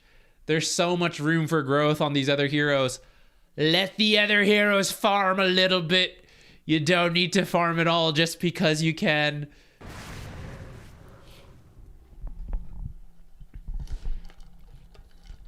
Moonshard his carries. But literally, so you could. Literally, the full Moonshard on Drow is worth more. Like, it's the same amount of money, but if she had space for a Moonshard, that would be better. Now she doesn't, so you're gonna, like, make her eat it. That's fine. And then what, you know? Like, what? There's only so much. There is a drop-off to net worth. And whether Drow has a Moonshard or I would rather him have a Blink, I would rather Lich have a Blink. Blink Gaze is enough time to kill without the shard. Or without a Moonshard on Drow. Moonshard on Drow, but no stuns, she still might not kill anybody. So I'm telling you, core heroes, when you get late enough, there's a certain amount of time. You should just stop farming as much. You should let other people farm. The safe farm, anyways. If Necro needs to do something like, hey, this is dangerous and we need to push this out, he can do it. Because he's the strongest, clearly. But when it's like, hey, man, no one's here. Lich, I will allow you, by the grace of God, God being me, Necrophos, I will let you have that camp. You know, it's like, you gotta let him have some safe stuff. Is this a message from Big Farm? It's kind of sus. So true, so true. Okay, so Spectre in the late game. Let's look for this kind of like dieback stuff. Is this around where you were talking about? Is it a little ahead, a little behind?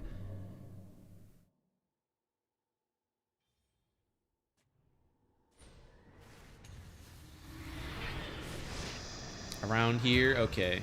It does look like where we don't have the buyback, and there is the cooldown still, so where, like, it's not that big a deal. Okay, in this situation, so the late game's all about the minimap. We've been on this scene so much, we're doing this more and more, but like, truly, guys, a lot of the decision making is right here, which is why, like, when you try to watch a pro stream and they block their minimap, it's like so much information lost. Once you realize that's where you're supposed to be looking, it's so hard. And I understand why they do it, but it's really hard to learn from them. Okay.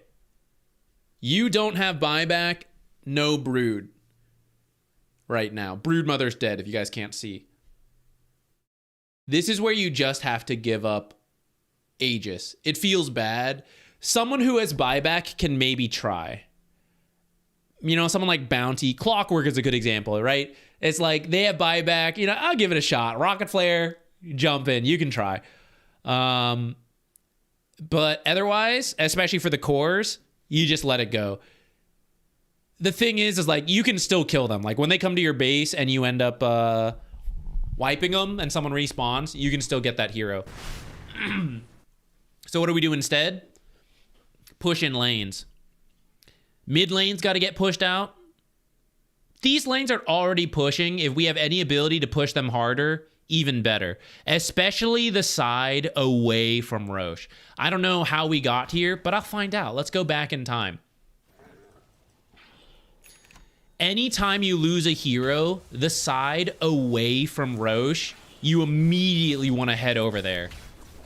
Because it's further away, right? If the enemy team has to leave this area to go defend, that gives you something to do. If it's like, oh, bottom's pushing in. It's like, can you just cut the next wave and come back? It's like, oh, yeah, like, boom. It's so close, you know? No big deal. Brood seems to have just walked in here. That's pretty dangerous. Pass along the micro guide to show how to do the, like, spiderling shotgun spread. Super good around the Roche pit for these moments, to just send them out like that. That'll keep your Broodmother alive there. Okay, so after... Sorry, I got sidetracked. I rewound for this and I still got sidetracked. So, Broodmother dying right here. Okay. Everyone right now has a job to do. Everyone looks at this and decides, can we take this fight? Yes or no? This is a hard no, what I'm looking at. This fight's donezo. Look, guys.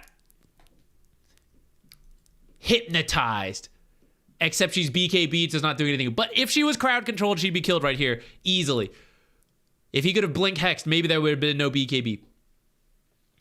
Anyways, she's dead. She's so cooked. Sniper heads to the mid lane. He's the closest. Sniper's on mid lane duty. He's got to push us in. Kunkka and Bounty, they're top. Got to push top in. We have to threaten the barracks to make them leave Roche to come over here.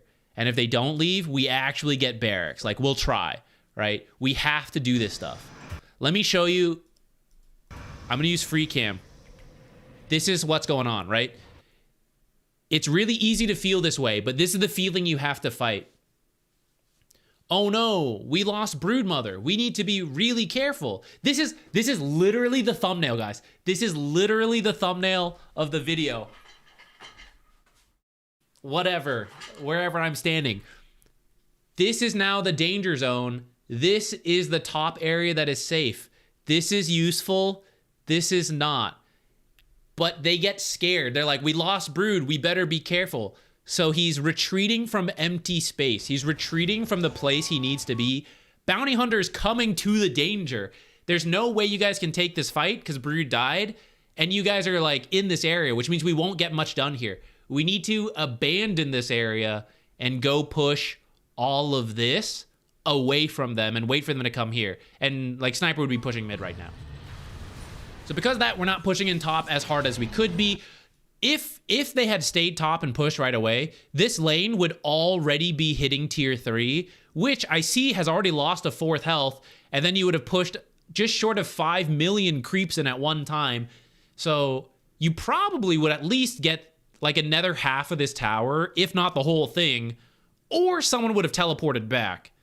At which point, maybe you could consider this, because then that's a 4-on-4, right? Especially if Spectre is the one pushing top, and the other 3 are, like, getting in position. Spectre baits someone here, Spectre haunts in. Like, maybe we could do that. You don't have to, especially without the Spectre. It's just to get someone to come home and waste their time.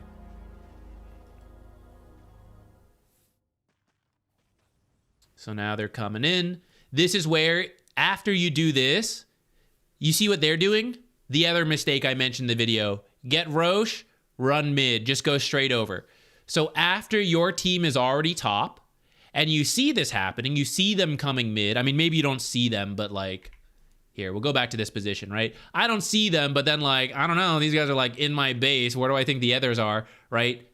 From this position, I am ready to teleport home, But if I don't want to fight, especially because Brood is still dead for 50 seconds, what do? Zoop. I go and cut this wave. Mid wave is going to be shorter. Earlier, I forget what game it was, we did an example where it's like, hey, you cut this wave, you fortify this wave, you buy a minute of time plus for your team. You probably won't get a full minute in the mid wave because it's shorter, even if you cut it. Also, they probably have a banner at this point. They may not even need it.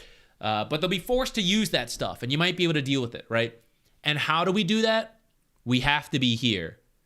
This is why it feels so hard. It's like, I'm trapped in the base, Zach. What do we do in these situations? From here, what do we do? What is there to do? I can't cut the creep wave. I can't push their barracks to make them retreat. I'm in my base. So we came back to the base too soon. Whoever can be here and stall, they come first. Everyone else tries to stay on the map as long as possible and then come back at the last moment, or never at all. You just commit to the trade because it's like, yeah, we just couldn't do it. So I think you guys end up feeling like you got to take the fight. And it'll probably lead to the dieback you mentioned.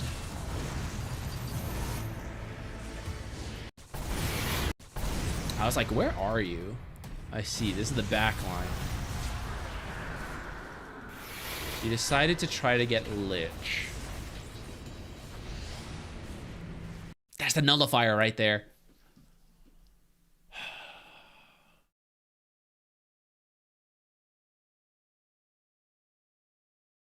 I honestly don't hate it. I think if you killed him, it's actually not that bad. I would say your other target is Drow, but then she has Aegis, so it feels bad. I actually think going for Lich is, with the nullifier, a pretty solid choice.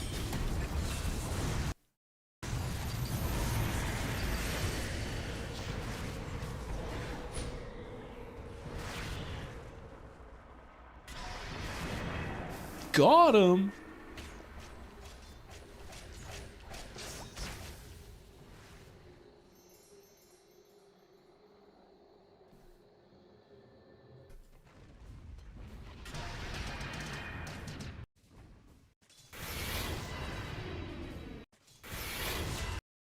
This huge creep wave is distracted by this creep wave. That's why you want to push really hard, because this is worst case scenario, I guess. That's not really like, I guess it is kind of worst case. The thing, like, all our creeps are dying to the tower and not doing tower damage. So you really want your creep wave to make it to the tower to do actual damage. That is what punishes the enemy for playing bottom, right? How long have they been bottom? Played bottom, killed Brood, took Roche, went straight mid, right? They've never come top. And have they lost any tower damage? No, because we didn't push in top hard enough. But that is what would have baited someone to come home, or for all these creeps to be able to damage the tower. And then that's kind of the trade-off. By the time Brood decided to like TP up here, like this whole creep wave has been dealt with. Oh, I didn't expect this. Thank you. I asked for a snack. My fiance went out to do some stuff. I thought I would get something from Costco, but she got me some fries from Bojangles. Hype.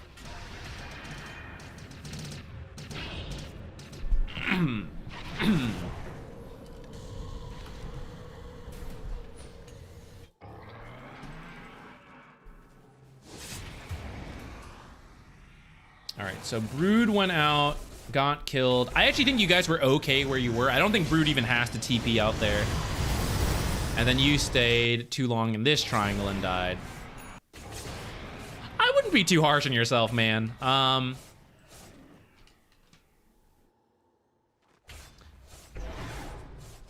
think you and Brood essentially make like equivalent mistakes. I wouldn't feel like you lost the game. There's mistakes happening like kind of across the board that are adding up. But yeah, dying here will ultimately see the deal.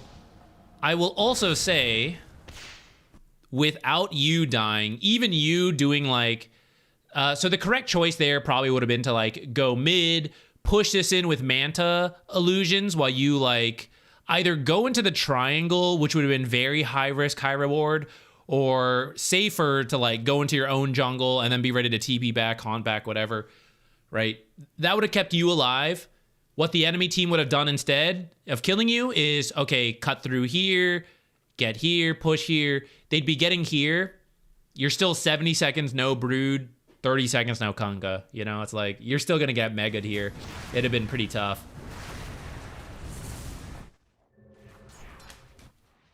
If Ogre had cheese and fed it to someone, could it multicast? Last I checked, he cannot multicast things like Greater Lotus. So I don't see why cheese would be different. I'm so up for it being different, but I don't think it would. I think that would be hilarious, though.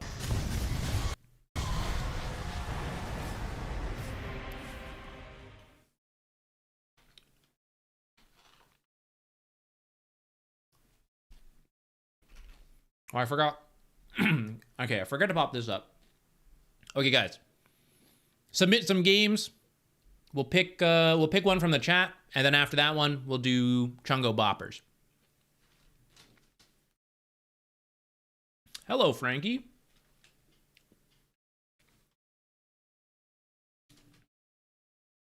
These fries are tasty. Guys. Some background knowledge here. I apologize for eating on stream, but I'm pretty hungry. Background knowledge here. Bojangles is a local American fast food chain. It's fried chicken. It's mostly in the southeast from where I'm from. The one I went to, one of the ones by the high school I went to, makes the most in the state because everyone goes to eat there after, like, at the high school there. It expanded. It came to Texas where I lived here, and I was like, oh, cool, let's go have it. It's not as good. And I went when it opened. It wasn't as good, but it's like, okay, it's cool, whatever. Went there again, spur of the moment, because I'm like, I really want fried chicken. We were near it. We went there. They only had the chicken strips, which is not, it is something Bojangles sells, but like, they're missing the fried chicken. Yeah, what's up with that? And I think it's because Texas, I'm not sure on this, Texas has another fast food chain, two actually. I think they were one, and then the couple that owned it got divorced, and so then they split the chain. They only do chicken strips. And I don't know if they like did this just to like, does the Texas market not like full fried chicken? Like, they prefer chicken strips? Did the Bojangles come here trying to sell chicken and like, damn, no one's buying all the chicken, we have to split down to chicken strips? Maybe I misunderstood them when I was there, but it was such a bummer. Going there wanting fried chicken, they're like, we only got chicken strips. What the heck? What the heck? Top 5 chains for fries. Oh, now we're talking, guys. Now we're talking. Bojangles is actually pretty good for their fries, but you have to do the seasoning yourself. Because half the time, again, I realize there's a local chain that a lot of people won't know. King Blue Flash, you know it though, hell yeah. They have a seasoning. It's kind of like a little bit like a Cajun seasoning, but not quite. But they don't always put enough. They sometimes put very little, and then their fries are no good. But if they put a lot, then it's quite tasty. I really like Freddy's. I don't know how... Freddy's is another, I think, not smaller, but it's a regional chain in America. I don't know if it's really known outside. I don't think they even have an international presence. But they have these like thin cut fries that are really good. I like those a lot. Oh, Racination, thank you. I hope I didn't butcher your name. Welcome to Dota. I'm glad you've been liking the channel and the videos. If you haven't seen it, I made a playlist, one for beginner players, but I haven't vetted through that recently to see how outdated it is. There's a recent one called Game Knowledge Guides. That one's all up to date. If you're still in the like, I love improving, check out that playlist and see if anything catches your eyes, because that's all the stuff that is like still mostly relevant that I think are quite worth knowing.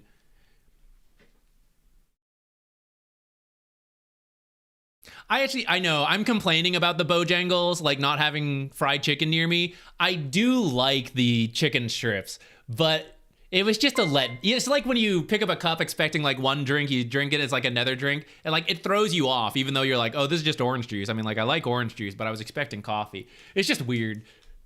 That's how I felt at that Bojangles. What else? We've covered Freddy's and Bojangles.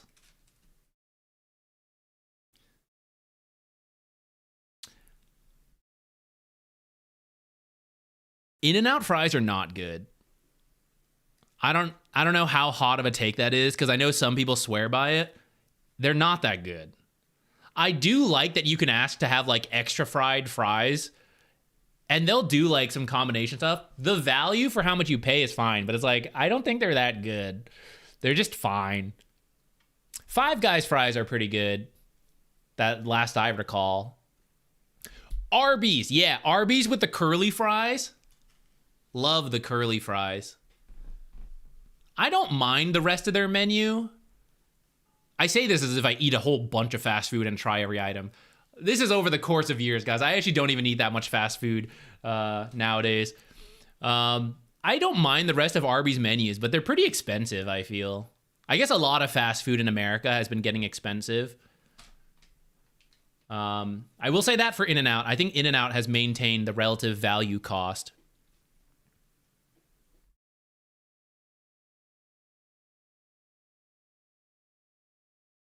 Chick-fil-A waffle fries. I do like the waffle fries as well, actually. I'm trying to think what else calls out to me. Man, if Costco had fries, that'd be amazing. I mean, I know you can buy like the frozen ones.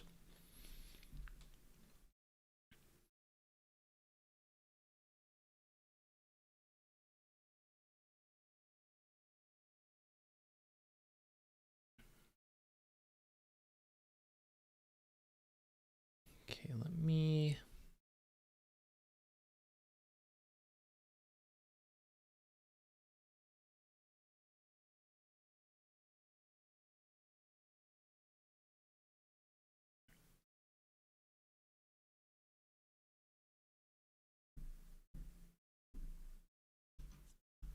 Before we talk more about fries, let me...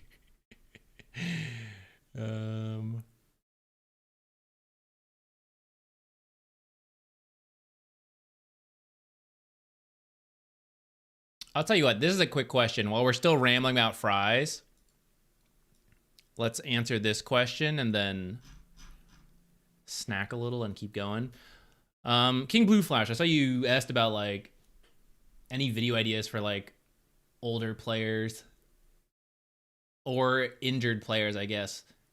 I'm sorry that I don't know like what happened, you know, but if you're feeling pain when you play, I'm sorry about that. That sucks.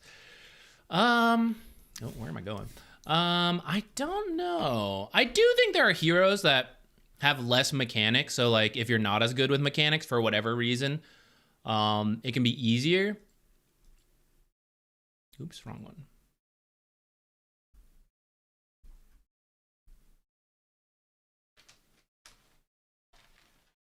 I used to play Chen main. Oh, that'd be a tough one. Yeah, some heroes without micros probably the go-to. The quick question here is whether this Morphling was a Smurf. 2106 sounds suspicious, but let's take a look. This kind of thing is pretty suspicious. Because you were asking, as part of this, you were like, maybe he just had a good lane and popped off. It is true. That can happen. For this bracket, if I cheated and I gave a true Herald player 3,000 gold to start the game with, or like say we did a little slower than that, 3,000 off the bat might be too much. But let's say like 5 minutes, I cheat them 500. 5 more minutes, cheat them another 500. 5 minutes, cheat them 1,000. They'll screw it up on average. No offense, Herald players. But like, to take the lead and then grow it into something like this is what's a little bit suspicious. Not guaranteed. There could be someone just having a really good game and it just all fell into place. Could happen.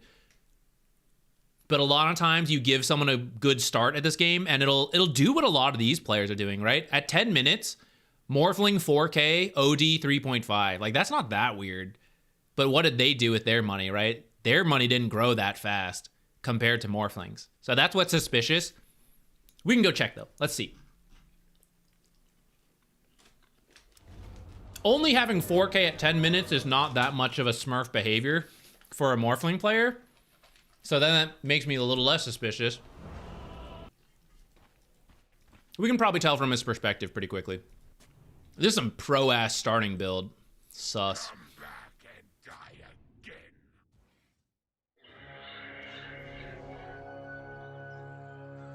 What is he moving his mouse around for? What was that? Oh, who's that? Thank you. What?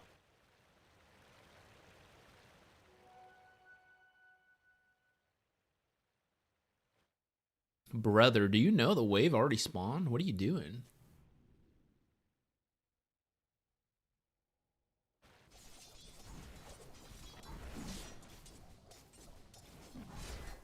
Is this bugged?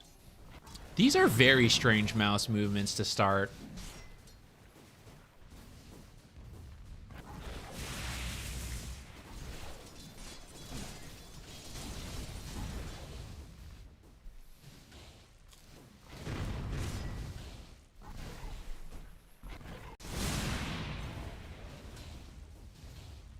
This is sus as all hell. Let me show you this. The timing's pretty decent, but not that, like, it's not that amazing yet. Again, this is not that complicated to do. So when I show this, it's like, yeah, Zach, what's the big deal? This Morphling is holding the Wraith King hostage with the health this creep is at, and now attacking Wraith King. And then he gets to the deny once Wraith King goes to that. If I see him do this consistently, that is extremely suspicious, because only high-level players really do that. Most people do not think about it. Most people in Herald will just both attack that creep until it dies. That kind of stuff is very, very uncommon to see.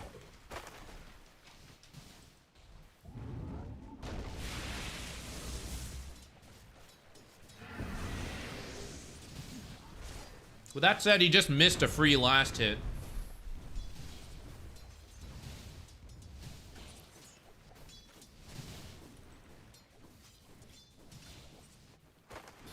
I don't know. It's kind of weird.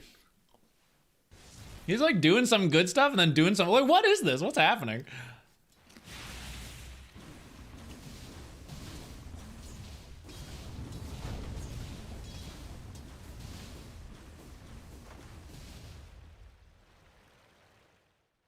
Cosplaying Herald? Maybe. He's like, if I look too good, I will, I'll get Smurf reported. Like, he's so far back from the creep wave there. It's so weird. I don't know. There's like this weird mix of weird mouse movements into like good decisions, then into like missing last hits and doing weird decisions. It really is like someone is trying to blend into Herald. Or a Herald who is on the verge of breaking out. They're like incorporating everything. You know, they downloaded all the Dota info. They know everything good to do, and now they gotta like put it all into practice.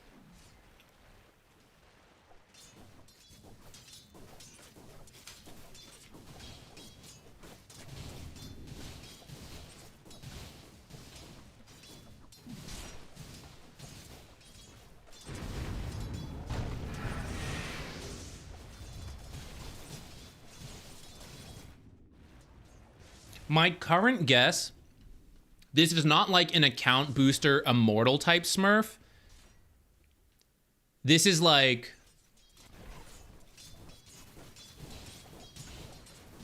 ancient, like an ancient player who kind of knows what's up and is like, I'm stuck in ancient by, you know, Valve. I'm gonna make a new account and go straight to whatever. Like someone who is smurfing, but they're not smurfing like, it's not like a 12K smurf. That's my rough feeling.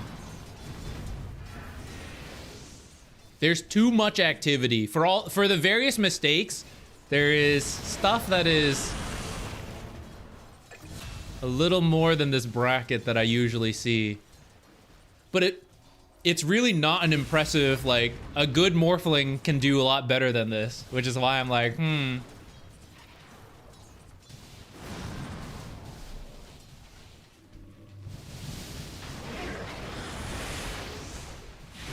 Ancient wouldn't lose that many free last hits? I don't know. I don't know about that. It could also be someone playing a different role or just doesn't play Morphling. Like, they want to learn Morphling, but they don't want to grief their account. So they're playing, they like made a new account to play Morphling.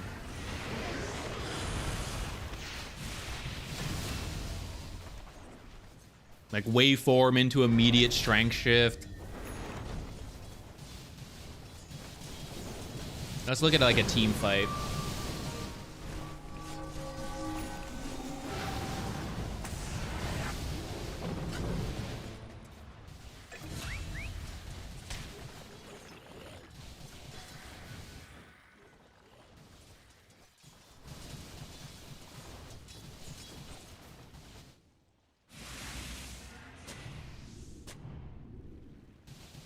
His own wards?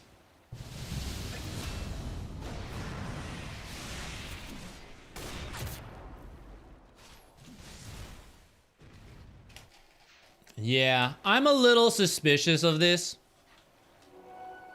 It could also be someone from another MOBA who, like, has learned some mechanics, like, hey, you should backpack swap and stuff.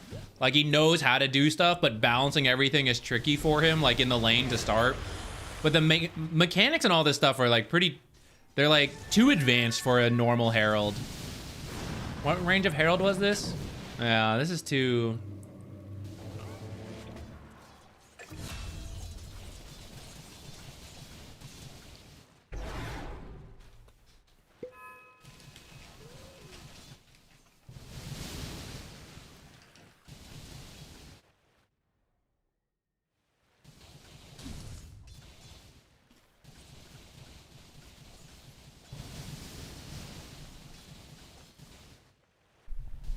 Okay, I'll stop snacking and get back to work. Let's let's do more replays. Scrotus the Cat, thank you for Prime subbing as well. Let me wash my hands and then we'll do Chungo Boppers. Let me copy that over. I'll be right back.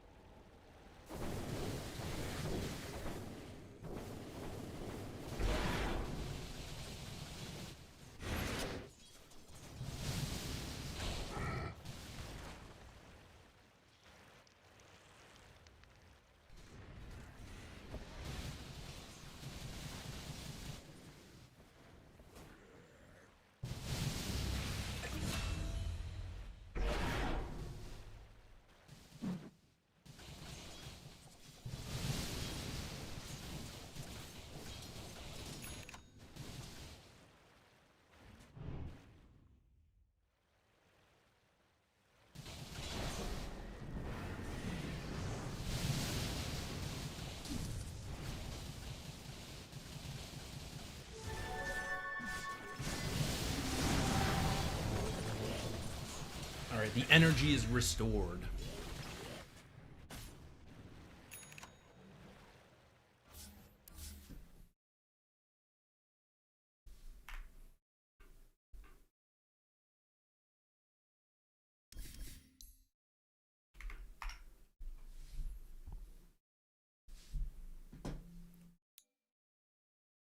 I forgot to timestamp that. Well, it wasn't that significant. I think it's okay. Oh, Chungo Bopper. Sorry, this one's a little too old. Do you have something a little bit more recent? Oh, I don't know if you're still here, actually.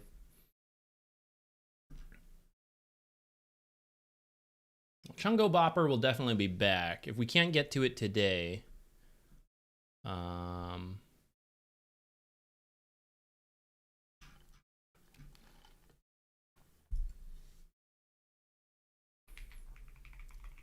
Can always get to them in the future. Oh, you are here. I can find one in a little bit. Okay, no problem.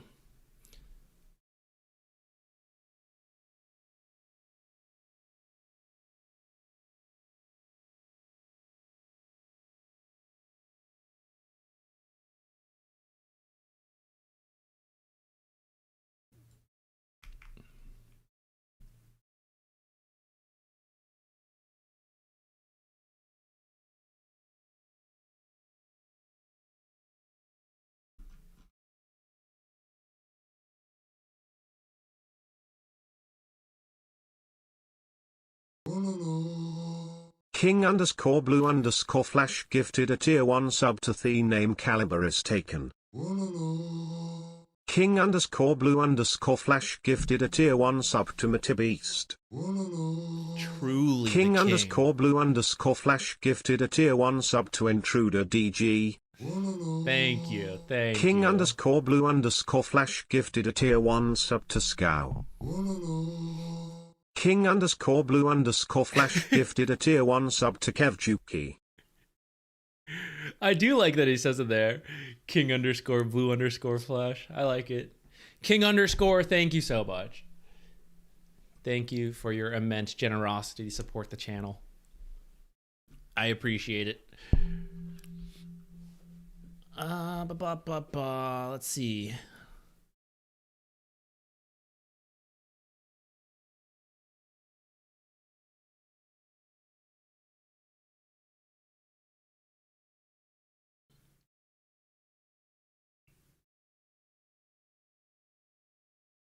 Can you climb as a support? Of course. It'll look a little different than climbing as a core. At the end of the day, you just got to play well. What you might focus on could be a little bit different. Depending on the role, depending on the hero.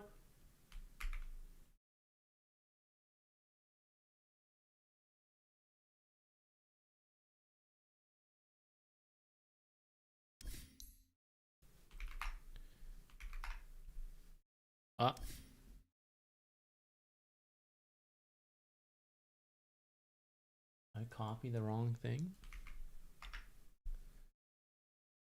Cast your Foley, that one may not be right, or maybe we have to restart Dota in a second here and try again.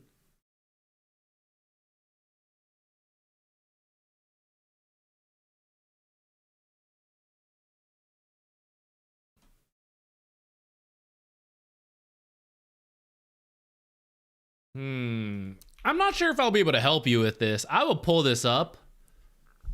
Guardian Meepo.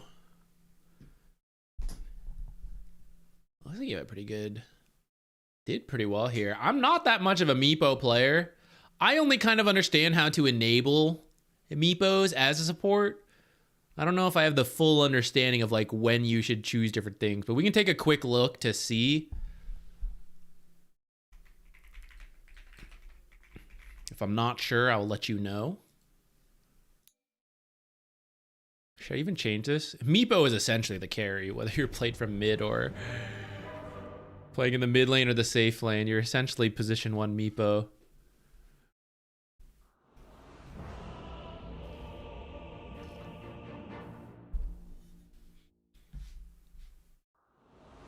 Getting old, so I want to chill with easy to use heroes, but still climb. I play mostly 4 to 5. Love getting into fights. Yeah, I mean, you can definitely do that. Who's not too mechanically intensive? Who's more strategic? I think save heroes can be okay, because a lot of save heroes, you're more like waiting for things to happen and reacting. And it's not like you have to like instantly react. You usually have like a little bit of a window to like throw the save down. That could be a good way to do it. Although I guess that's not like fully getting into fights.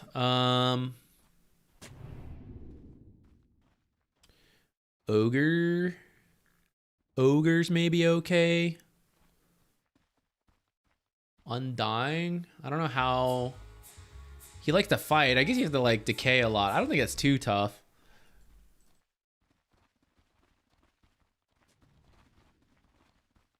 Treant could be okay. Okay, wait. Yeah, so the Meepo, Guardian Meepo. I got pulled back a few times despite a good start, wondering where were the moments where I committed too much to fights and should have attacked only with 2 to 3 Meepos or not at all. Okay. So as far as I know, Meepo likes to hit a critical mass, and until that point, he doesn't get too involved. Like, early, you can send like a Meepo here and there to do like a surprise rotation. You'll especially see like the safe lane Meepos, twin gate through, pop, get a kill, go back. You can do something similar with mid Meepo. I also think if you just like focus on your own jungling, I see a lot of mid Meepos do that as well.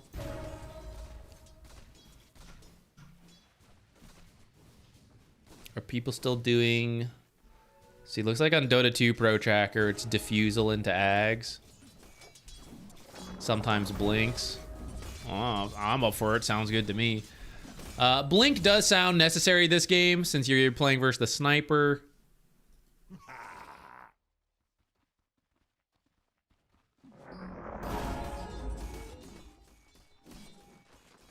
Oh, look at you stacking 2. Hell yeah.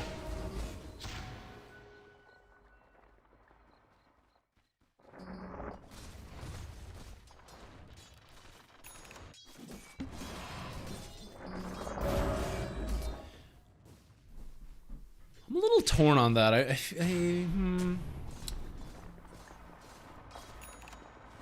I have this feeling that maybe you should have picked up the... You should have dealt with that mid wave before going to the jungle. I don't think Sniper could kill you before 6. Now he's sick. Now I feel more scared in the lane.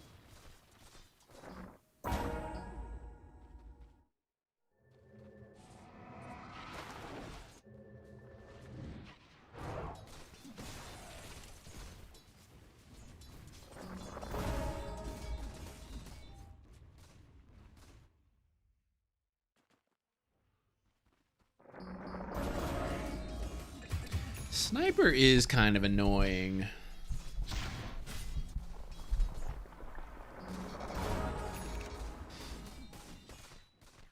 All right. Oh, that was it. I need to go back so far. Okay, here. So you don't want to walk in, right? You're like, I want to poof all this, but like, if I walk into shrapnel, that's no good. So you poof here, and then you walk in after it's done, you go, and then this Meepo lost about half its health for that.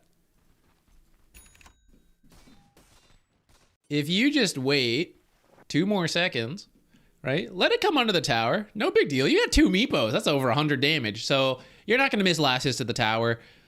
Let this come under tower and then just poof it back here. It'll be a lot easier for you. Or if you don't poof this right away, you could even leave 1 Meepo. Like 1 Meepo can still be jungling or rotating. The other Meepo drags it back, deals with it under the tower, or as the next creep waves eventually get here, then the next creep wave comes in under the tower because the first one got blocked, and then you poof both. At the least, I think letting this come further into your lane and then poofing both. Like, Sniper feels very good here. He's going to start to feel worse here, and he's going to start to feel pretty scared here the further in he goes.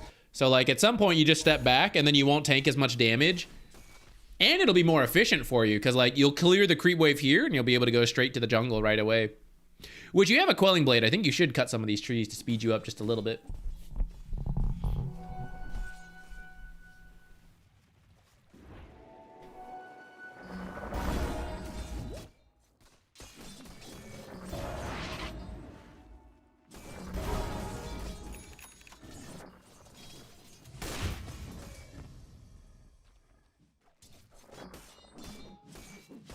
Sniper went bottom.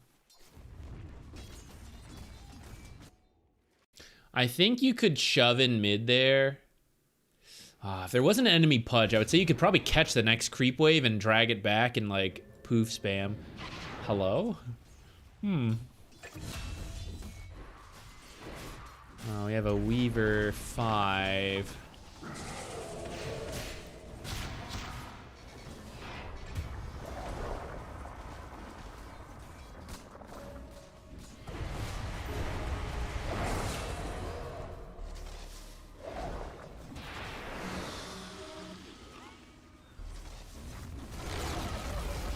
I think I don't mind that. You got the sniper. I think you actually could have even committed under the first shrapnel, but I don't feel like I have a great... I'm not a great Meepo. I don't have the power reading on like what you can commit to or not. That's why Meepo is like such a specialist hero. Only the people who play it a lot have like a great feeling for it.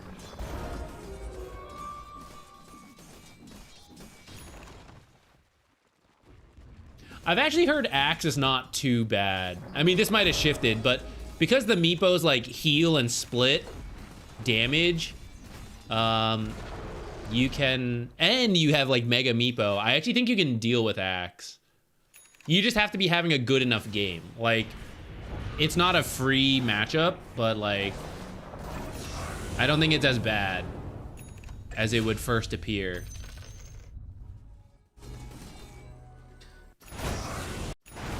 I got distracted reading chat. Here we are, ran over here. This will be good. We're already here, so we commit.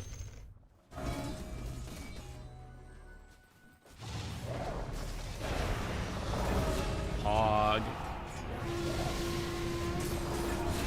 Pog. I think around here, now that you've gotten multiple kills, I think now you can start sending one Meepo away. Because, even taking Meepo out of the equation, right? Like 3 heroes up here, a creep wave, and another coming in. Like, you can take this tower without all 3 Meepos. So I think here you probably send this, like, weakened Meepo to start going back towards, like, the jungle. Or I guess if you want more kills, you send them to, like, go fight, I guess. But I think probably chill again a little bit, right? We burned a lot of regen, got some good kills. Like, here's where, I think if you send the other Meepo sooner, you're already, like, poof, farming.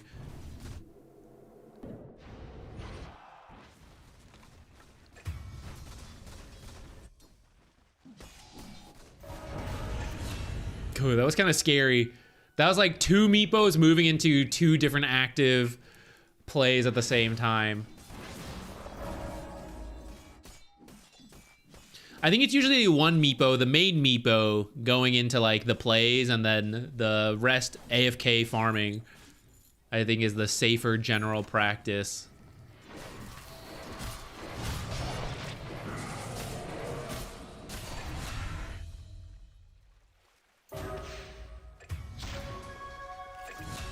How convenient.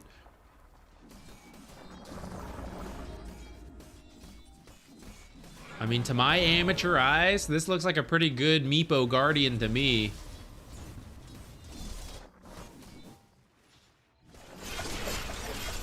I've cursed you. I'm sorry. We made it! Thank you, Silencer! Open the net worth. Here you go.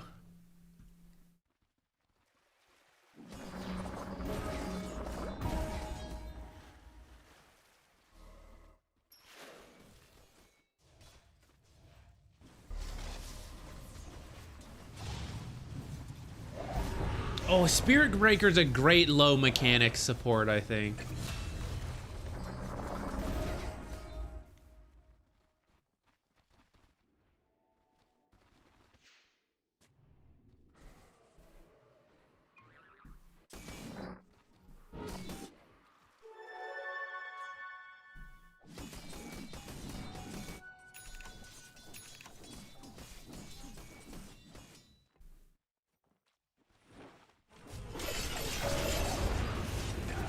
Oh, this is the... You initially sent the wrong replay ID. I see, I see.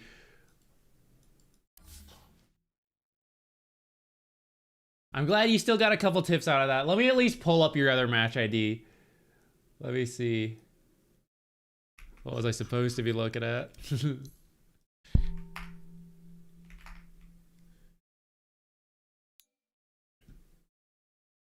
Okay, yeah. This one we struggled a little bit more. This one does look annoying.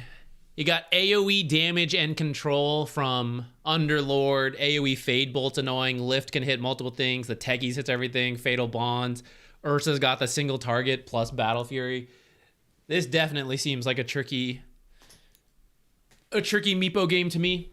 Do I stream often on Twitch? Usually, yeah. I multi-stream on both Twitch and YouTube, and if I'm streaming on one, I stream on the other. I don't do like until one of them wants to pay me money to like only stream on one platform. I don't give a shit. I stream on both. Take whichever one you prefer. I don't think I'm supposed to say that part, but don't report me. I was working on a video, the gold video movie that came out today, and I was trying to just get it done before. I'm gonna be busy in the next couple months. And we have some casting coming up this soon as well. So I had to like knock everything out. I wanted to be done with the gold video so that I could just, streaming is less, I stream and then it's done, you know, which is nice. It's more like a normal job. Videos is like, you work on it, you take a break and you're like, that's a piece of shit. I got to start over. And it never ends until you release the video. And then you question if you should have released it. And you're like, it's shit. I should have done better. I should have changed it. I can still change stuff. So I wanted to be done with that video and some other stuff. So we should be back to streaming a little bit more. Okay, start to fall apart around 15 minutes. Okay, let's jump ahead. Your early game looked pretty good from the last one. This one last hits looked pretty good. So here you start looking for kills. I'd say you're here a little too soon. Looks like you got an invis rune.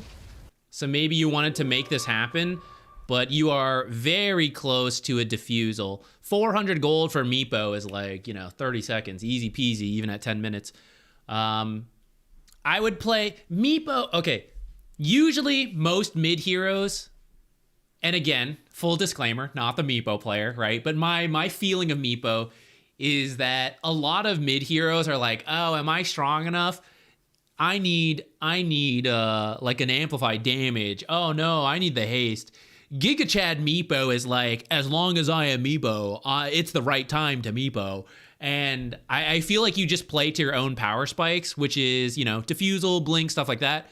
And when you have it, it's usually so much faster than other people that alone is the power spike. I don't think you need to feel pressured by like, oh, I got the haste rune, I got to use the haste rune. It's like, whatever. Haste rune, if it works, I'll do it. No haste rune, as long as I get my defusal, I'll do it. I feel like this invis rune is baiting you a little bit when you're so close to the defusal. And it looks like this game you didn't like absolutely crush mid. I don't expect you to, right? But because of that, I don't think you're as ahead as we would like to be. So this feels a bit tough.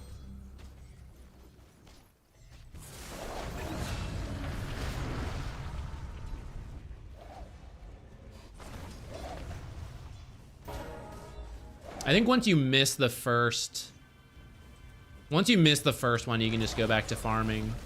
Because that catapult right there actually is the reason. So we made the play. What it costs us is this. This is what's not supposed to happen on Meepo. This is one of the things you want to look for. Part of our strength is the multiple heroes. So we're hoping to cover multiple lanes. So you have a tower that is mostly healthy here. This is a huge mid-wave, though, plus a catapult. So this is super good for Rubik, and somebody needed to defend. If not Meepo, because Meepo wanted to make a play, somebody on Meepo's team should have been here to defend. Like one Grimstroke Q, and your tower stays 3/4 health. Instead, the whole thing gets killed by...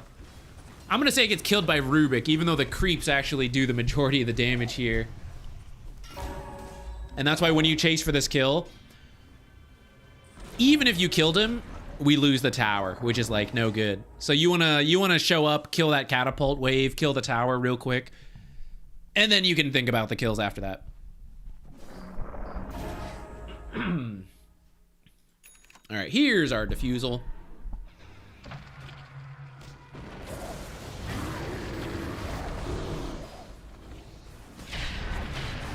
I thought I heard you throw another net. Not that one. Maybe I missed. Maybe I misheard. Ah!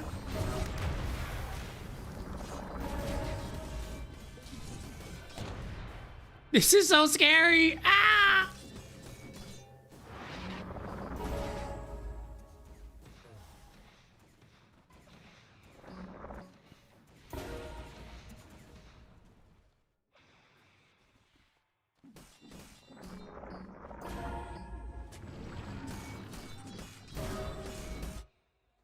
we are cycling Meepos out of the jungle. Okay, I see one Meepo running. Oh, he poofed here. All right, we have to get something out of top because the whole map is empty right now.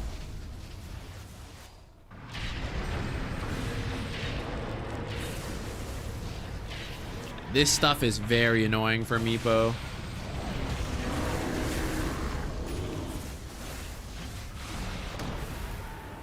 You got out though. Yeah, I think try to keep an eye a little bit more on the lane states is something I'm kind of like, I'm getting a feeling of watching you.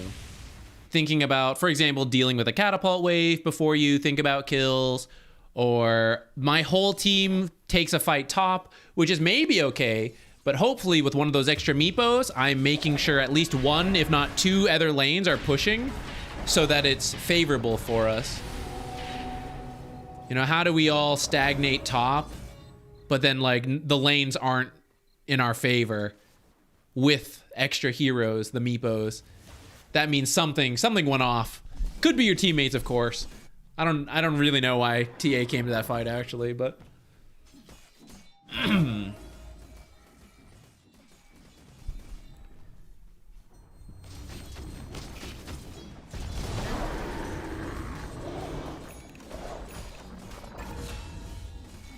okay, it worked out in the end. I had another feeling there of like, man, you're so close to the blink. I really like, you know, just finish the blink and then that play is so much easier. We did get the kill though. I worry though, in other games, it doesn't work out, you know, where it's like you make the play without the diffusal, backfires. You make the play without the blink, maybe backfires. So as you get close to these items, like especially within the last 500, you're the Meepo player. So if you're like, don't worry, Zach, I felt that was super free, then I totally trust you on it, you know? But if you don't have that feeling, like this is the freest kill in the world, I say just finish your early items and then go. Because Meepo only gets to make one mistake. You're kind of feeling like this is death. Meepo's the type of hero, as soon as you lose your momentum, the hero starts to drop off rapidly. So 2 early deaths is like the most you can afford before the game feels much harder than before.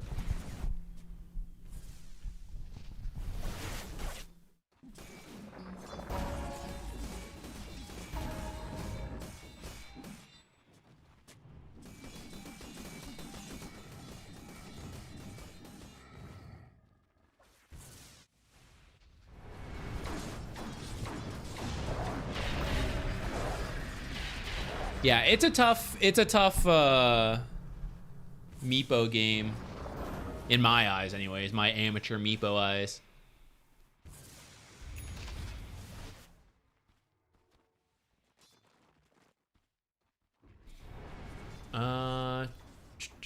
Chungo Bopper. Did I get one from you? Oh yeah, here it is. I'll make sure to do yours next. Then we'll reevaluate at that point how much time we got left.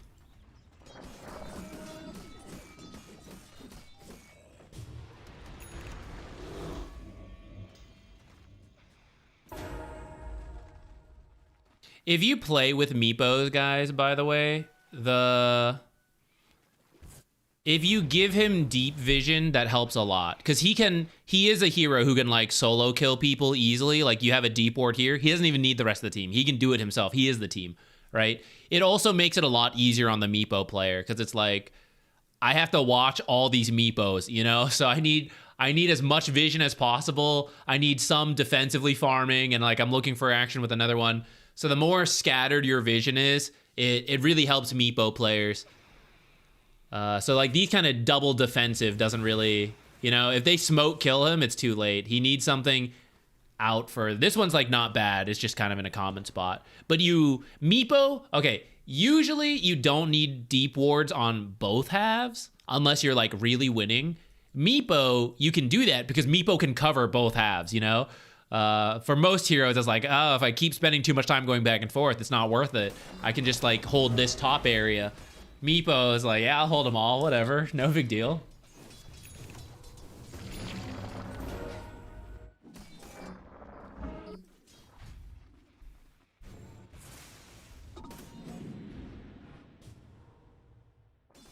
That's an unfortunate spot. I think you got stuck in the tree there.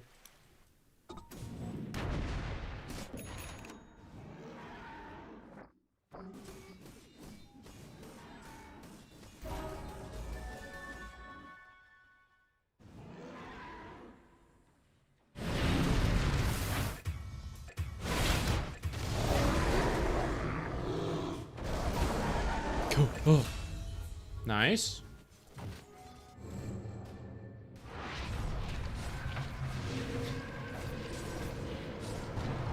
Are they strong enough to do this?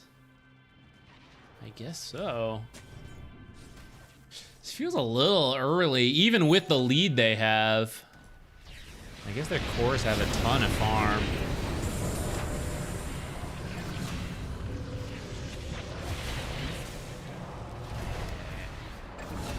This, okay, I will say, this is not only a hard Meepo draft, like, to play against, but your team draft is not very good either. This is not a good draft.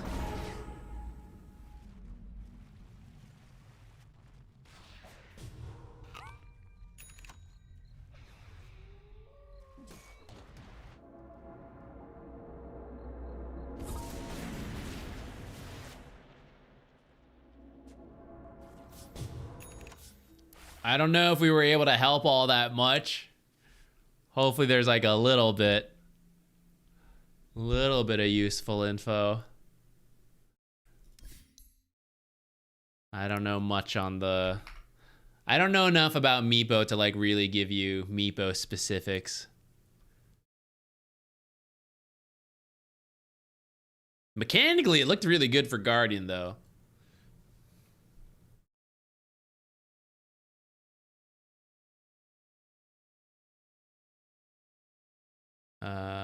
Mars, that's what we're looking at here.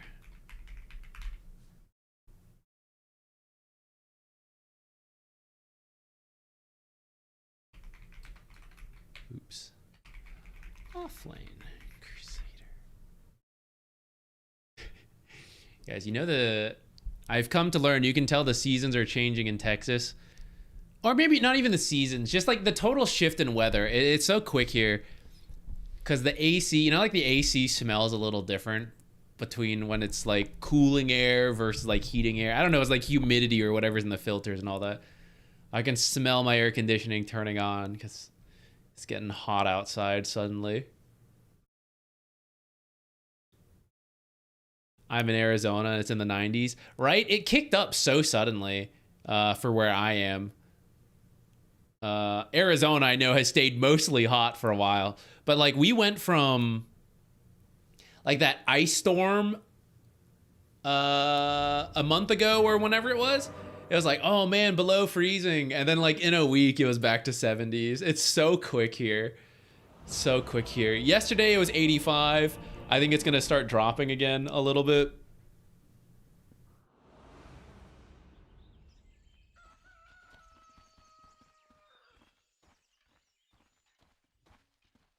All right, Mars. I know you said you're not as good at offlane because the last one you had, we weren't able to load that replay.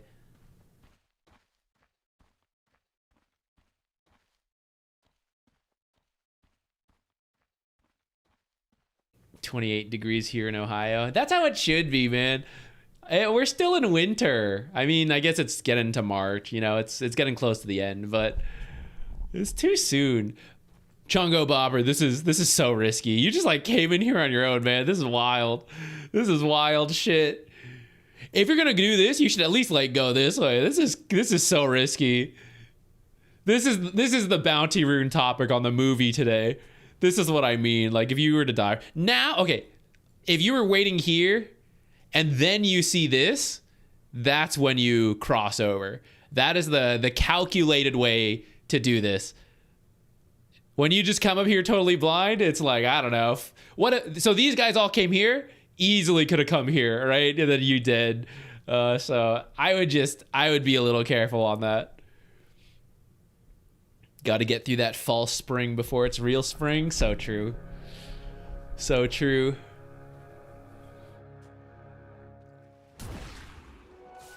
Hehehehe.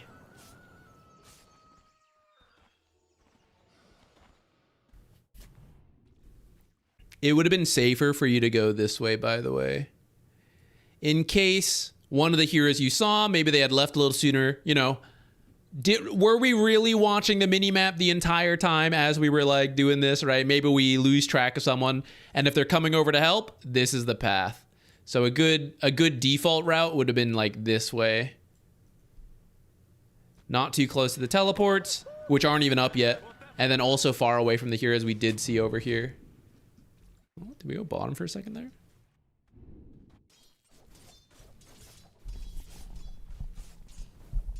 I'm used to everyone going mid on rune for Crusader. I mean, it is kind of true. Like, as a blind bet, you kind of can do it. But at some point, it backfires, you know? The upside is 40 gold bounty. The downside is giving first blood, which I think is just, like, not worth it. Okay, since he fatal bonded this wave, we aren't pulling this one back. We'll do the next one. Try for your own pull at 117 here. Looks like a warlock did it. No party, right? Okay. Make sure we catch this, yeah, and just bring it in. It's getting a little messy. So this one you can just bring in. This is a little bit covered in the movie where I mentioned, like, see, this PA is not denied. Nothing is being denied to her. And in fact, if we let her have this, she'll get the hard camp as well. And then we are holding this creep wave. But actually, part of the reason you need to connect it back in is that if she and Sniper, classic Sniper support, another one for the day, if they just kill this camp, they have a mostly healthy creep wave, right? Like, you hold a full health, they hold like 3 creeps, let's say. They will, it's essentially creep dragging, you know? You're laning here, they're laning here. So it's not the long-term equilibrium we want. If you connect it back in, they will kill your range creep. They'll fight the other creeps. These creeps are fighting these creeps. So you can fight over this camp while also getting the long-term equilibrium by having your creeps killed. This kind of splitting gets really messy. Even if this guy then like uses fatal bonds, it's not too big a deal. You can see how much damage she is taking. Actually, if you moved forward there, you could threaten the spear instead of doing it on the creeps. You're not really in a rush. Well, actually, I guess there are times if you do the damage quickly, you can get the kill with fatal bond. So if you thought you could, then that's fine. A lot of times, though, you're not in a huge rush. Like, fatal bonds is just to keep them low. And if they die, like, you move in for that. But otherwise, like, fatal bonds last long enough to just let the creep waves do their thing, and you don't have to use spells for it. Lost a creep there. Range creep, big one. Just reached level 300 in Curio. Damn, I don't even know if I'm at 30.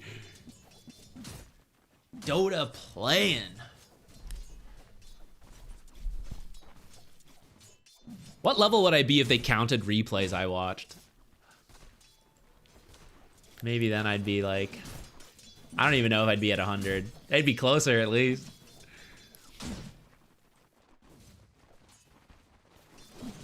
Whoop. Okay, you almost forgot, but you got there in time. All right. I think with a little better management, you could have held it here even more, but overall it's like, it's not too bad. We're gonna speed up.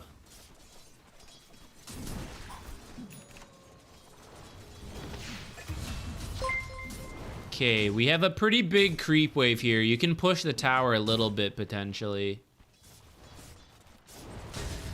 Looks like they kind of cleared it up, actually. As long as the catapults are alive, though, we can consider this. Like, if we end up building more creeps than they do as the catapults are killed, especially as he keeps fatal bonding, we can always consider a little bit of a push. Yeah, it'll be around here. It's like, how much of a creep wave do I have as I finish this catapult? Actually, yeah, if you drag this away...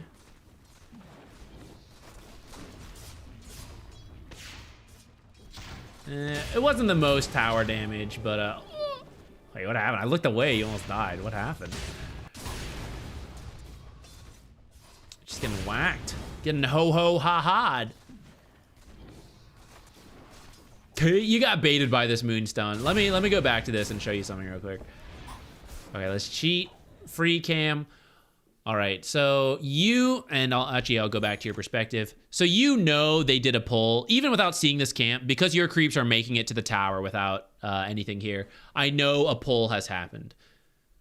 So what does that mean? It means it's gonna be under the tower right now, but in about 30 seconds to a minute, this will push out. We'll lose some creeps for it, but it'll be a wave pushing in. You know, giving the vision back. I think you hit the banner once. So this is what they aggroed to you now, but let's say you weren't here. These 3 creeps are turning around into the creep wave. They're supposed to fight these guys, which are under the tower. So 3 creeps versus 2 in the catapult, plus a tower, plus PA going for last hits, right? It's gonna shove out as it's joined by 4 more, and then here's our 4. So you do not have to take a huge risk here. And you wanted that small creep and the Madstone. It cost you a lot because Sniper just attacked you the entire time. These 3 creeps attacked you the entire time. And so we ended up losing like so much health. It would have been okay to just give up on that and then plan for the later levels. Now that we did aggro it, you're going to bring it back here, which is also okay. You can also do this. But we want to do this without losing like too much health, you know? This is where things got real scary, and now you're actually, right, as this is pushing up, can I actually stick around? Am I too scared? Shrapnel plus PA jumping me? I'm kind of scared. It's forcing us to be back a little bit. You're using spears to pick up some CS. Thankfully, this is a Warlock, so I'm good to go now. You did end up buying a salve, though. Actually, with the Warlock, I would try not to buy that salve, but without the Warlock, I would understand that. But without making that mistake, then you can save that 100 gold and not have to buy that.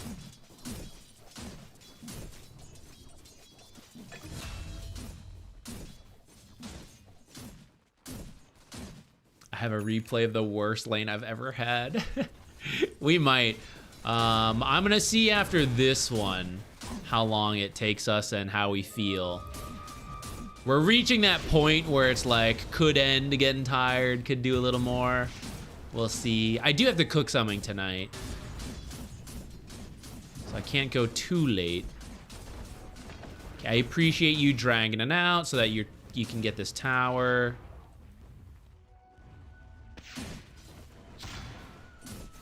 You can commit, you can run in to get this last hit if you want. I don't really hate not doing it, but see, Yules. I like that choice. Good versus Puck.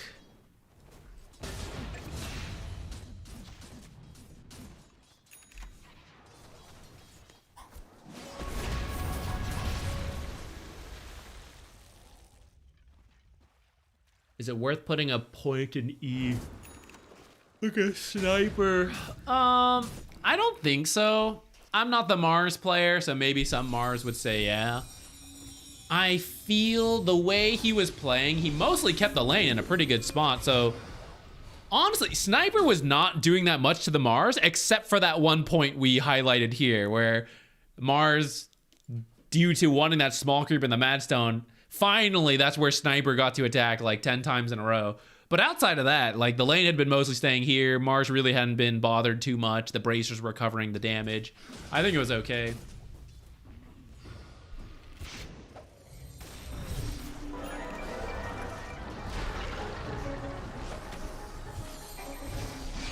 I haven't seen the movie yet. Maybe it's covered there, but do you have any videos on getting gold as support at higher ranks? So it is essentially in that movie. It's probably not as direct as you would like it, but that's how it is in the games. I can't make it direct because it's not. Essentially, you need to know what are the cores trying to do, and I either enable that or I fill in the gaps. And only by understanding like everyone's ideal farming pattern, the way the map is developing, where the heroes are moving, that's where you as a support can figure out where you're supposed to go. But it's not as easy. Cores have it easy. Is there farm there? You can go, buddy. Right? Theirs is the easy mode. The supports have to like, they'd have to do 4 steps of thinking of like, this guy's going here, the enemy's going here. I'm kidding. Cores also need to do that to some degree. Cores need to know when they shouldn't do it. A lot of cores get angry that supports are taking farm, but there is some farm supports are supposed to do that cores were not supposed to do due to the danger to them, but they didn't realize the danger because they weren't looking at the map. So it's like everyone has the same stuff. It's like you all have to be looking at the map. You all have to be figuring out who should go where. And the stuff that sucks goes to the supports. The stuff that's easy and safe and good tends to go to the cores.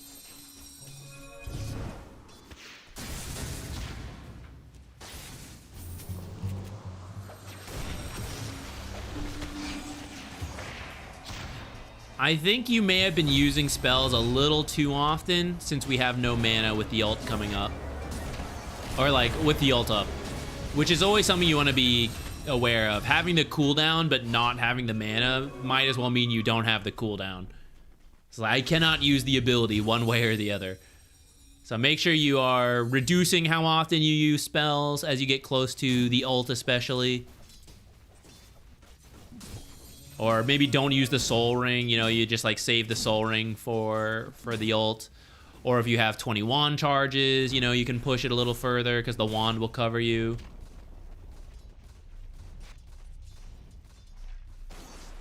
All right, this right there, what we're doing, this is some of the wasted time. Oh, I went too far back. Maybe not, maybe around here we can see it already, right? You're not feeling that strong right now. 500 health is actually more, it's like 14 minutes in, you already got 1800 health. It's kind of ridiculous, but I'm not feeling that strong to go get involved in the fight, right? If you guys team wipe them, we can go for stealing, but I see Puck in the area. I don't, like, PA kind of scares me a little bit. Not that I think she's super strong, but at the same time, a lucky crit, and I'm at 500, right? Just like, don't feel great. So here's where I would just want to look at the minimap. Look at the minimap. And we figure out like what needs to be done, what's safest to do. I see top needs to be dealt with.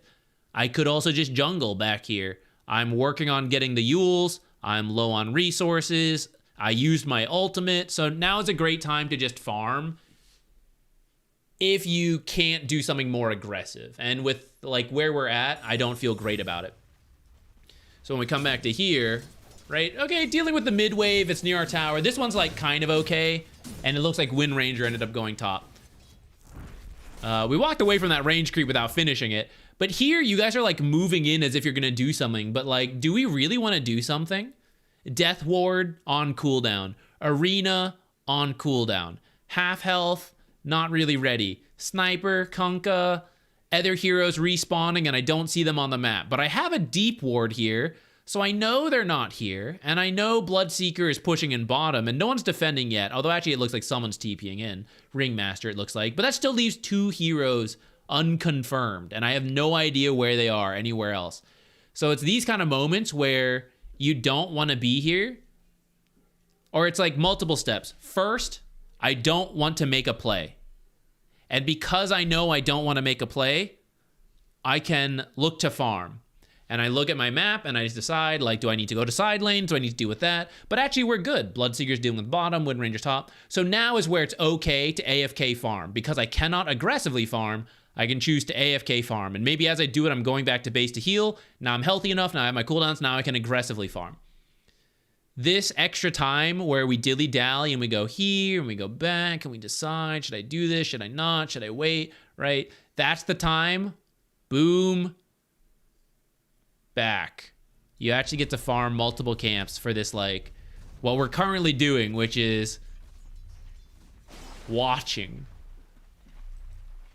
Now I farm this, I spear once, but if I didn't spear that, they would have fought, the enemy would have pushed, you're jungling, and then you walk back and you get it here.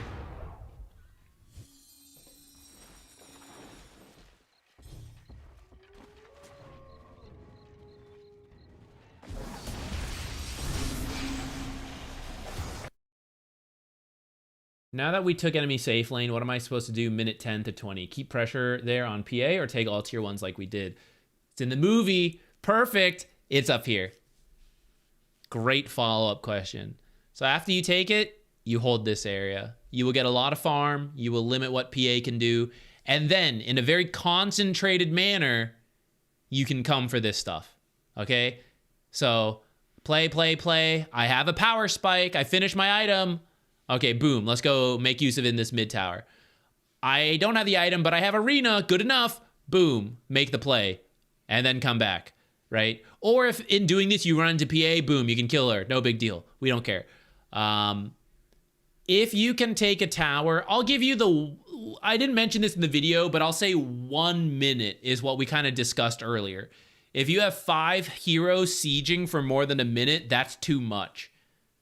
If it's less heroes, you can siege for longer, but it still may not feel the greatest.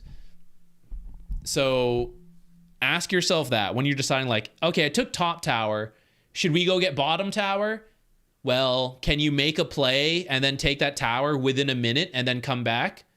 Yes or no? If no, then don't go yet. Stay up here, force more heroes up here, whatever. Then you can do it. Get a kill in here instead. Just farm the item to get a better power spike instead. Like whatever it is. You will get a lot of money just holding this area of the map for your team. And because you're out of sight, you can cut into mid or twin gate at any moment, and they're not really sure what you're up to. Bring your own wards as needed.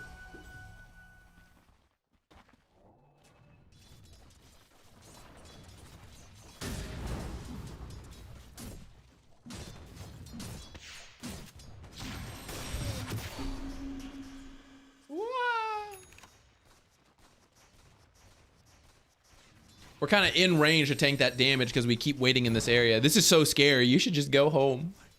Just go home. There's other heroes here. Ah!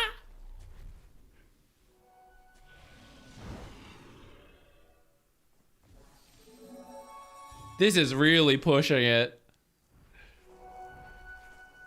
The thing is, we have the ult available. So, like, if a fight breaks out, I do want to go join, but I just can't. You just need to go home a little sooner. You are kind of close to the Yules, so maybe you're trying to finish the Yules before you go home. But this is one where I think that feeling has gotten you stuck here. And actually, if you had gone home sooner, come back out, you could have the health to just be in the lane to finish it there, or to jungle without having to, like, do so much back and forth. And it would be finished a little sooner. Something to take away for the future. I don't think you mentioned, like, the Mars offlane was not as strong, so maybe you're just not as comfortable with it.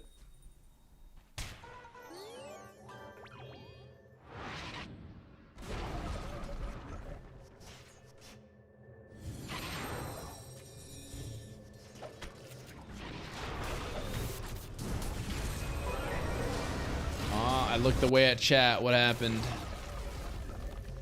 Okay, here we go mid.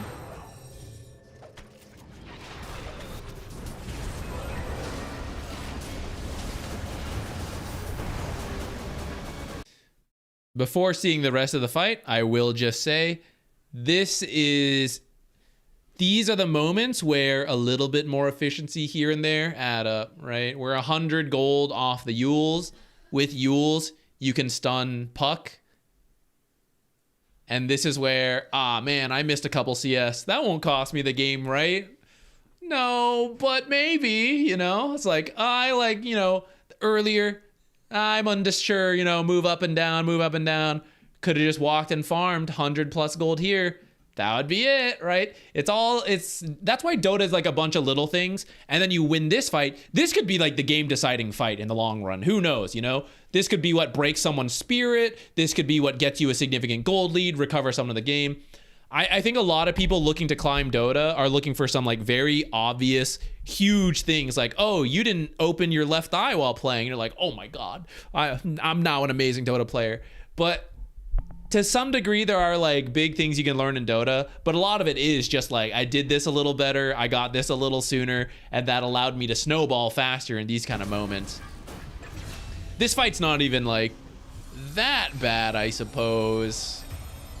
Well, maybe if I had stunned that puck, he wouldn't have just killed my Bloodseeker. Oh shit. Oh no.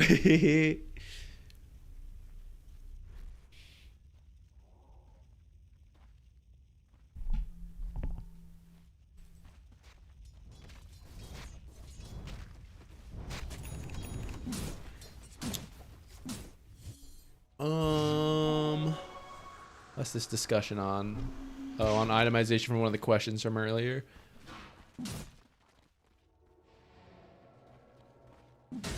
Those are like separate questions. To break them up, they're related but separate. How can I compensate for the team buying bad items, or did we just get lucky to win? Well, taking out the lucky to win part, just compensating for teams' bad items. It really depends on the heroes you play, like whether you can adjust that far or not. If you think like my team needs a certain item, I can do that or not. Notice right here, we don't have our big ults. That's why this fight feels so weird, right? If we had that, that would be a super easy arena golem, just kill them, right? But instead, boom, mini map. Now, next I need to add like the cooldowns in here, and soon enough we'll just be zoomed out, normal Dota again. Where are we on the map? We are pretty far forward, and this is a good place to occupy.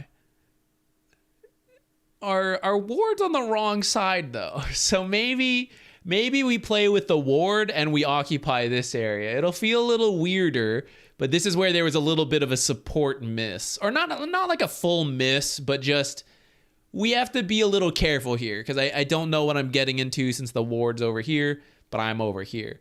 This is a nice place to be though, but how do I really want to fight here? You know, that's the benefit of this area. I steal from the enemy, and if a fight breaks out, we can fight. Do I want to fight? No arena, no golem, no death ward. I was really blanking on that for a second. No death ward, no rupture for 12. Also, he's down here, so maybe that part doesn't matter as much, right? I don't want to fight here because we're missing cooldowns, even if we had a ward here. Though if the ward was there, so I can tell, like, this is just sniper, this is just one hero, then that, you know, we could do that. But this is a dark area, no wards, no cooldowns, so I don't actually want to do that much here. I want to do what I can, but I won't push the limits. And that's kind of what happens here, is I feel you guys are pushing the limits as we don't see anyone here, we don't see anyone here, no one's dealing with top. So like they're probably all in this area is my worst case scenario. Maybe someone's here and I just don't know yet. You know, maybe some heroes are here and I just don't know yet. But that's the thing. I don't know. I have to assume they're all here. I should always assume the worst case scenario and then decide if I can act on that. And I can't act on the worst case scenario here. And that's what happens to you. And if I had to guess, there's another reason this is a bad fight. You don't always know where people have warded, but there's a couple places that are very common. And this one right here is very common. The way you guys are standing is like perfect for them. You're all in high ground vision, or in the cliffs high ground vision, but you're not like, you can't get there close enough to de-ward it because then they're like perfect in that kind of fight. So this is the kind of thing you just go, just don't fight there. Just don't try. I don't know where they are. They could have vision of us. They could be there. Like everything is pointing to like, man, this sucks. I don't wanna.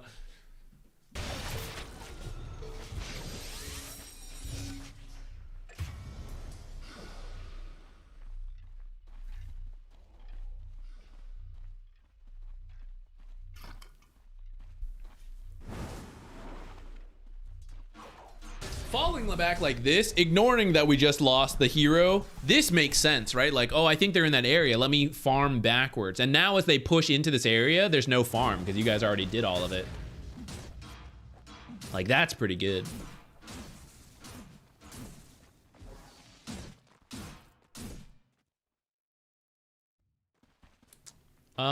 Shiva's on Tusk sounds a little funny. There's probably some games he could do it, but I think there's other items. Oops.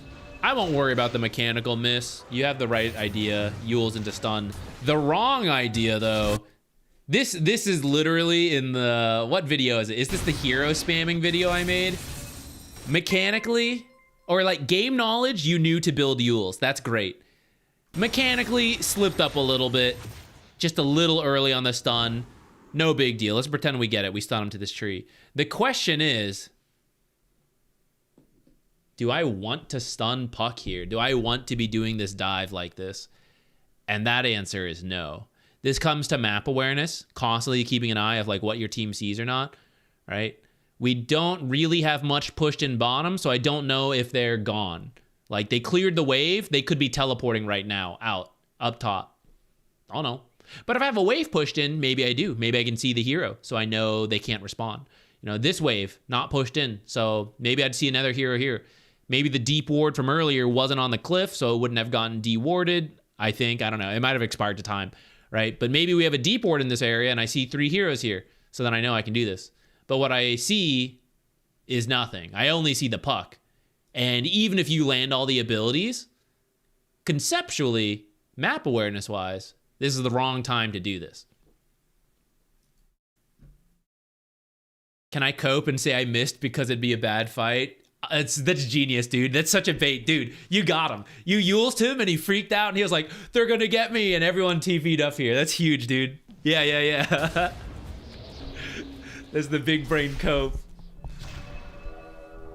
I like it. Honestly, it's kind of real, right? You like fake it out. And because we try, like Wind Ranger goes, right? Waste the ult, runs in, stuff like that. Now I'm probably dead here.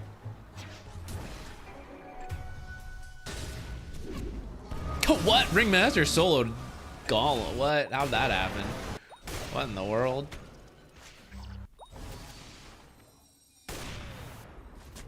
Level 10 Ringmaster. Holy shit.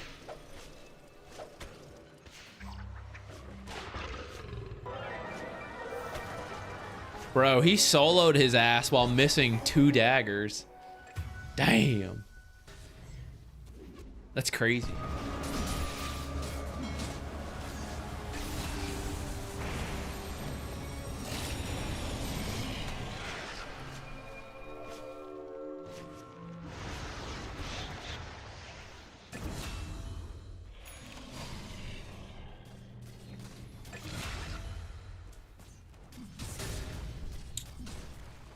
Hey, what's up? You like Tidehunter? Great ulti, great team fight, confirmed. But you don't see a lot of high MMR players, like 2,000 plus, play him. Why is that? I think they will play him. The issue with Tidehunter... Tidehunter can have a lot of bad matchups.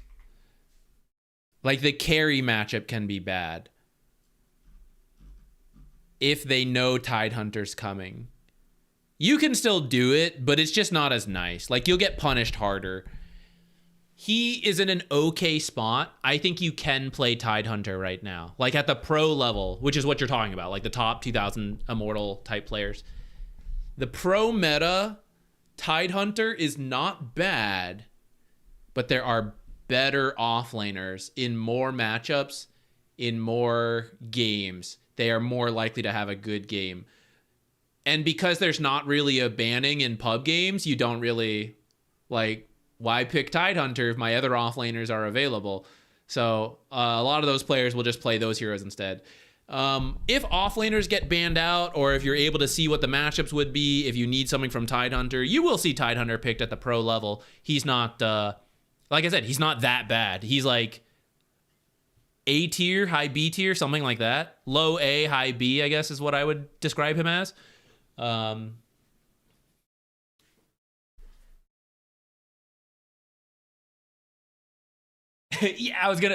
that's one thing, right? Is like, if Largo is available, why not play Largo? Mars is considered a very popular offlaner right now. Who else?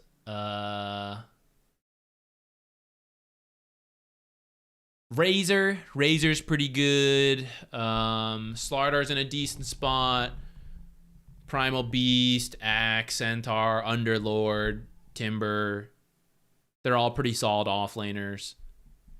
And Tide's in there. Tide's also in that mix, but that's just why I think you may not see him as much, like, all the time. One of the big reasons is Ursa.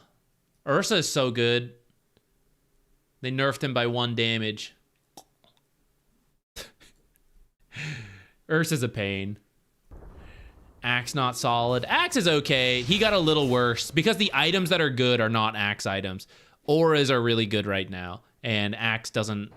He doesn't mind Crimson Guard, but at the same time, Blade Mail Blink. You know, he'd much rather have that. He also got hit with some nerfs, I think, right? Because he was too good. Yeah. You know, they've been hitting him with some nerfs.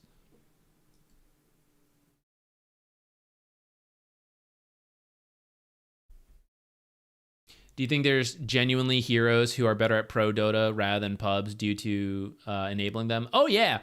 For sure. Huskar is probably one of the top ones, although psychos like Amar and Crystallis have changed that because they're like, oh yeah, first pick Huskar, who cares? So the idea of Huskar is changing, but previously, you know, it's like, why don't we see Huskar mid all the time in pub games? It's like, well, what if you don't get a good matchup and then it sucks, you know? But pro Dota, they can prepare it. They can ban those heroes out. They can, you know, prepare for that kind of pick.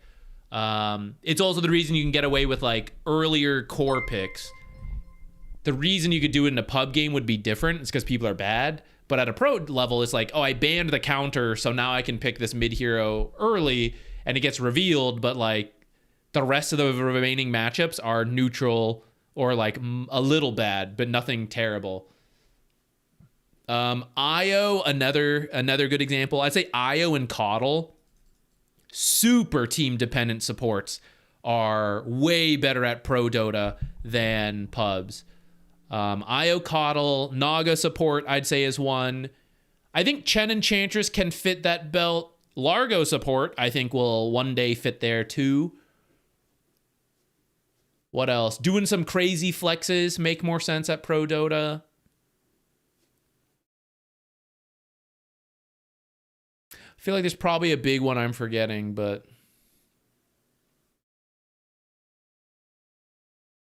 are you supposed to play offlane as pure aura carriers for meta? Not strictly. You need auras from somebody. And a lot of the best offlaners can just build them, like Underlord, right? So then you don't have to worry about like right now, there are some new age mid builds, Storm Spirit going Guardian Greaves, for example, Razor, carry mid offlane, all building auras, right? As long as your team has it covered, the offlaner can be something different. But a lot of the top offlaners are good offlaners because it's like, what? Just pick him. He'll build auras. Who cares? You know, Underlord, stuff like that. The Aura Razor build is super good. Yeah, I'm a big fan of it. I think it's pretty cool. It should get nerfed. It's a little too strong. Do you think SF is only for high tier MMR players? Because I've seen Crusader tier players only feed. Yeah, I mean, there's definitely heroes that are high skill heroes. Shadow Fiend landing good raises is one. The reason people complain about Sniper a lot is not because he's a bad hero. It's just because people play him a little incorrectly. Pudge, right? Pudge is actually, in my opinion, in a very balanced state right now. He is legit good in a decent amount of games, legit bad in some games as well, you know, but like no hero's perfect. I think he's actually in a very decent spot, but you have so many bad Pudge players out there that it gives him such a bad rap, you know? What's another one? Yeah, the Meepos, the Arc Wardens, the cheese heroes that are usually only, like, you have to really know what you're doing.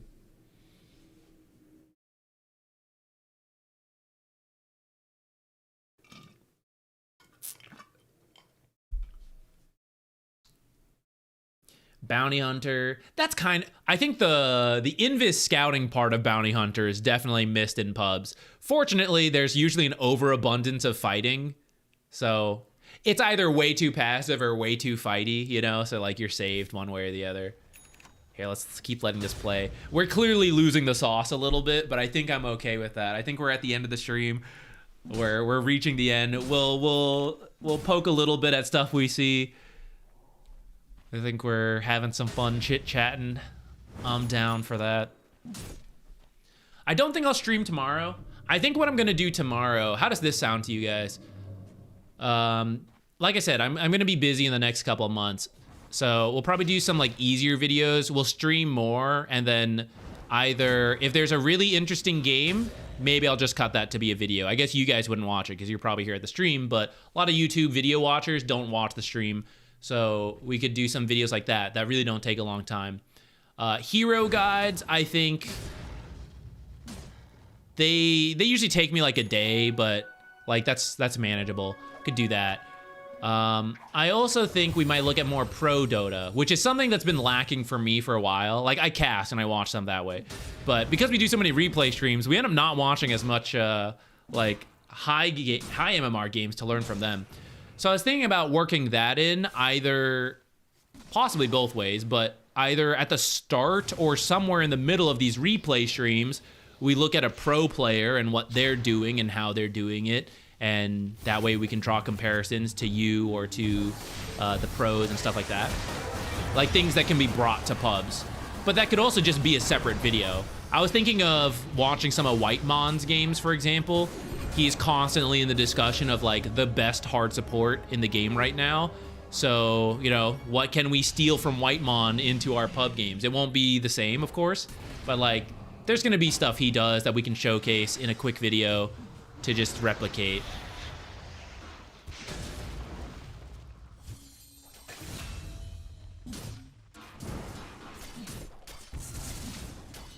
About auras, can I go Piper Crimson on Mars if it's a good game for it?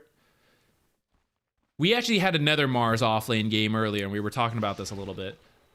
You can. I think it's a very pro-level thing to do, to build the auras on Mars. But part of the reason it's pro is not just because of you building it, because the teammates cover it. And the way you're gonna have to play is that Mars will just walk at things and arena. And you have to be able to do that, because it works if you can do that, because like that's how auras work, right? Auras are a walk at you and play kind of thing. So is arena without blink. And as long as you can get away with that, because teammates cover you, or because that's the play style, you're protecting a sniper mid, you guys are going building to building, you don't need to initiate, sniper's taking the building, you just gotta be there to protect him. Then you can do that. I think for a lot of pubs, doing a usual blink build on Mars is probably a lot safer.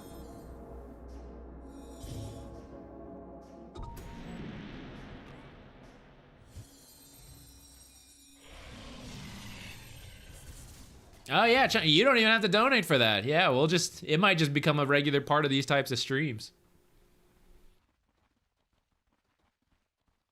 Do you think that'd be more interesting to do it on stream live or as a video where I guess I either do it live, not like with you guys, just like I record as I watch the first time and then I just like see, cut, talk, cut, whatever.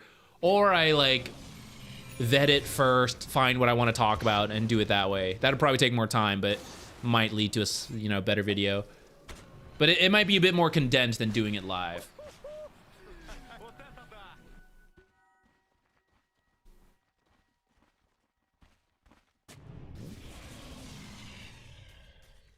Browser randomly crashed. What are the non-negotiable auras?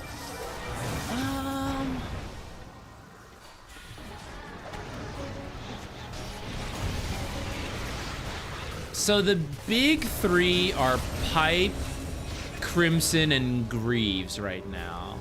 And I guess they've always been kind of like the big three auras since they all got added into the game. They're all good in the right game. And if you can make a case for one, you should probably get it. And if you can make a case for one, you can probably make a case for two. But it's hard. It's like not every game is a Crimson Guard game. But like, hey, here's a Wind Ranger. Kunkka, do you have a Crimson Guard? Where is it? You know, like, pretty good Crimson Guard game for them. They should probably get one. For you guys, Crimson Guard is okay if you wanted to get it. Pipe is decent. Greaves, I think, is probably the best because it gives you armor versus these two, Dispel versus the Silence, some burst heal generic aura. Don't really have a Greaves build on your team. I don't know. Witch Doctor, maybe. Every game's a Crimson Guard game. It was for a while. It did get nerfed a little bit, so it's a little bit more like, you know, how good is it? But it's pretty safe.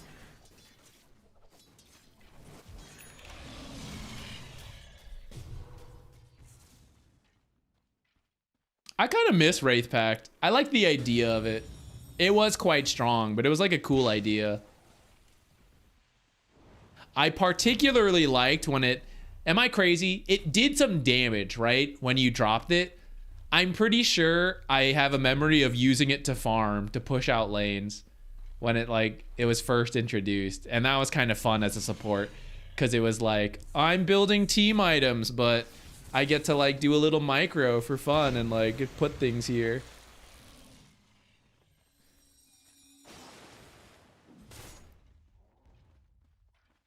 Pipe is probably the most important to get. Of the auras, I think Pipe is the least exchangeable. Cause like Crimson Guard, you're essentially taking physical damage, right? So it's like, can we get more armor? Or could we control them with like, well, disarms aren't very good right now, but stuns and whatnot, prevent them from attacking is a way to deal with it. Spells are harder to stop that from happening. Like, look at this shit, you know, spells happen. So, and no one wants to get like BKB too early. Glimmer can only cover one, so like, I think when you need a pipe, you need a pipe. And it's hard to like come up with other items besides the pipe. But I feel Greaves, you know, if you need the Dispel, there's a couple options. You need general physical damage, there's a couple different options.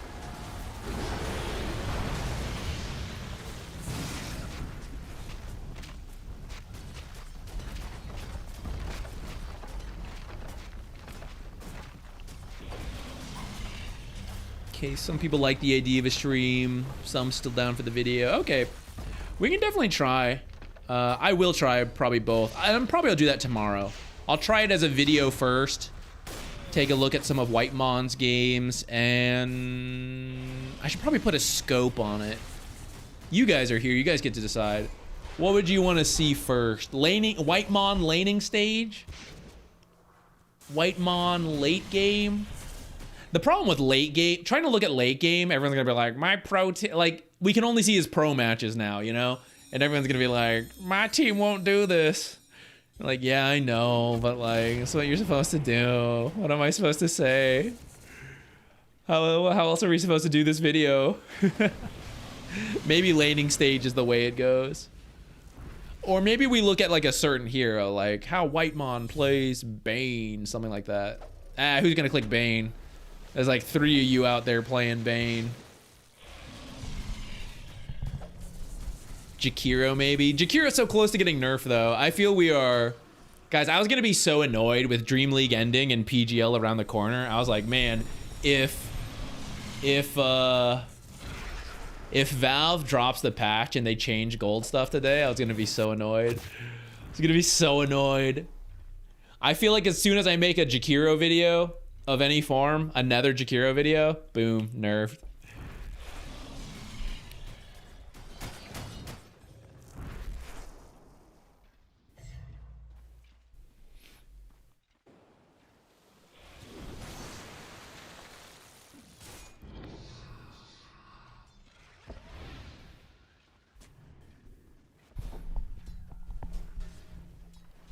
When do they usually drop big patches? Shrug. No one ever knows. No one ever knows.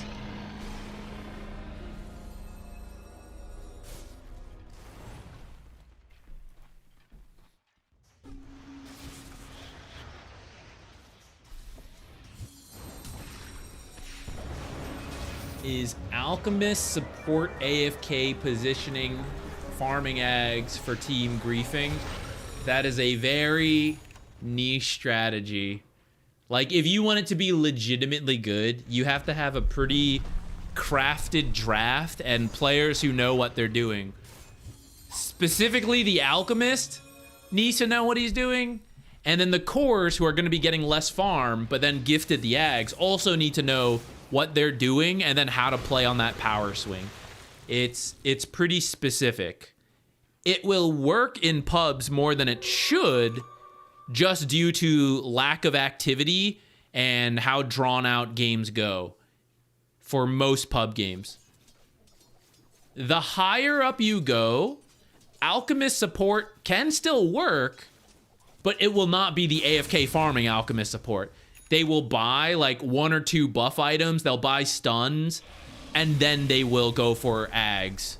Maybe. They may not even in the end. Like, they do not just brown boots straight to jungle.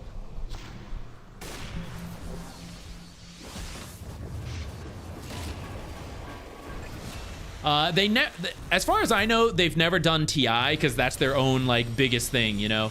Even if they don't run it anymore, that's like the one most tied to them. But they do it in the middle of Dream League all the time. To be fair, I guess there's a lot of Dream Leagues throughout the year, so maybe it's just higher likelihood. It's happened in a couple other tournaments. They typically wait for the day to end at least. I feel like someone watches the games and they're like, okay, final game done, send the patch. They at least do that. They don't do it like in the middle of a series.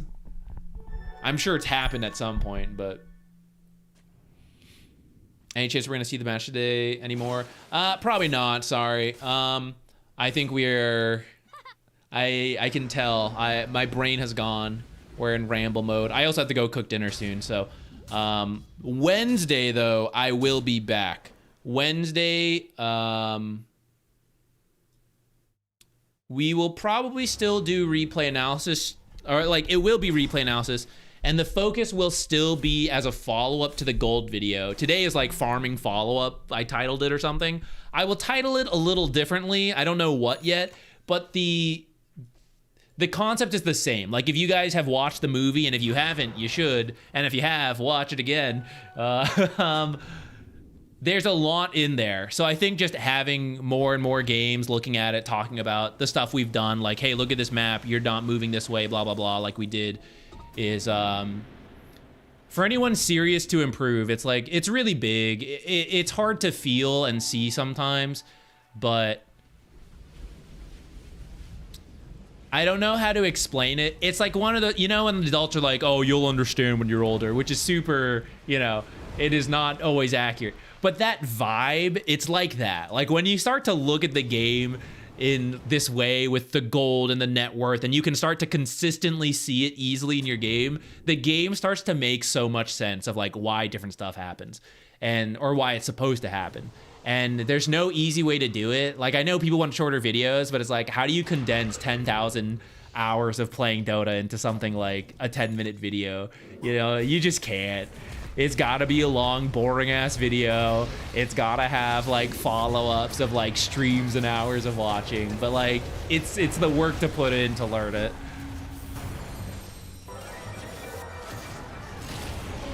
They did do it at TI. They added techies. Man, I don't remember that at all. I thought it was, like, right before TI. The one EG one, right? TI 5 or whatever it was, because they weren't ready to play. Or a lot of people weren't ready, but, like, they learned how to do it.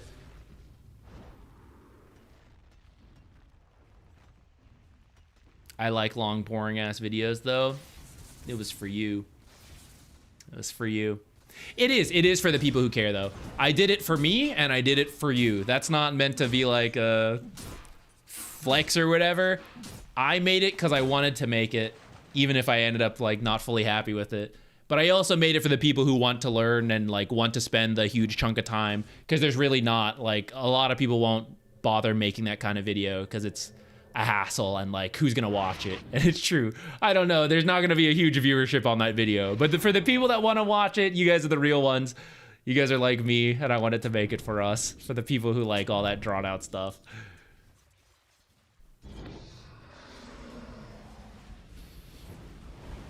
All right, let's start wrapping up. Let me see.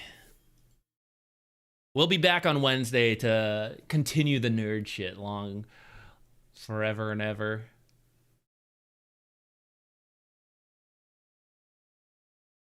I gotta make a soup today.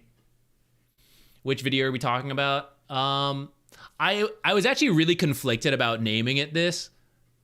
Actually, I don't know what video YouTube has a feature to put a couple different titles to test like what gets clicked on more. So I put a couple out there for the video. It's the most recent video if you go to the YouTube channel. It's all about gold and farming. It's some real nerd shit. But the thumbnail and the title are some real clickbait shit. And I was concerned, and I'm not sure if it's good or not, but I ended up doing it anyway, so whatever. The people who want this kind of video, I think, are less inclined to the super clickbaity type thumbnail title. The people who like the clickbaity thumbnail title do not want an 80-minute nerd video. So I'm worried there's a conflict of interest there, or like appealing to the wrong crowd and the right crowd does not get appealed to. But it is done, and I'm going to stop worrying about the video and move on to other things.